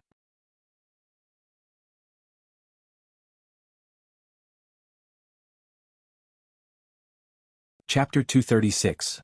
088 Dominant Alien _2. The tone was casual and lazy, yet laced with ice, such a unique voice that it would stand out even in the entertainment industry, spouting words that left people clueless, words like recoil nucleus, spectroscopic measurement, annual modulation effects. Sister Yen Luxin couldn't make out a single word. Where to? Jiang Fulai finally greeted the person on the other end of the Bluetooth only after he saw Bai Lian get into the car. He pressed the Bluetooth button and spoke to her in a low voice. Bai Lian's expression wasn't great either. To the flower shop. First sending Mother Zhang and the others back. So you guys still haven't seen Zhang Xiai's? Bai Lian tilted her head as she asked the person sitting behind her. By now Yen Lu had caught on, her gaze fixated out the window that had almost lost its luster. Before the trial, we can't see him unless we find a lawyer to go meet him. Both she and sister said they checked, and Zhang Xiai's was in criminal detention, family couldn't visit. So no one knew what exactly Zhang Shi's current situation was. She and sister were already doing their best to find a lawyer. Bai Lian nodded, indicating she understood. She took out her phone, opened the dial pad, and directly punched in a string of numbers. Chief Chen on the other end. He had just finished his work for the day and was about to take a quick shower when a specially set ringtone for his phone went off. He hurriedly put down his clothes and answered the phone with the speed of a sprinter. The one making this call could only be either Bai Lian or Jiang Fulai. Miss Bai. He answered the call before the third ring with lightning speed. Bai Lian, phone in hand, her other arm resting on a half-open car window, was invigorated by the cold wind, and she concisely stated her concern. I want to know how he's doing inside now. Zhang Xiai's? Chief Chen hadn't heard the name before. But that didn't stop him from looking it up at the police station. He no longer cared about his shower and put his hat back on. Don't worry, I'm heading to the police station to check for you. Lu Ximing, who is that? Chief Chen hadn't heard of this person either. Bai Lian pondered, philanthropist? Seems like a shareholder of Time Entertainment too. She only ever heard Wang Qi mention him briefly. Don't look at me. Jiang Fulai hadn't said a word while she was talking, but upon seeing her look his way, he raised an eyebrow. I don't know either. If you're talking about Lu Sun, I might recognize him a bit. Back seat. Sister looked at Yen Lu, then at Bai Lian and the others, utterly baffled. Lu Ximing wasn't just a major shareholder of Time Entertainment, he was also well known online for his frequent charity work, especially with good marketing.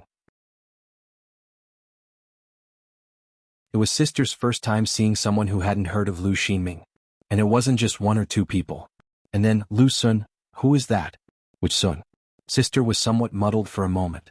Zhang family. Mother Zhang hadn't rested in 2 days. Bai Lian took her back to the Zhang family home, comforting her to get some rest. Auntie, take care of yourself first. She didn't urge Mother Zhang to eat but bought her a bowl of soup on the way for her to drink. Under Bai Lian's comforting, Mother Zhang closed her eyes and fell asleep, though it was not a restful sleep. Her brow furrowed even in her light slumber.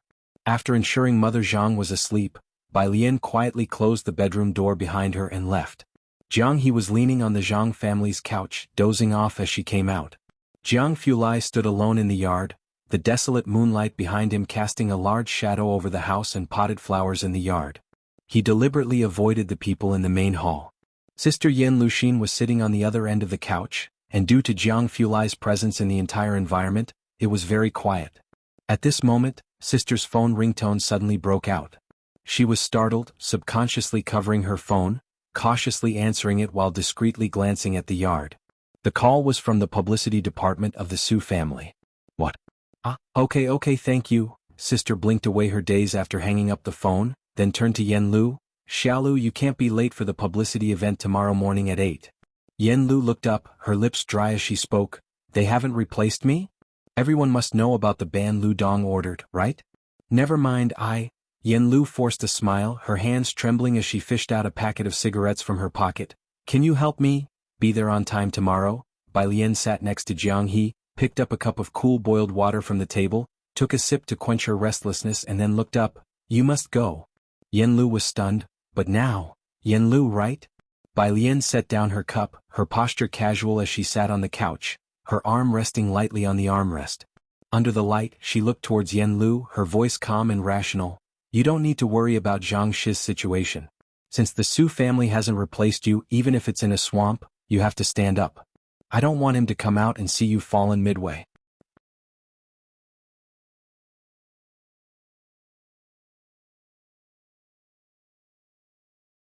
Chapter 237.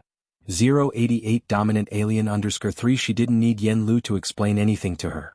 But she believed that the Zhang family, who would leave the most beautiful lily for Yang Lin every week, were trustworthy. Yan Lu's fingers trembled violently, and the cigarette box instantly dropped to the ground. She looked into the eyes of the girl in front of her, dark pupils like the vast night sky, seemingly able to accommodate everything, resolute and calm, with no questioning, no doubts, and not even an accusation. Yan Lu felt like crying. Bai Lian seemed to see through them all, and yet after that she said something so light yet so incredibly heavy. I believe in you and I believe in him as well, stand up. She was firmly choosing her side with Zhang Shi's. Trembling, Yan Lu covered her eyes with both hands, silently tilting her head back, and after a long while she lowered her hands and spoke in a hoarse voice. There's a video, I don't know who to give it to, I want to send it to you. She didn't trust anyone, including the police. After saying that, she paused for a long time. She stood up, fished out sunglasses from her pocket and put them on, covering her reddened eyes. Sister XN, arrange for the shooting tomorrow morning, she said as she walked out, her voice strong. Hand me the script and also contact whoever can still be reached, inquire about news from Lu Xinming's side. After the two had left, Jiang Fulai came in from outside. Bai Lian picked up the cigarette box that Yan Lu had left on the sofa, playing with it in one hand, her gaze lowered in no rush as she drew out a long thin cigarette from the box. With the cigarette loosely held between her fingertips, she bit it casually, and as she turned her head, she saw Jiang Fulai coming out of the courtyard. The two exchanged glances for a moment. Bai Lian, Tui. She spat out the cigarette. Police station. Chief Chen came to check on Zhang Shi's case, and the station chief was very surprised to know that he was looking into Zhang Shi's, quickly leading him to the detention area. He's right here. Chief Chen peered through the small window in the iron door at Zhang Shi's inside. Zhang Shi's lay on the only bed, motionless. Chief Chen frowned. Open the door. The door was opened.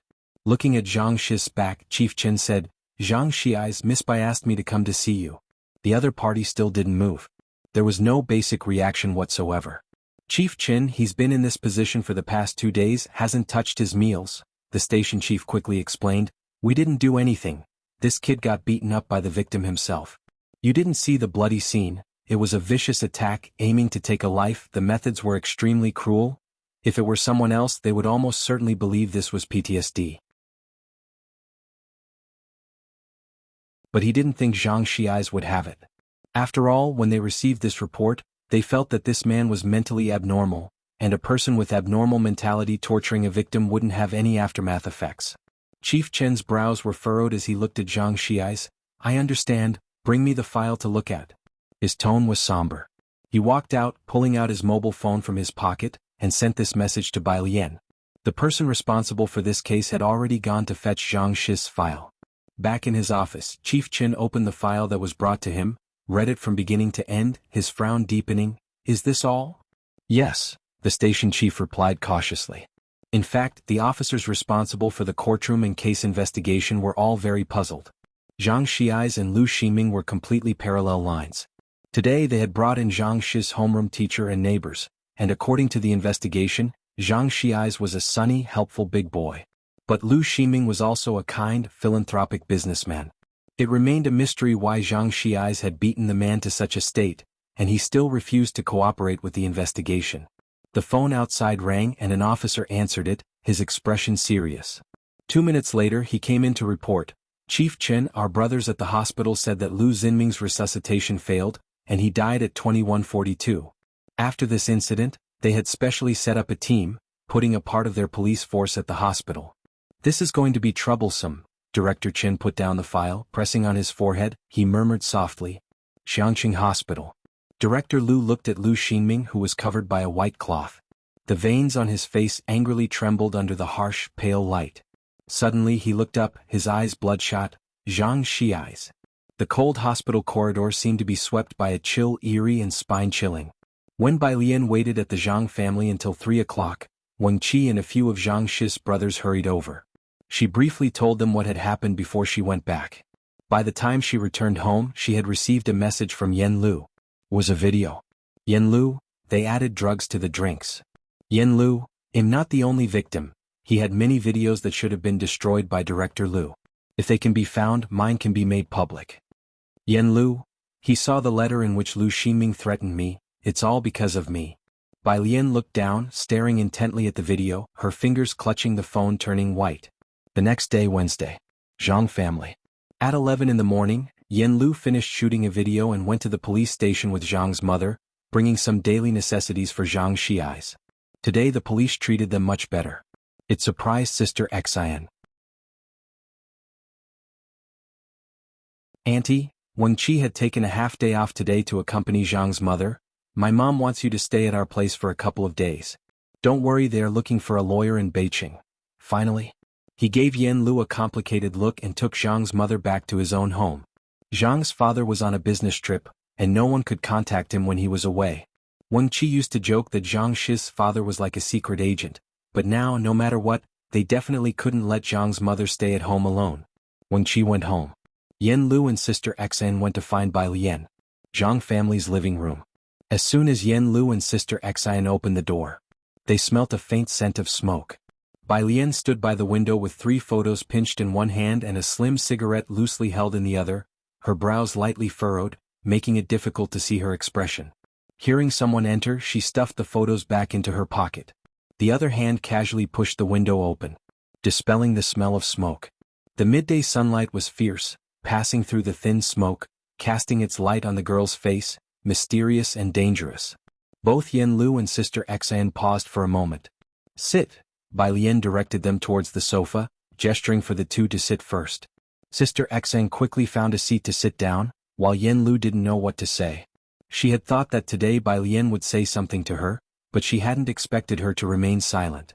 Even her gaze remained as it always had been. Yen Lu softly sat down next to Sister Exiled. The living room became quiet. Just as Sister Exiled couldn't help but want to say something. The door was knocked on 3 times, polite and respectful. Sister Exiled wondered who could be visiting at this time and so politely knocking. While she thought this, she went to open the living room door, only to see a somewhat familiar figure. As an agent, Sister Exiled naturally remembered all the investors. She was startled and couldn't believe the person would appear here. She opened her mouth in surprise. Suen? How did you come here? On the sofa, Yen Lu, who was deep in thought, also looked up and was very surprised to see Suen. Suen glanced at Sister Exiled. He was busy with work and had not brought his assistant. So he did not recognize that this was Yen Lu's agent. He just cracked a hasty smile, nodded a slight acknowledgement to her and walked inside. When he saw Bai Lian standing by the window, Suen finally sighed in relief. Ah. Suen, I'm just going to ask you one question. Bai Lian extinguished the cigarette and looked aside indifferently. She looked at Suen without even addressing him as Mr. Su, and simply asked, Who were you trying to save by seeking me out yesterday? Lu Ximing?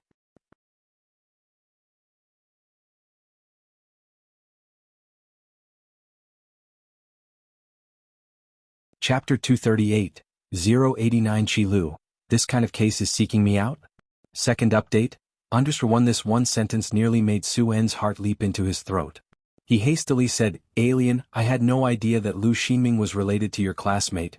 The tenser Suen got, the clearer his mind became. He laid out his thoughts systematically. Give me Dr. Lance's contact information. I didn't send anyone to the Lu family. Last night, I already terminated my cooperation with the Lu family.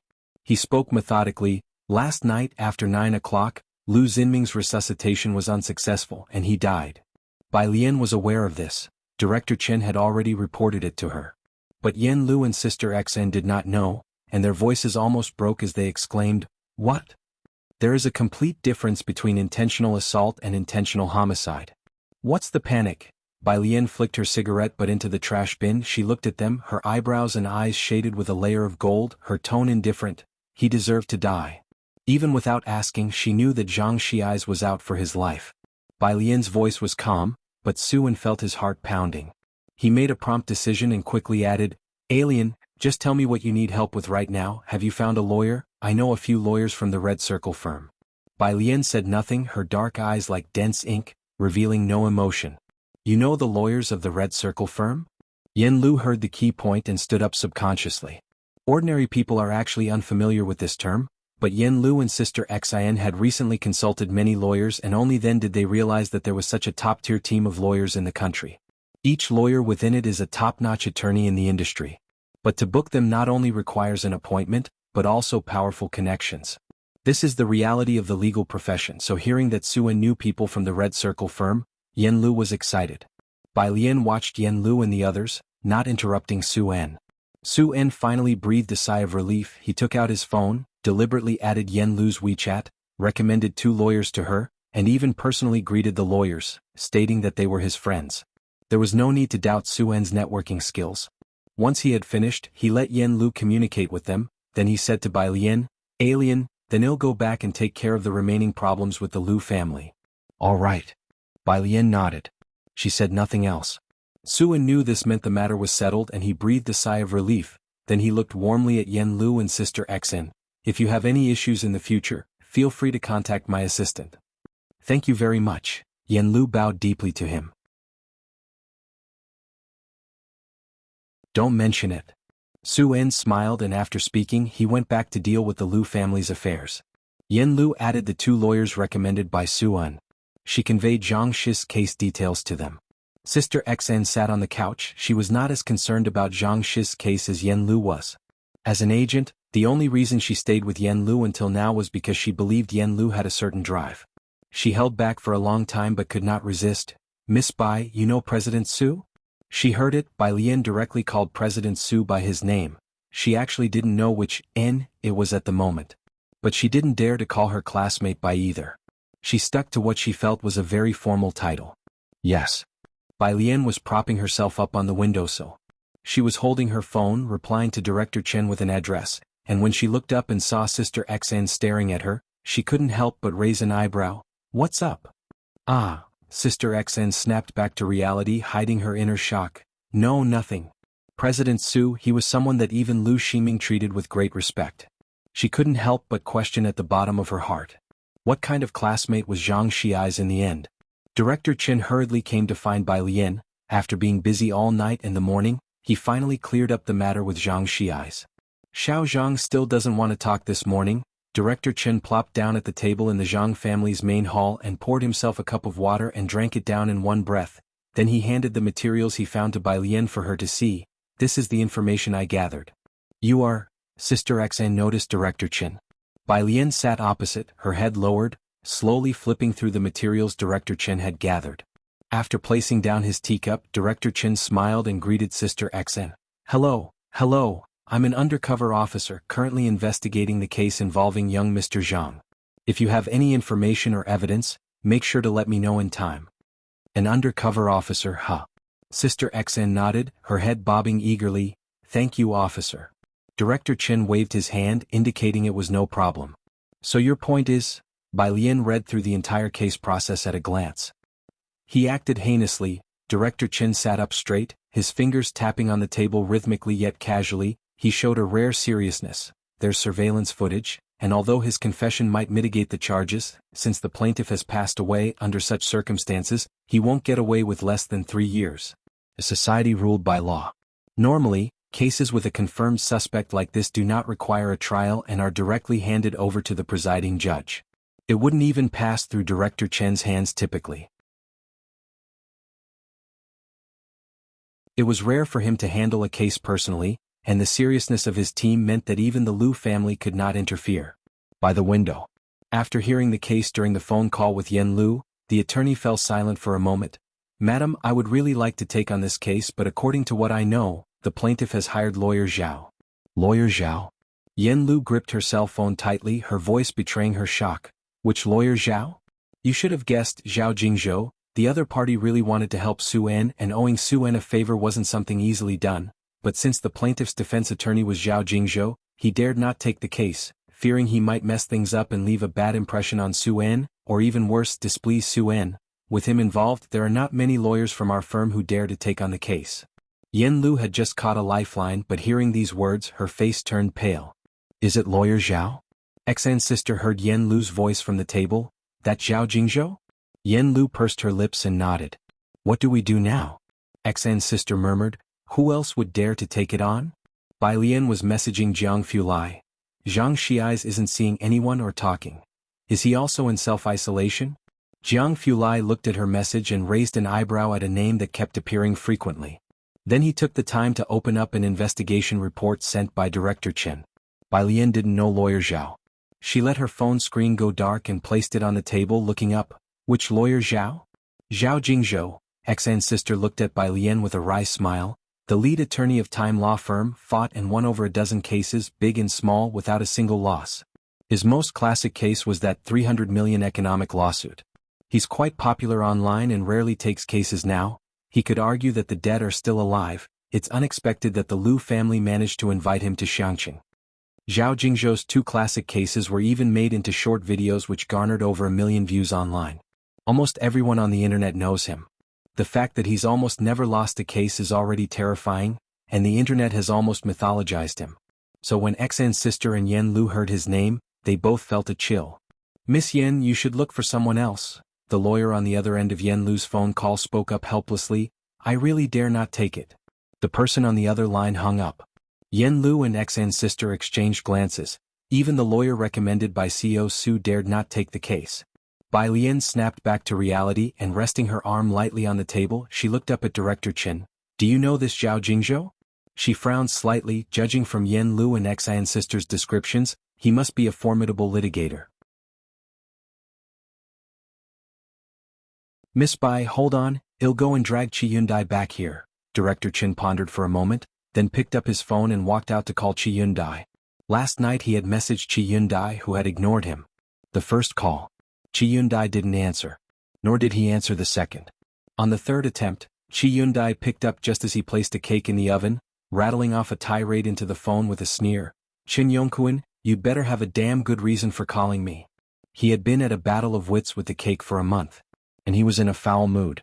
Director Chen walked slowly outside, shrugging his shoulders. It's not really about me, this concerns Miss Bai. Qi Yundai turned off the oven switch. What's going on with Miss Bai?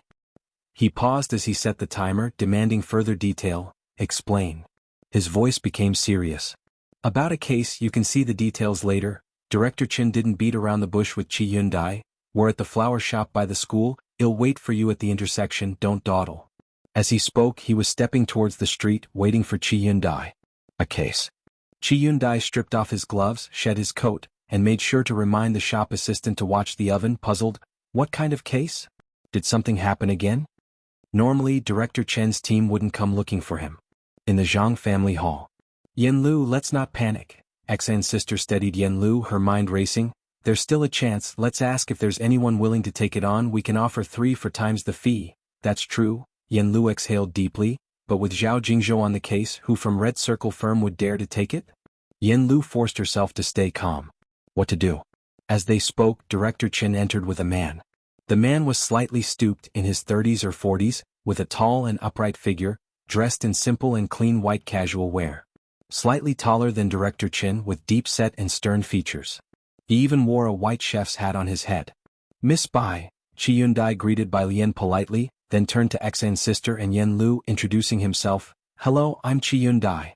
This is Lawyer Qi. I declare him to be our defense attorney for this case. Director Chen introduced Qi Yundai to Yen Lu and Xan's sister in a haphazard manner, then thrust the case file into his hands. Take a look first, court begins next week. He had spent the previous night and morning organizing the case, also to provide Qi Yundai with reference material. Qi Yundai skimmed the case file, and the corner of his mouth twitched involuntarily as he cast a sidelong glance at Director Chen. Are you out of your mind? You needed to call me for this kind of case?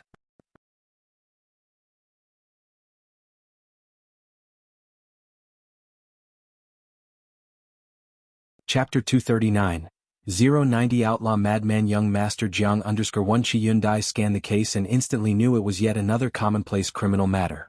He initially thought that since Director Chen was being so secretive, it must be some major incident or a big case. But it wasn't even worth mentioning. Any lawyer from young Master Jiang's team could handle it. Cases with such clear causes and effects rarely vary much in outcome. If even this kind of case requires me, then that group of lawyers might as well pack up. Chi Yundai placed the case file on the desk with a sneer. Upon hearing Chi Yundai's unabashed words, Director Chen's temple throbbed several times. He coughed, covering his mouth with his left hand, and said in a lowered voice, "Chi Lu, this person is Miss Bei's friend." "Fold me up." Chi Yundai immediately sat up straight, reaching out to pick up the file again. "Miss Bai, to be frank, what I am best at is criminal litigation." His expression was austere and solemn. If only he weren't wearing that chef hat. Bai Lian sat opposite him, slightly leaning against the back of her chair with a lazy posture, her slender, pale fingers tapping intermittently on the back of her phone, listening quietly to the conversation between the two. "All right, then I'll leave it to you." She paused her fingertip and gave thanks. Chi Yundai waved his hand and began flipping through Zhang Shi's file. 5 minutes later, he frowned slightly and asked, "What kind of sentence can you accept?" Bai Lian didn't speak, simply tilting her head to look at Yen Lu. Yen Lu had inquired about lawyers relevant to this on the first day. She had also consulted 2 lawyers from Red Circle firm introduced by Suen. This case had eyewitness testimony and video surveillance, a heinous and intentional murder. Cases like this normally resulted in imprisonment for no less than 10 years under normal circumstances, but the other party's lawyer was Zhao Jingzhou. Thus, the best possible verdict for Zhang Xi's might still be 15 years of fixed-term imprisonment. They all suspected that with the methods of the Lu family, it was very possible to get a life sentence or even the death penalty. Yen Lu looked at Chi Yundai. Neither she nor Sister Xn had ever heard of Chi Yundai, especially with him wearing a neatly arranged chef hat. Before Director Chen spoke up, neither Yen Lu nor Sister Xn took him for a lawyer. 15. Yen Lu was watching Chi Yundai as she began to speak, but when she uttered the first syllable, she distinctly saw Chi Yundai's eyes narrow. "No, as long as it's not the death penalty." "Not the death penalty, that's all." "Not the death penalty, that's all?" Chi Yundai repeated expressionlessly. He looked at Yen Lu, biting back curses, then turned his head somewhat speechlessly towards Director Chen. "He wants me to get involved in a case where the verdict is anything but the death penalty? He might as well just use his toes to type."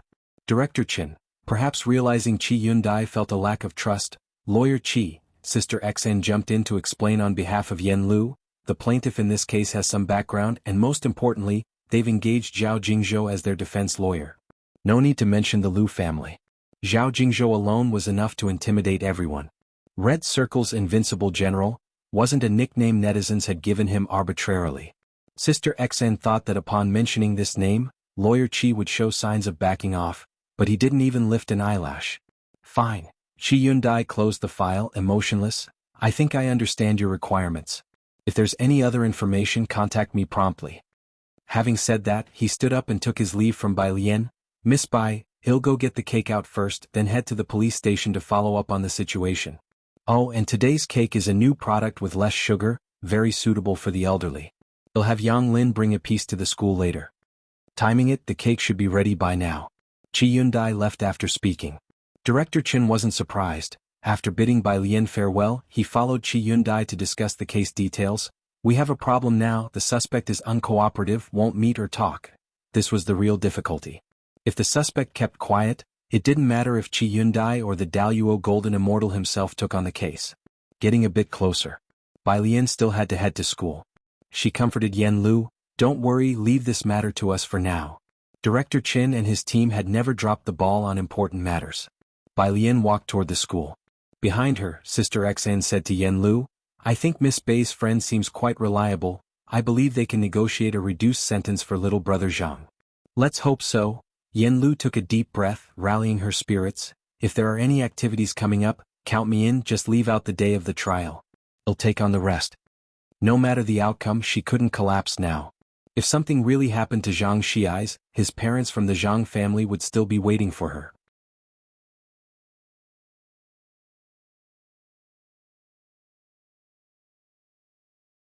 Chapter 240, 090 Outlaw Madman Young Master Jiang Unders? Let me think, Xinjia pondered in her mind. Ever since the news broke that Yen Lu was blacklisted, no partners sought her out. "I have a classmate who is a producer for the Great Eternal Prosperity. He'll ask if he can give you an audition opportunity." "Thank you," Yen Lu said, looking at Xinjia earnestly. "Xinjia?" Xinjia waved her hand meanwhile. Bai Lian returned to school. At the entrance of the teaching building's staircase, Wang Qi had just returned as well and got into an argument with someone at the bottom of the stairs, surrounded by a 3-layer deep crowd of students. Say that again? The buzz-cut boy shouted at him. What if I say it again, huh? Everyone knows Zhang Xiais is a murderer, spit, he even killed a great philanthropist. Wang Qi was about to fight when he was held back by students from class 15. Wang Qi, let it go. Let's try not to cause any trouble for Mother Lu. No wonder the school ranks so low, having a murderer isn't surprising, a social pariah, a disgrace. The buzz-cut boy spat. You say one more word? A voice rose from within the crowd. It was light and slow. The crowd subconsciously parted to make way, revealing Bai Lian behind them. She had taken off her school uniform jacket and was casually carrying it in her hand, revealing the snow-white shirt underneath. Her hair was arranged carelessly with a few strands blown messy by the wind, and she walked forward slowly, step by step, with the wind against her. Each step seemed to tread on bones, pressing on everyone's hearts. The noise of the crowd gradually disappeared. Quietness lingered, only the shallow sound of breathing remained. Bai Lian stopped in front of the buzz-cut boy. She was taller than the average girl. She reached out, her pale, snow-like fingers casually grabbing the boy's neck, forcing him to crouch down. She looked down at him, raised an eyebrow and said with a light and indifferent tone, Go on, why aren't you talking anymore, The buzz-cut boy was very arrogant. He was jealous of Zhang Xiais. But his arrogance did not mean he was foolish. Alarms screamed in his mind, and he had the feeling that this Bai Lian was even crazier than the lunatic Qinwei from the school. His neck restrained, he couldn't speak and could only look up at her with fright. The Dean of Discipline is coming, someone shouted from not too far away. Wang Qi tugged at Bai Lian's sleeve. Sister Lian. Bai Lian gave buzz-cut boy one last glance. Without hurry she let go of her hand, then shook her uniform jacket and methodically put it on. The boy gasped for air and stumbled several steps backward. What's all this crowd about? Are you fighting? The Dean of Discipline approached with a stern face. In the center of the crowd, Bai Lian was pulling up the zipper of her school uniform slowly, head bowed. When she looked up again, her face was back to its usual laziness. She looked at the Dean of Discipline and dropped her long lashes slightly. No, teacher, I was just discussing a question with Wang Qi. They were gathered around to watch. Oh, it's Bai Lian. The Dean of Discipline's mood brightened immediately upon seeing her, smiling particularly warmly. His gaze then fell on the buzz-cut boy behind her. Bai Lian, no one's been bullying you, right? The Dean of Discipline eyed the troublemaker buzz-cut warily. Bai Lian was demure. No, Dean. The Dean of Discipline nodded, clearly disbelieving, but said, It's all right, Bai Lian. You go on up. I'll stand here and keep an eye on things. Buzz-cut. Other students, this is ridiculous. At the police station. When Jiang Fulai finished up and came over, Chief Chen and Qi Yundai had already been waiting at the door. Chief Jiang, this kid hasn't said a word in 3 days. Director Chen frowned. The biggest fear in a case was an uncooperative suspect. Jiang Fulai's face was expressionless as he spoke succinctly. Take me to see him. Detention center room. Zhang Xiais curled up, lying on the bed. He hugged himself with both arms. His whole face was buried in his arms, the hair at the back of his head messy, and there were dried blood stains on his clothes, a strong rejection to communicate. Jiang Fulai entered and stood in the middle, looked around for a moment, then lowered his eyelids and said, You can't face yourself now? Afraid of the gaze of others? Zhang Shi's body stiffened. Director Chen respectfully carried in a chair. Jiang Fulai held his overcoat, coldness emanating from head to toe. He slowly sat down, then lifted his right hand slightly. Director Chen understood immediately. He left the small cabin, gently closing the door behind him. I've almost finished investigating the matter. Jiang Fulai relaxed back into the seat and raised an eyebrow after Director Chen left. Do you think you did wrong? But I don't think you made a mistake. Zhang Xiais dropped his hands, revealing a pair of bloodshot eyes. In this world no one can judge right from wrong. I don't think the law upholds justice. It's just a set of rules to restrain everyone's behavior.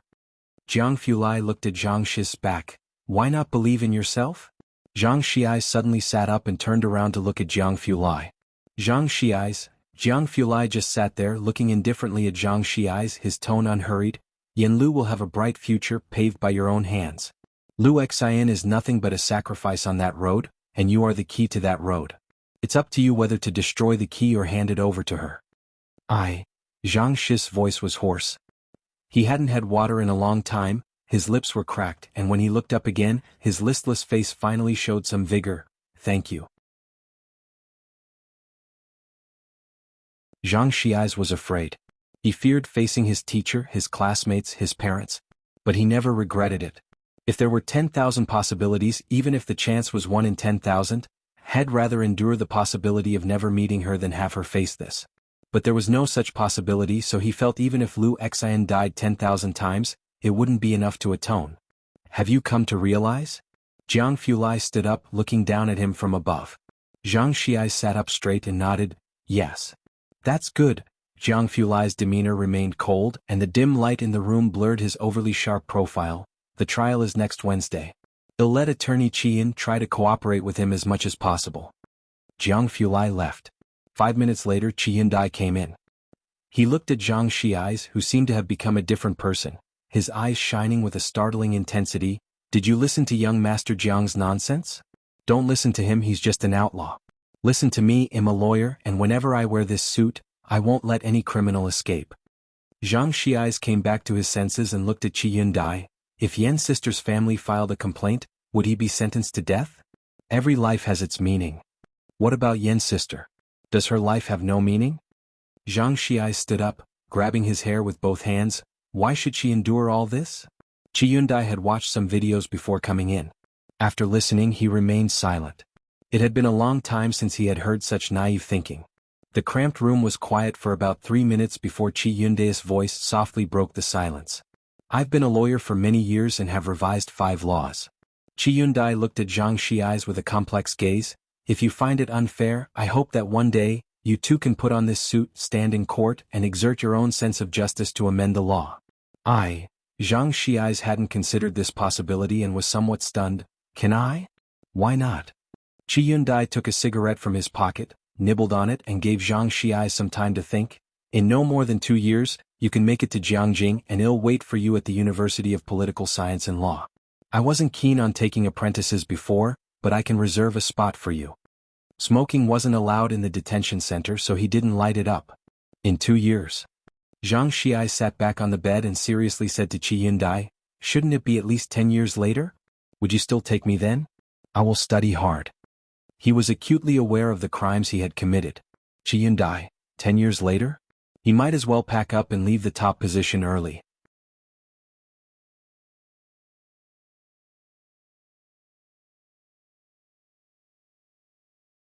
Chapter 241, Chapter 91, Qi Lu the Great Killer in All Directions. Second update, Underswan, no, after 10 years how can you distrust me so much? Qian Dai sneered, don't you know the first principle for a client is to fully trust their defense attorney? Zhang Shi muttered, I do want to trust you. Qian Dai entered the room full of worry and almost died of anger when he was about to leave because of Zhang Shi's. How could he have anticipated Jiang's son would be so swayed by a few words? You might as well be mute. You can't expect Jiang's son to do anything good. Director Chen was waiting for him at the entrance. When Jiang's son left, his expression was as usual, unchanging. Director Chen couldn't discern any progress and didn't dare to speculate and ask. How did it go? Qian Dai came out and he hurriedly approached and asked. What is it with all of you not trusting me? 10 years? 15 years? The death penalty? Qian Dai complained to Director Chen and then pointed to his own face. I always thought my face carried authority, why can't they have a little trust? Upon hearing this, Director Chen silently looked up. Perhaps it's because of the hat. Hat? Qian Dai frowned. What hat? On your head. Director Chen heard from his tone that Zhang Shi's was okay, so he withdrew his gaze and walked outside with some unspeakable feelings. The chef's hat. Qian Dai's feet instantly froze in place. He looked down at his suit pants, white shirt. Then tremblingly reached up to his head and felt the chef's hat. His whole being as if struck by lightning. So, I've been parading around town with this hat on all afternoon? Yeah. Director Chen nodded. Why didn't you remind me? Attorney Kai's stern and serious face began to crumble bit by bit. He walked from the cake shop to the Zhang family, then to the police station, all the while wearing this thing? This foolish appearance, passers-by saw it. Miss Bai saw it. Jiang's son saw it. Director Chen, seeing that he was oblivious, was even more surprised than him. He touched his head, utterly confused, and carefully said, "I thought you had a special reason for doing it. Like making the opponent lower their guard." "Say it," Attorney Chi coldly said to Director Chin. "How many years do you want to go in for?" Director Chin, Xiangqing No. 1 Middle School. Jiang Fulai parked the car at the side of the road with a cold expression on his face. Bai Lian didn't get in the car but lazily knocked on the passenger door window as it rolled down. "Why haven't you replied to my messages?" She raised an eyebrow. Jiang Fulai, still with a cold face, unlocked his phone to see the 2 messages Bai Lian had sent 2 hours before. "Zhang Xiais is afraid of you. His spirit is fragile right now, you need to treat him gently. It's his first time doing something like this. He must be scared, comfort and guide him." In front of her, Jiang Fulai coldly replied with one character. "1, Bai Lian." She pulled open the car door. "So, what's his situation now?" "Alive." Jiang Fulai waited for her to get seated before starting the car, speaking succinctly, polite and refined. Jiang's son has always been indiscriminate in his mockery, only holding back from insulting Zhang Xiais today because of Bai Lian's face. In his view, Zhang Xiais hadn't used his brain at all when doing this deed. Otherwise, Qi Yundai would have 100 ways to get him acquitted. Jiang Fulai drove to the estate where Qi Yundai and Director Chen were already present. Zhang Shi's case still had many details and evidence that required attention. When Bai Lian and Jiang Fulai arrived, the two were in the midst of a heated discussion. Mr. Jiang, Miss Bai, Qi Yundai, holding the documents and still intending to scold Director Chen, glanced at the newcomers and stood with his papers, recalling something important. "My attorney badge is still in Jiangjing. The attorney badge is issued by the Lawyers Association to every attorney. It can only be worn in court. Qi Yundai hadn't brought it along on this trip to Xiangqing." "Badge." Director Chen indeed recalled someone. "Chen Jingyu will come to Xiangqing in 2 days, he'll let him know to bring your badge along." "Chen Jingyu?" Qi Yundai wasn't familiar with this person and looked towards Jiang Fulai. "Give it to Jiang Shijua." Jiang Fulai sat down on the sofa, lowered his gaze and poured 2 cups of tea. Qi Yundai took out his phone to take care of the matter. Because of Zhang Shi's incident, Class 15 had been under low morale lately. Tuesday evening. Director Chen waited for Bai Lian at the school entrance while Ming Dongheng went to watch Mr. Bei's match. So today the person bringing Jiang He became Director Chen. He waited at the road junction for Bai Lian. Jiang He, holding his small backpack, squatted by his feet. With half an hour to go until Bai Lian's school was dismissed, Jiang He preferred squatting at the curb watching leaves and daydreaming to staying at home.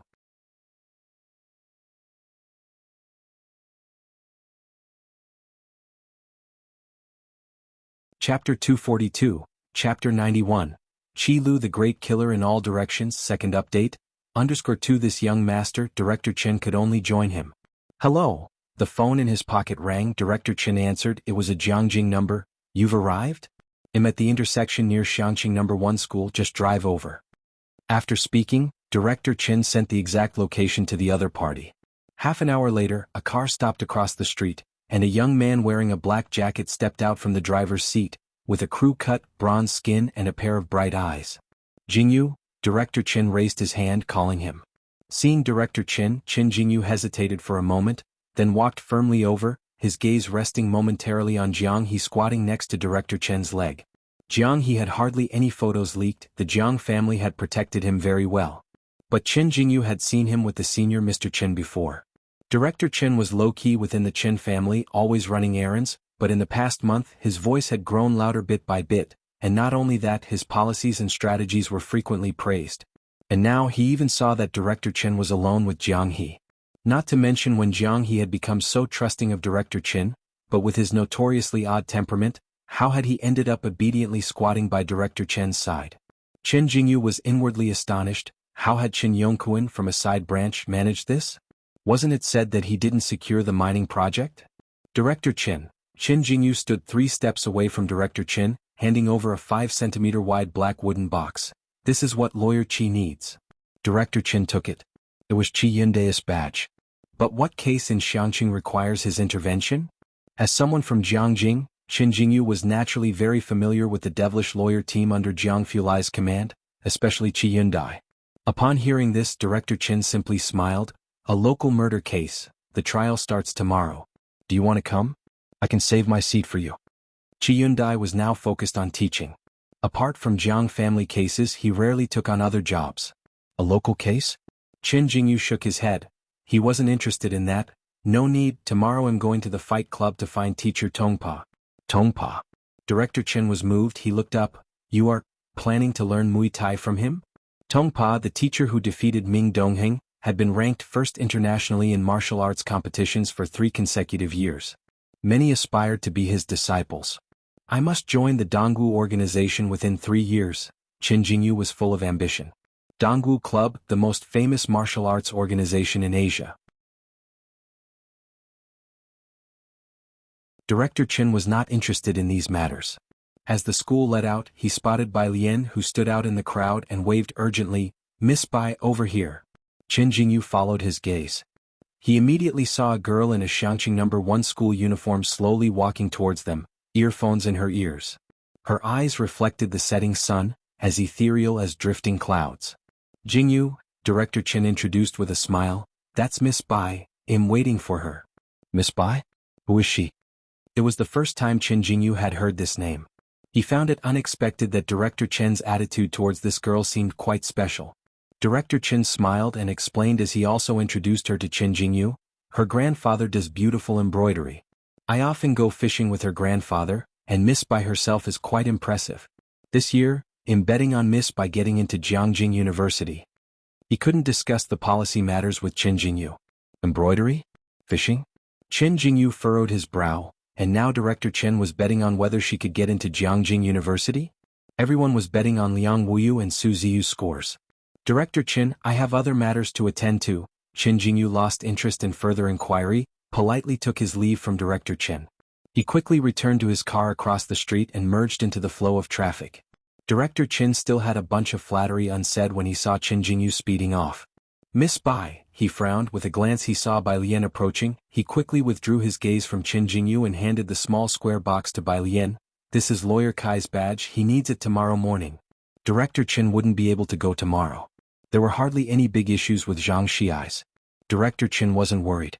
He now had to work overtime to wrap up official business, as Xin Qing was being discharged the day after tomorrow, and he needed to find time to be there. Okay, Bai Lian looked down at the small dark brown wooden box. It even had the law firm's pattern engraved on it. Quite unique.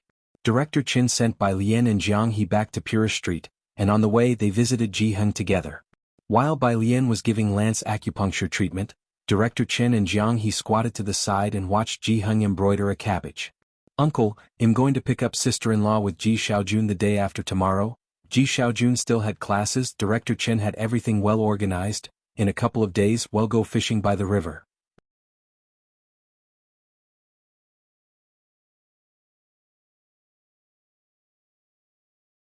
Chapter 243, Chapter 91, Qi Lu the Great Killer in All Directions. Second update. _3 Ji Heng squinted his eyes as he threaded the wool-like end of the thread through the nearly invisible eye of the needle. Qin Bureau and Jiang He were both astounded by what they saw. After threading the needle, Ji Heng finally spoke, it's enough for Xiaojun to go alone. How could Qin Bureau agree to this? But he did not say much, simply changing the subject. Miss Bai has switched from liberal arts to science. How are her grades in her senior year of high school now? The parent-teacher conference hadn't yet taken place.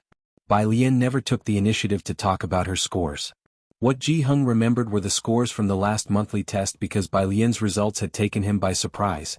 He remembered them very clearly, 450, not a high requirement, but enough to meet the Tier 2 university admission line. Ah! Qin Bureau was thrown into disarray.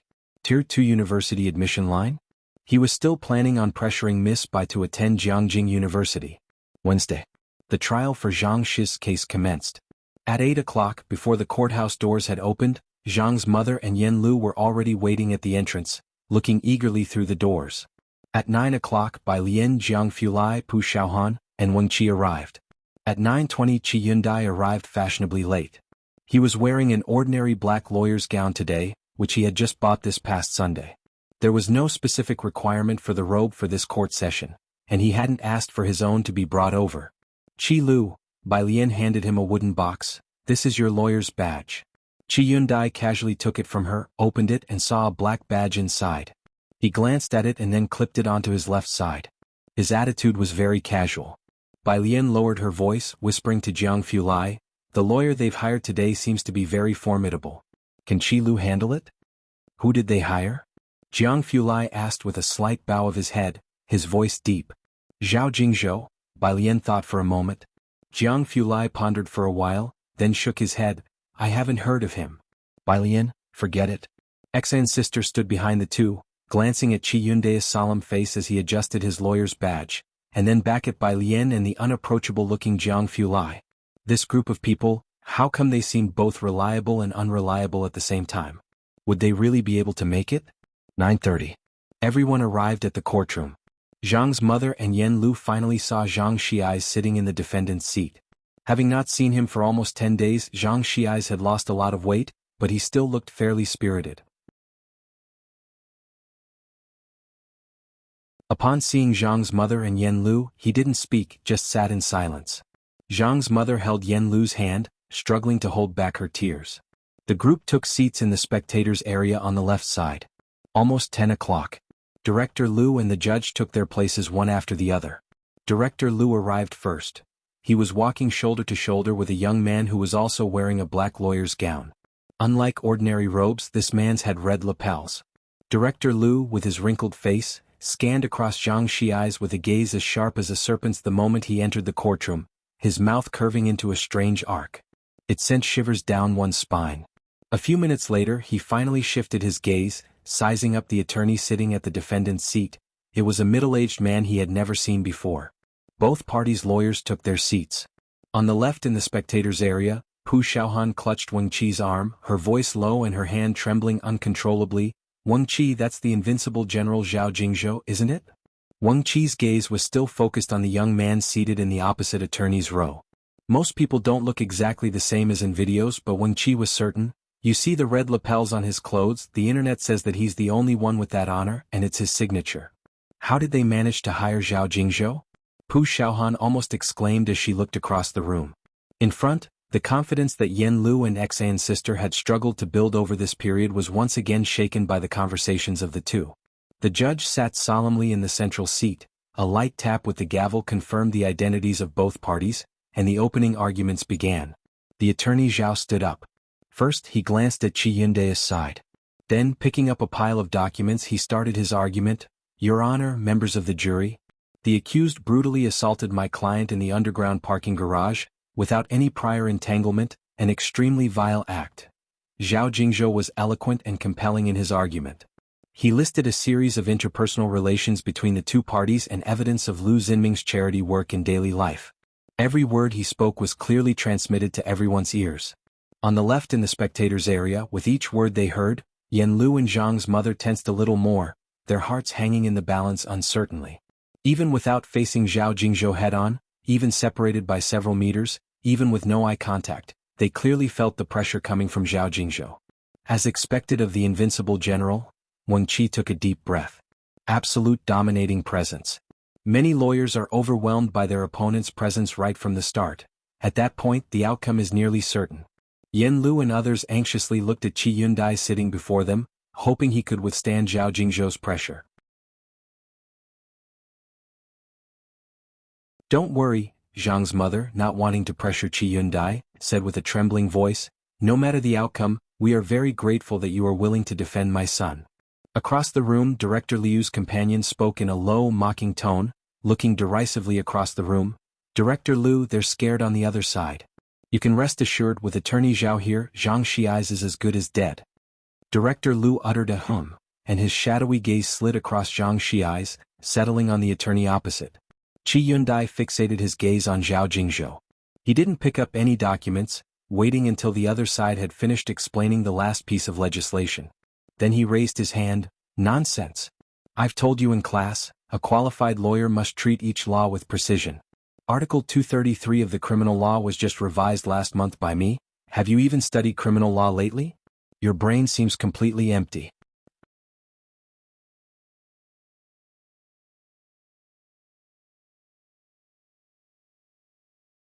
Chapter 244. 092 All-Around Crush _1 Qi Yundai was now immersed in studying law, taking public courses and giving lectures. More often, he was seen engaging in intense debates with learned figures at representative conferences. Over a decade he had revised 5 legal statutes. Among them, 3 were criminal laws. Zhao Jingzhou had become quite famous online in recent years. The cases he was involved in were hotly discussed by netizens, and his abilities at Red Circle firm were indeed top-notch, far exceeding those of the average lawyer. This was the Zhao Jingzhou that most netizens understood. However, the truly formidable lawyers had long been beyond this ranking. Most of their engagement was in international trade, and only the real insiders could know the difference. Zhao Jingzhou, being young and overly praised, had recently found it difficult to concentrate on these matters. Qi Yundai certainly recognized Zhao Jingzhou, an outstanding graduate of Jiangjing Law School. Zhao Jingzhou was almost always present when he gave public lectures. At Qi Lu's first strike, aside from Jiang Fulai, no one else had reacted. Yet Qi Yundai did not stop. He withdrew his gaze from Zhao Jingzhou and turned his head to scrutinize the witness summoned by the opposition, staring into their eyes. "Witness, are you saying that my client has no connection whatsoever with Lu Ximing? It's said that those who study the law have eyes one dares not meet." Qi Yundai was no exception. The witness was Lu Xinming's personal assistant. He nodded, avoiding eye contact. "Confirmed?" "Very well." Qi Yundai produced a photo and a video segment to present to the judge. "May I ask why you were at the Xiangqing Hotel on the day of the incident? What is this letter that you placed in Miss Yan Lu's room?" The judge received the photo and video.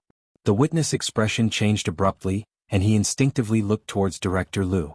"Witness." Qi Yundai settled back in his seat, resting his hand on the table and slightly turning his body to face the witness.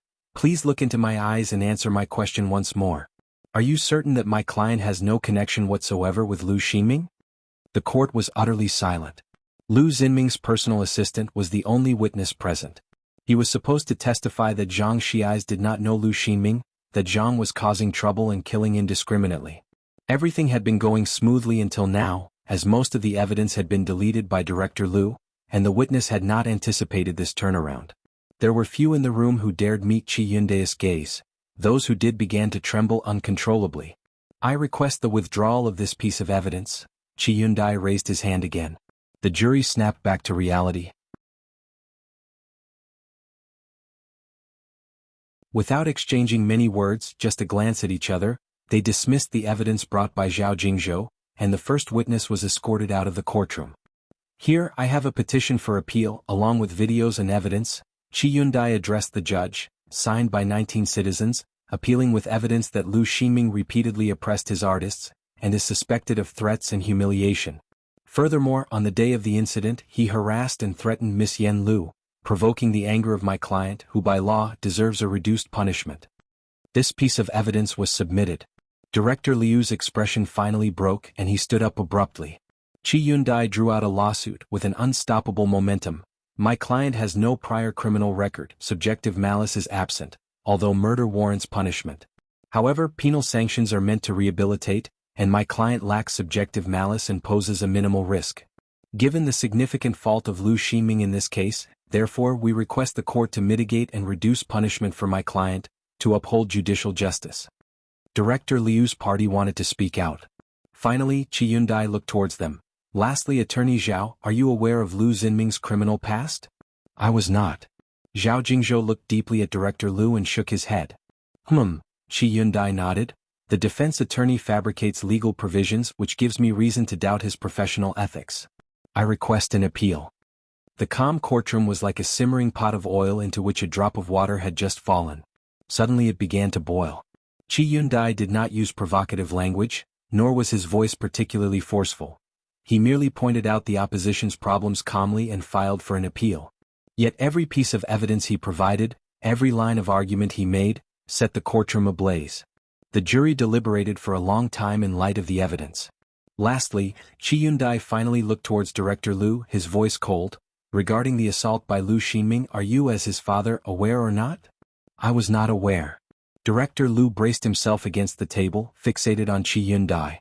Veins on his forehead bulged, his expression near hysterical. "Very well." Qi Yundai extracted an anti-invasion record with thanks for young Master Jiang's help. Not only was everything that had been deleted recovered, but IP records were included as well. Here is the video, the record of deleted recoveries, and after the incident with the witness phone, It only appeared in your and Xiangqing police officer's hands. Someone maliciously deleted the video. You're tuning in to the Han Li's Wuxia Chronicles YouTube channel. We're so grateful for your support, and don't forget to subscribe to join us on this incredible journey through captivating stories. Your generosity through donations truly makes a world of difference, as it's the primary source of revenue that allows me to expand and enhance this channel for you. Thank you from the bottom of my heart for being a part of this adventure.